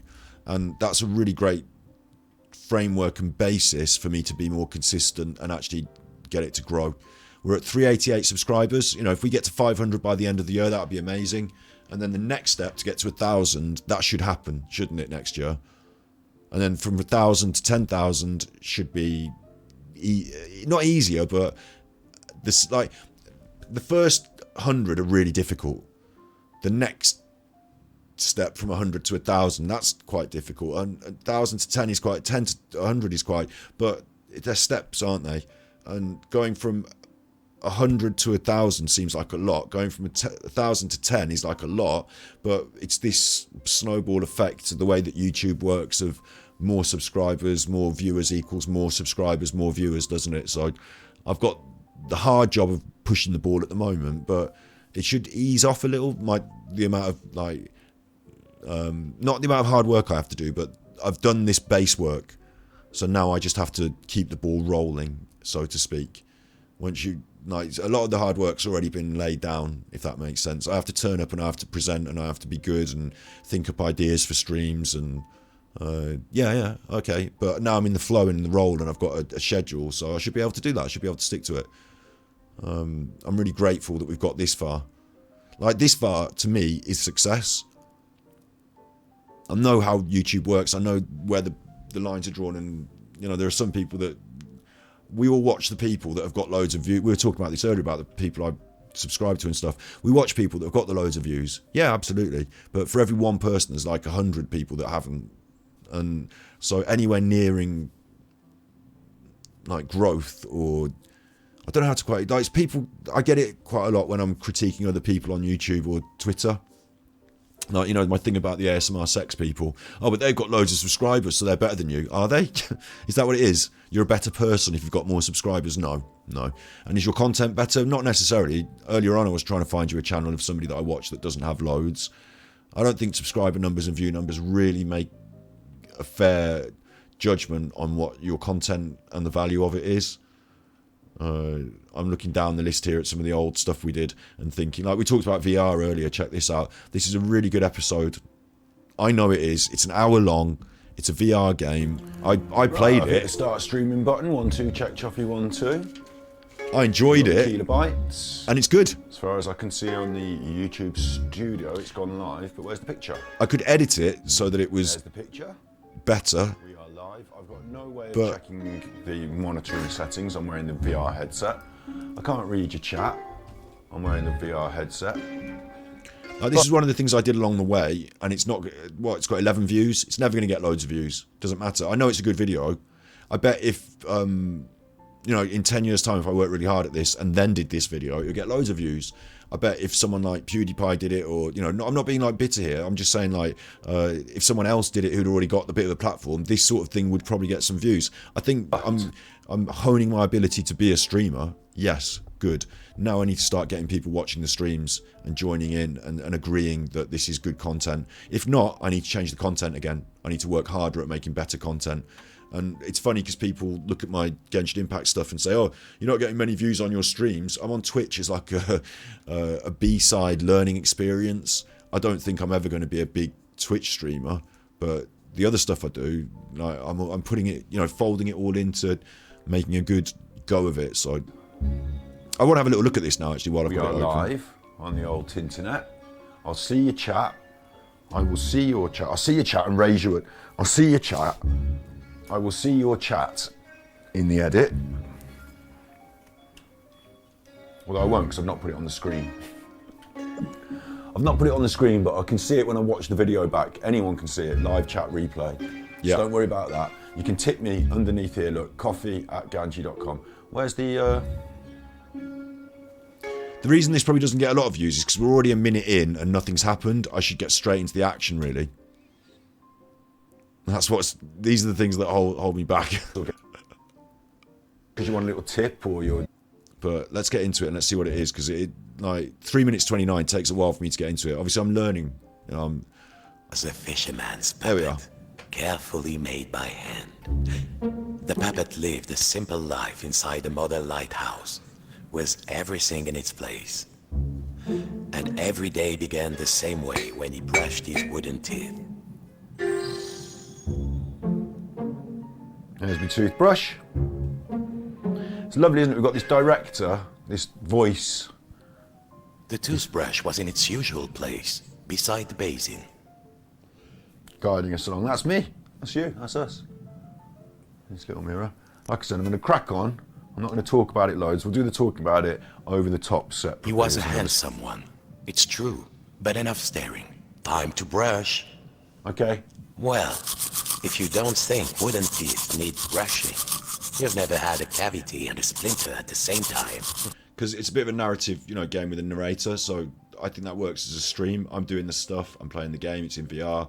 Actually, I think some of my better streams have not been watched the most, so I think in the future, if we can keep doing good work and good content in general, talking about in general, then we can get more people watching and they will actually enjoy it and they'll actually stick around and watch it, and I can actually grow. I'm confident. I'm not saying that I'm the best streamer in the world. I'm not going to break the internet with my amazing new streaming ideas. Like, I'm not trying to. I'm just, you know, I'm not going to be like PewDiePie or million billion subscriber person, super edits or anything. I'm just going to consistently grow and keep making good content and adding people to the Ganji Puka Warrior crew through endeavor. And like I say, if we can get up to that, I think when you hit 1,000 and you get monetized, that's a big step, because YouTube will start pushing your videos more because they're monetized and monetizable.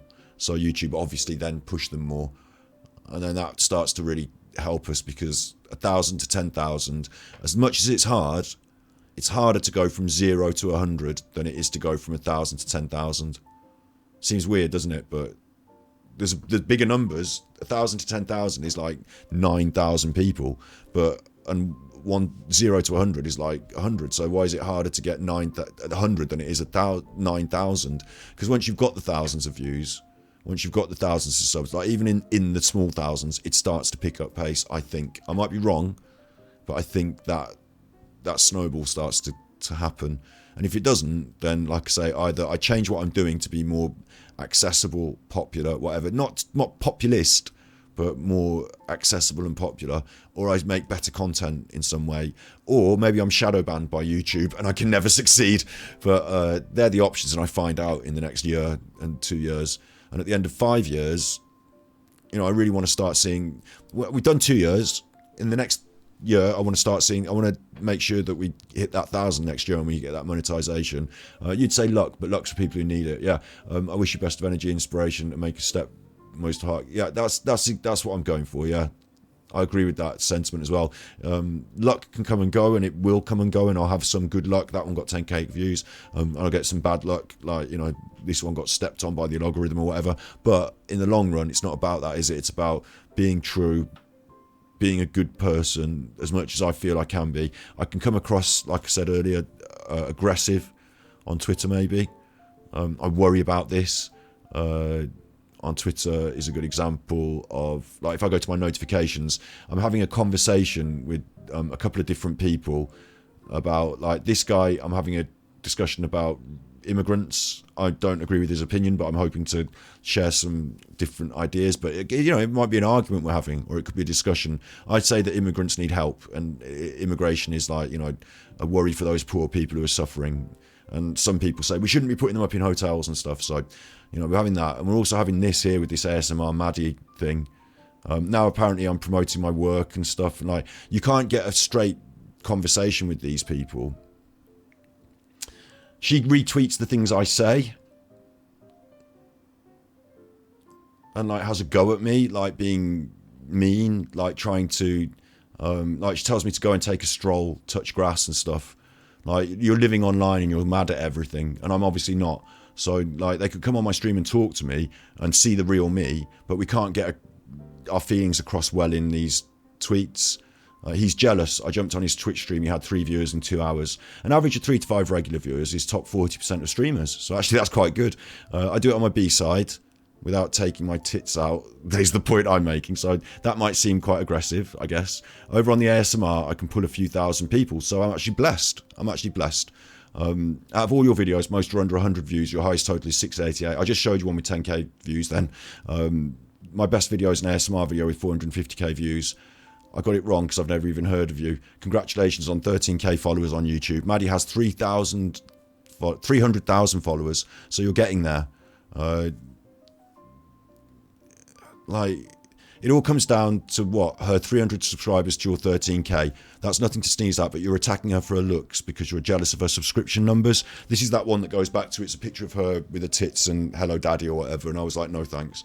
I'm not attacking her. I just don't think it should be on the ASMR feed. We talked about it. I've done a video about it on my Twitch, and it's going to end up on YouTube at some point. But you go to Twitch, my channel, I guess my channel, my VODs will be here somewhere. Videos, my channel, my VODs will be here somewhere. Videos, my channel, my VODs will be here somewhere. Videos, my channel. Shut up, you. Where are my videos? See, I don't even know how to use Twitch. It's a bad format, Twitch is. It's like, I can't even find my own fucking videos like you would. So how would anyone else? I have to go through Video Producer, and then here I can see the video here, and then I can go to the VOD page. So this is the video, and it's me talking about this subject. So I can just quickly show you. That's who I'm talking about there. That's the tweet that caused this. She said, please. And I retweeted it with no thanks and linked my ASMR video, is sex giving ASMR a bad name? So I make a serious point in a normal way, like talking. Here's Snippy's telling me I'm good. Thanks. I know it in my heart, but I sometimes worry that the way I go about things on Twitter comes across like I'm being a dickhead. Because they're saying it, maybe that's what it feels like to them. That I'm attacking this woman so that I can get some views. Like, that's what they're saying I am doing. So, but now when I put my VOD so that they could see it, because the VOD... like, what it is, and I've seen quite a lot of ladies with their clothes off over the time. It's not like, oh my god, there's a lady with her clothes off. What it is, like, I didn't ask for that on my timeline. So I'm not angry and shouty or anything. But look, when I did that, and I put the link to that, and I showed him my YouTube channel with the followers on it, he said, so you're just advertising for yourself? No, I'm trying to tell you the truth of the matter and explain it to you without having to go through this fucking Twitter forum, because Twitter is, you're not getting my point. You're saying things about me that aren't true. You're saying you're angry and you're jealous. Well, I'm not angry and I'm not jealous, and you can see it in me. If you look me in the eyes, you can see I'm not angry and I'm not jealous. But they won't accept it. I have no interest in checking out your content because of your rude and unprofessional attitude. My unprofessional attitude on Twitter, which is to retweet this woman's tits picture, and like, it's ridiculous, isn't it? That's not very professional, what she's done. It's ridiculous. So these people are ridiculous, I guess. I mean, what do I do? And then she's put final word here, look, don't stress him anymore. He's just trying to promote his channels. Like, the thing is, I didn't even mention my channels to them until they started attacking me for being a small streamer. They didn't know that I had an ASMR channel with like 2 million views on it until they attacked me. So I had to tell them that I have an ASMR channel with a few thousand. Wait, I didn't even put it on that. Wait. It's this one. There, look, I've posted it. I haven't posted the actual link to the channel. I've just shown him my channel, 2.7 million views. I don't need promotion on their fucking timeline. This doesn't help promote me, does it? Because the only people I'm talking to is this one person who's arguing with me about my opinions on sexuality and ASMR. So it doesn't actually promote me in any way. And now they're accusing me, look, here we go. Don't stress him anymore. He's just trying to promote his channels. Like, it's just... What it is they call it straw manning or gaslighting, don't they? She's bullying me online, and what she's doing is she's trying to make out that I'm doing something that I'm not. She's trying to paint a fake picture of me because they can attack that fake picture. Because if I'm there promoting my channels, I mean, at the end of the day, what you're doing is promoting your channel, but with your tits. That's your function for your Twitter. My function for my Twitter is to talk about social issues, to make comments, to create content, I guess. I don't know. But yours is to promote your channel with your tits. So it's a bit rich, isn't it, telling me that? But some other creators DM me and tip me off because they've had run-ins with him. That's not true. They haven't had run-ins with me. I've done this before. Tweeted, explained it. Tweeted, explained it. He lives online. I don't live online. He feels bullied now after bullying me. I'm not bullying you. Here it is what I've done. Because I watch ASMR. Like, you can find it. She's not that. You can find it. I've written no thanks. You can't see it there. It's been cut off the top. But she's written please come here daddy, and I've written no thanks. I'm not bullying you. I'm talking about a social issue online, and you represent it. You're doing it. You have to be brought into it. I'm not. How am I bullying you? In fact, you want to keep doing the bullying to me. Like, you're putting the bullied in inverted commas. Like, I'm not being bullied, but you're gaslighting me and straw manning me, and you won't let me have my opinion and be right. You won't talk about my opinion. You won't come on my stream and talk about it. You'll say these lies about me like I live online. Some other creators DM me and tip me off. Is that true? Do you have one other friend? Because there's a few of these sex workers that I retweet and, say, no, this is sex work, not ASMR. He doesn't deserve any of your time or views. Well, I deserve them more than your tits, frankly, because you can see tits anywhere, but you can't do the creative work that I do. I'm pretty sure you don't. Anyway, it's an irony that she's in the field of ASMR, which was helped grow by me. Vox. Like, I'm not blowing my own trumpet. Again, they're going to be, oh, you're saying how good he is. This is in 2015. You might recognise Maria Gentle Whispering. She was one of the big creators, wasn't she? She still kind of is. I sort of walked away after a bit, didn't I? But at the time, in 2015, if you were looking around for ASMR, you might have seen Maria Gentle Whispering. You might also, and this is going to surprise you, see my video here. This documentary I made to help popularise ASMR on the mainstream media. I was up there with them, look. I haven't got the same number of views and subscribers as Maria, but I'm taken seriously by the mainstream like all the others. So it's an irony, isn't it, that this woman who I'm having this argument about, or with, ASMR Maddie, like, she doesn't, I don't know if she knows I'm an originator, a creator. She's sort of copying me. Or at least some of the norms and values of the ASMR that have become, I helped to shape. I actually did. I was part of it. You can't say I'm not. And then, sorry, that's Asmongold TV, wrong one. And then I'm trying to still shape it. I'm still trying to shape it. I'm saying get rid of this now. It's time this woman just went away from ASMR. Do your sex work online. Wait, let's just get her up. ASMR Maddie. Do your sex work online if you want. But, oh my God, look, when I'm scrolling down, actually, it is all bullying me. Look, this is weird, right? This is her Twitter. ASMR Maddie tweets, yeah? She's pinned that one with the tits. This one's the tits, you can see her nipples.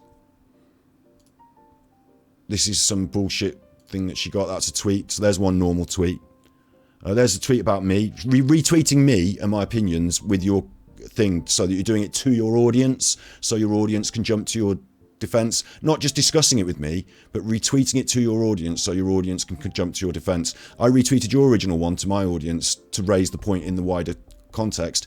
I think you're doing this to sort of like utilize Twitter in a sort of mechanism, leverage to, so it's easier for you, worse for me. There's another one you've done about me. Here's the third one you've done about me. We're using memes now so that we can bully me. Straw manning and gaslighting. That's not me. You can see it in my face now. I'm not like that. I don't wear fake masks like her. Here's her. That's her backside. Legs and feet, for those that like that sort of thing. Here's her boobs.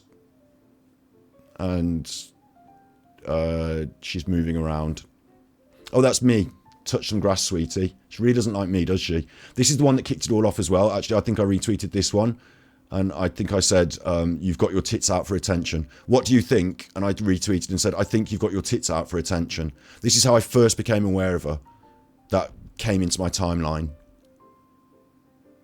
So it's not even terms of service. I think it's close to not being terms of service on Twitch. There's her ASMR video tucking you in. It's an ASMR video of you being in bed with her tits out. So it's not really for ASMR, is it? It's really for wanking over for some people. So I don't need her viewers. I don't think that her viewers are necessary.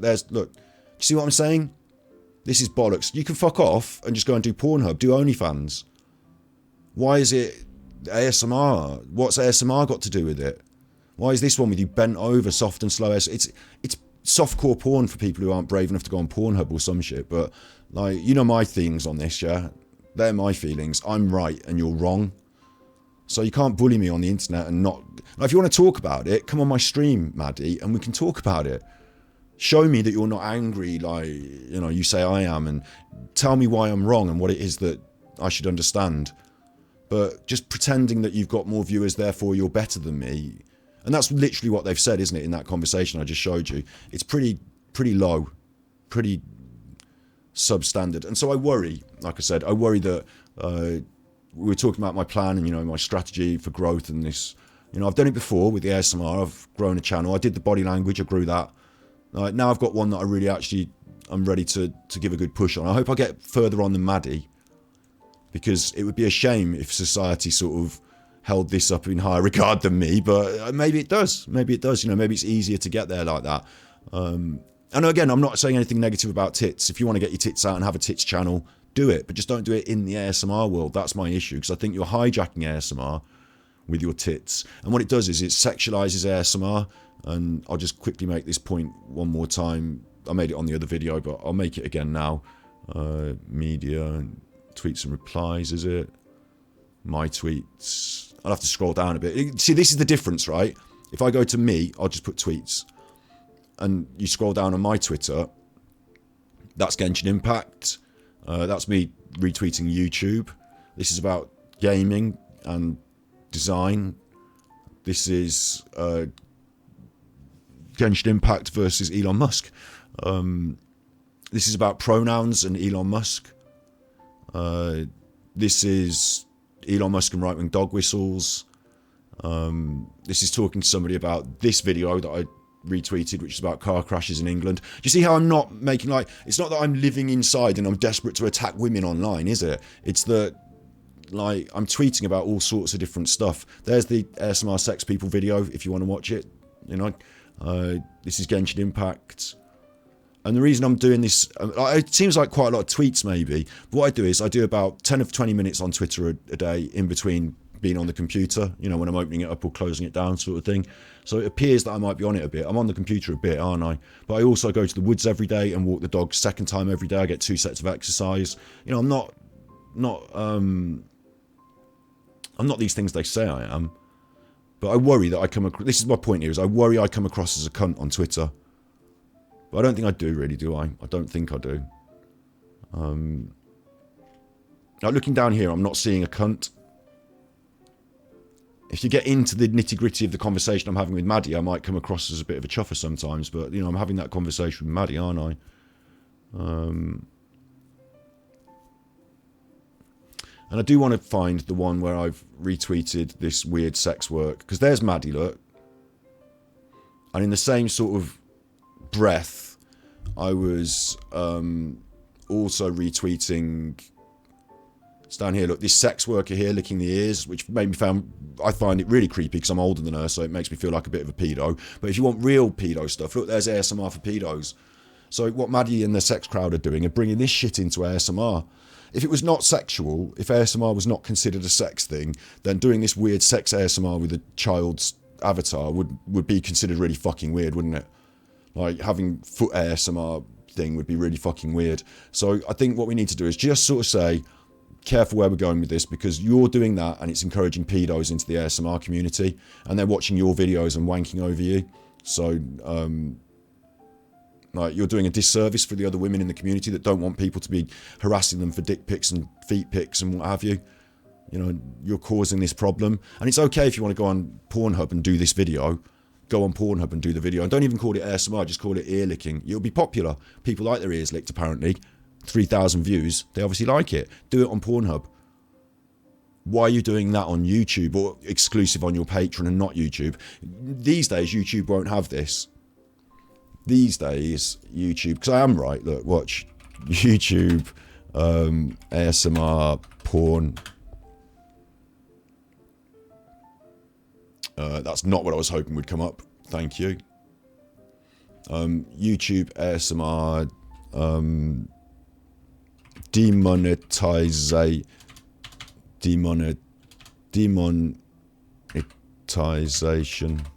I want a news thing that's telling me why is it not coming up? In systematic demonetization of ASMR videos here. So what's happened is that YouTube has systematically demonetized ASMR videos because they've decided that videos that sexualize young people, whether it be dancing, the other thing that came into it was something that I had a bit of a chip on my shoulder about all those years ago. I mentioned it, didn't make a big thing of it, but gymnastics videos and that, and Larry Nassar and all that, you know, like there's some dodgy shit going on YouTube where young girls are doing weird shit videos for people who are asking them to do it. But it turned out that sexualized content is not, you know, they don't want it. They don't want it. So YouTube has decided to demonetize a lot of the sexual stuff that some people said was ASMR, but YouTube decided it was too sexual. So, you know, you can look into that. It happened. And so what they've had to do now is they've moved it onto their patrons and onto their Twitters and stuff like that. And they're trying to just tread the careful line on YouTube to just be sexual enough to not get demonetized, but also get your views. And, you know, it's pathetic. It's pathetic. But like I say, what it does is it brings this in. So if you search the ASMR tagline on here, and I just go on the latest. then you'll find that you can scroll down here and start getting some quite weird shit going on. And I don't want that. I think that's fucked. I think that's fucked. I think this needs to be gone. And if you're part of it, if you're close to it, if you're next to it, if you might as well be it, then you might as well just go as well. Thanks. So, well done with your thoughts and your ideas, ASMR Maddie, who again, bear in mind, I'm saying this to you, if I look at my notifications, look who's at the top of my notifications. And she's having the last word. Don't stress him anymore. She's having the last word. Now, do you see what I'm saying? I poke the bear. Well, I'll stand up for what I believe if you're posting it in the timeline. It appears in my timeline. Because when I just go home and scroll down, look, there's an ASMR person, top of the list. I do have a lot of ASMR people on my Twitter. So if you're going to be part of that, and you're going to come up as I scroll down with your tits out, I bet we will get one. There's the first one, Lizzie Strange. Now, I follow her as a cosplayer, so I don't see her as an ASMR artist. But I actually do follow her. So there's the first one who's, borderline. She's not. She's got her clothes on. But you know what I'm saying? Like, they will start coming up, these ASMR artists, and some of them won't have all their clothes on, and some of them won't be doing ASMR and will be doing lewds and what have you. I try my best to keep it tidy, and they say, well, just block them and move on. It's not that, is it? It's not that. Just block them and move on. Like, it's a bit more than that, isn't it? It's time to do ASMR with my, she's not ostensibly doing it there, but then her icon there is, like, real women are out there, doing a lot for, I just don't see it as empowerment or anything. I just think it's like you're playing to the wankers. Like, men want to wank off over your pictures, so your power is that you can have men wanking off over you. So well done, fighting the sisterhood. We're not actually finding so many of them today. Maybe because I've done a good job cleaning it up, or maybe it's because they've shut the fuck up. They won't have shut the fuck up. A lot of them will block me. A lot of them that I don't even know exist will have already blocked me in fear of me retweeting them. So, and starting them, putting them on my list, so to speak. But look, it's not so bad today. Maybe it's a bit early for it. I'm glad it's not so bad. I don't really want to show you not safe for work things, but it appears in my timeline. That's how I retweet it. I didn't seek out that woman. I didn't know who she was, but it had just appeared in my timeline. I said, retweet, no thanks. And here's a little link to a video that explains my opinion in a nice, straightforward way on a popular ASMR channel that's been in the mainstream media, promoting it because I've made my own documentary about it. The first one to have made a documentary about it that still exists today for free on the internet. And, I've got the seal of approval. I'm rubber stamped, proper ASMR, know what I'm doing. Like I said, going back to this, am I a bad person? Oh, I worry about that facet of it. I won't grow on YouTube if I don't suck these people off and agree with them, will I? Maybe I will, maybe I won't. Who knows? I'm glad I got that in at the end. I turned it into a rant at the end. Capital K, I think it's funny. Go and watch my Indie Development Game Paradise documentary. Go and watch some of my content, please. Thank you. I've got loads of it out there. It does help. Leave me a little like and a comment, and we'll get back to all this. Next week, like I said, I've already got plans on what I'm doing. I've left the space so that I can sort out the room. But I'd quite like to maintain. I'd quite like to bring up this conversation a few more times about these sex ASMR people, because I don't think I'm finished with it. There we go. Straight away, look. Now, I'm going to scroll down a little bit because I don't know if you saw that properly. It's a picture of a sex toy. This could get me banned, it could not. It doesn't look really like a dick. I think that's okay. I think it's just like cartoon enough to get away with it. But this is an ASMR person who's been suggested that on her wish list, and she gets the same suggestion. I am following my ASMR. So that's exactly what I'm saying. There's an ASMR person who I'm following who, as far as I can see, is not a sex worker. And she's being approached by people with this sex work stuff. Why?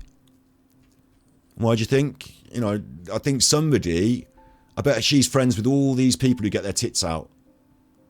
She won't not be, because in the ASMR world, you can't not be friends with people, because you have to be fake friends with everyone on the internet, because then you get views and everyone's friends and say you're good. If you're like me and you say things as they are and don't care about being fake friends, people get offended, and then they go, oh, you're a bad person and we should shut him down. Don't listen to him. Like this fucking woman said on my inbox, didn't she? Don't stress him. He doesn't deserve your time or views. Well, people wouldn't be getting fucking weird shit sent to them on the ASMR. That's inappropriate if at best. They think it's funny, but it's inappropriate at best. And you might think that's funny and be able to handle it. But what about the other young girls who don't really find it funny and can't handle it that well? Where's it coming from? Why is it happening? It's not women's fault. No, unless you get on there doing porn with your tits out, then it's your fault. Because you're bringing them into the ASMR community. Then it is your fault. Oh, you can't say just because a woman's got their tits out that you should say they should, like it's not they didn't ask to be raped, it's the rapist's fault. Yeah, obviously. But you know, this is not that world. This is the world of ASMR I'm talking about. So you start bringing that sex work into it and you're going to start getting fucking weird people coming at you on the internet, and they're not just going to come at you, they're going to go after every ASMR artist, because ASMR is now synonymous with sex work, and they see those girls and think they're sex workers. I'll show them a picture of my dick and ask them to see their feet. And then you don't know how bad it goes. You don't know how far it will go. It's fine if you want to be a grown-up sex worker. Do it in the grown-up sex work forums. That's what it's for and where it goes. I've got no problem with it.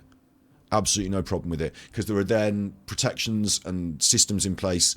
Because on the wider scope of things, in the ASMR community, we've got a lot of vulnerable people that don't want sex work to be confused with their work. Shouldn't have to have it happen. Good, decent people. So, you know, be a good, decent person yourself and make some good choices. You know, for yourself and other people. Or don't.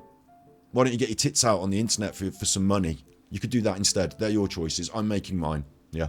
I've rant over. Episode over. Managed to push it to 4:20, which is a good time to finish. I like that. So you be good, my little puckos.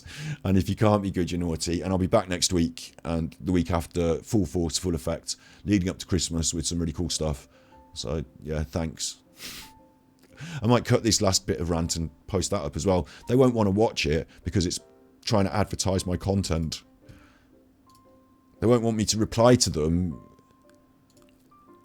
Like, I'm not allowed to reply to them in a grown-up conversational way. I have to use Twitter like a child. I'm not allowed to reply to them. Don't stress him. Somebody DM'd me. They've had a run-in with him. Nobody's had a run-in with me. I made a documentary about ASMR. Emma Whispers Red is in it. She had a run-in with me. I put her in the documentary. Like, a run-in with me. Grow up. Don't tell lies about me on the internet. We can talk about it. If you want to come on stream, you could put your face on my stream and talk about it. It's not about views or anything like that. It's about you know, actually being able to represent yourself in a conversation with a real person that has a good point. You make your good points. We'll talk it through. I'll learn. If you can convince me I'm right, I'm wrong, I'll agree, and then I'll be wrong, and then you win or whatever. Like, why not? Why not that? Such a load of bollocks, man. She's owner of this, Cumberland Candies, artisan CBD candies. Oh my god. She's even just selling shit. You don't need that. You can make that yourself at home. It's probably not even got any CBD in it. Load of shit. Like, I mean, come on. I mean, I can't say that because I haven't tried it, or you don't want to get sued, but come on. This is your bag, is it? That's your job. That's your business. You're trying to convince people to buy a load of shit off you for money. Like, it's pathetic, isn't it? They all have to have a product they can push. Better if it's their own. Everyone tried to get in on that because it's the smallest amount of work possible to make these awful looking toffees in your home kitchen. Smallest amount of work possible. And then you can sell them to wankers on the internet who are desperate to wank over your pictures. Is that what you're doing?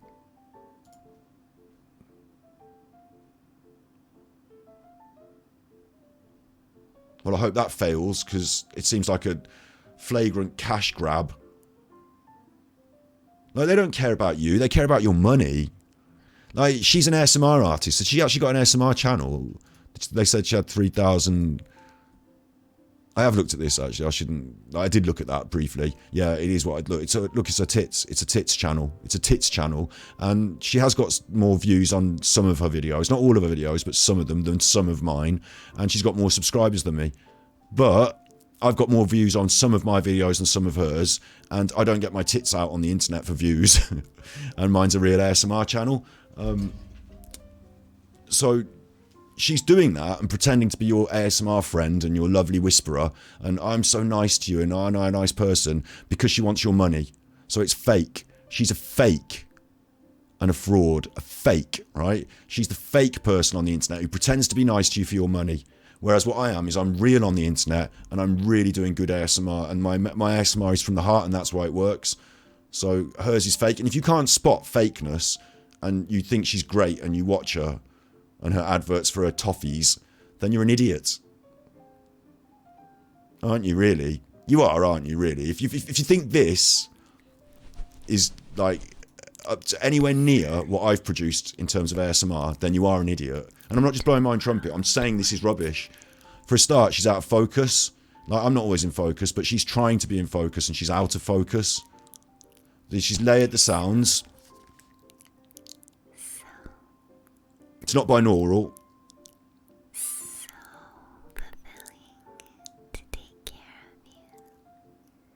Yeah, I do that better. I do that better.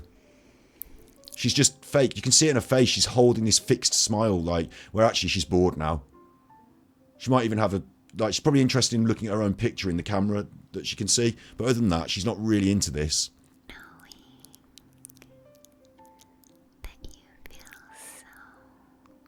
And it's just a big picture of her tits. So there's not really that much of an ASMR quality to it. You know, it's not actually very good quality. It's the illusion of quality. The most relaxing bikini try-on. That's not ASMR. That's a wanking video for perverts to wank on you. You can't tell me it's an... You know, it doesn't matter if you whisper over it. If I show you Riley Reid fucking 10 cocks and whisper over it, it's not an ASMR video. It's a porn video. Like, you do need to accept that this is just softcore porn on the internet and it has no place in the ASMR community.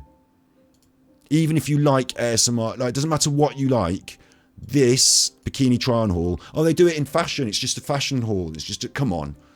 Get real. Get real. Why is she doing this? She's sponsored by Shein. Oh, brilliant. Even better for her. Making even more money. Who's commenting? Douglas, Bill, Ram, Josie, fake friend Josie, lovely fake, you know, is she real? Does she love it? Or is she being a fake friend? I don't know. Because there's a lot of them now, aren't there, on the internet that are fake friends with each other just for the views.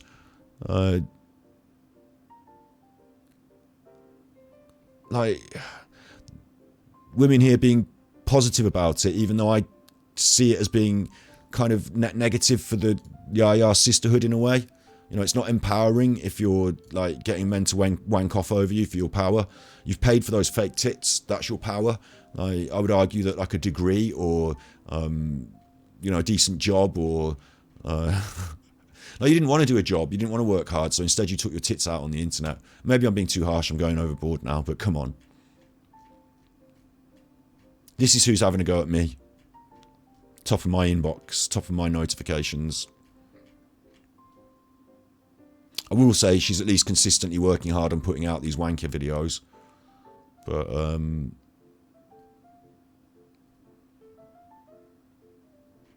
yeah, I don't think it's... She started after I finished anyway, so she probably doesn't even know who I am. Probably not interested in ASMR, is she, if she doesn't know who I am? Because if you're interested in ASMR, you probably came across a couple of my videos. It's not my fault. YouTube does that. It seems to keep serving them to people to this day.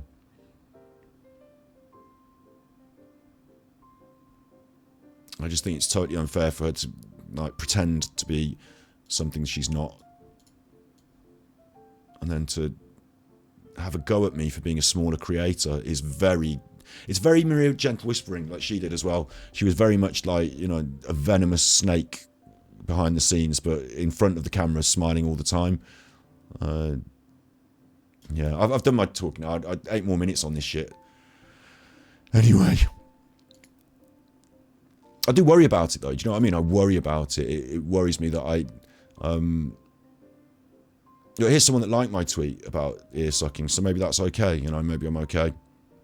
But I worry that... That's what it came from, is me telling you here that my worries are that I might come across badly on Twitter. So instead I make content like this and talk about it to to make sure I come across as myself. And then if it turns out that that's not acceptable, you know, if I'm not right and people don't like it, then, you know, this stuff goes on and the bad dragon gets suggested to girls and everyone thinks it's funny and I'm wrong, then okay, I'll be wrong.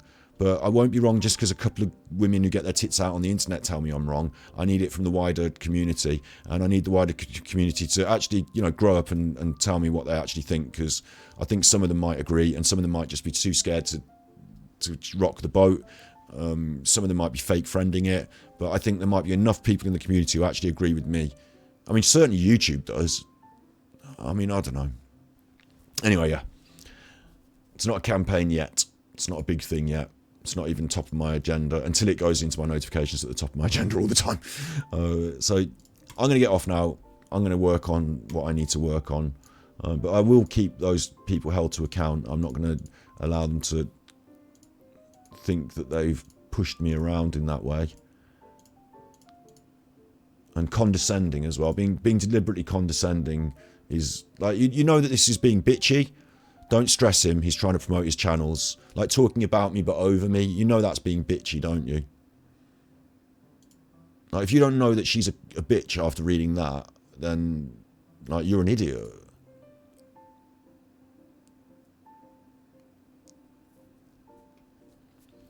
We'll see who's the idiot in the long run, I guess. Will we? I mean, she'll consider herself successful for doing all these horrible things. I find it disingenuous, and her success is based on being I find it kind of horrible. But she'll still think as long as she's got money, she's happy. So I guess it's not about winning or losing, is it? For me, it's more about the community not having to put up with this sex work going on in the community anymore. I'm fed up of it, so I assume other people must be as well. I might be wrong, but I assume other people must be fed up of the sex work in the ASMR community. Right, that's enough of that. You be good, my little podcast. I am now going to go and, yeah. If you can't be good, you're naughty.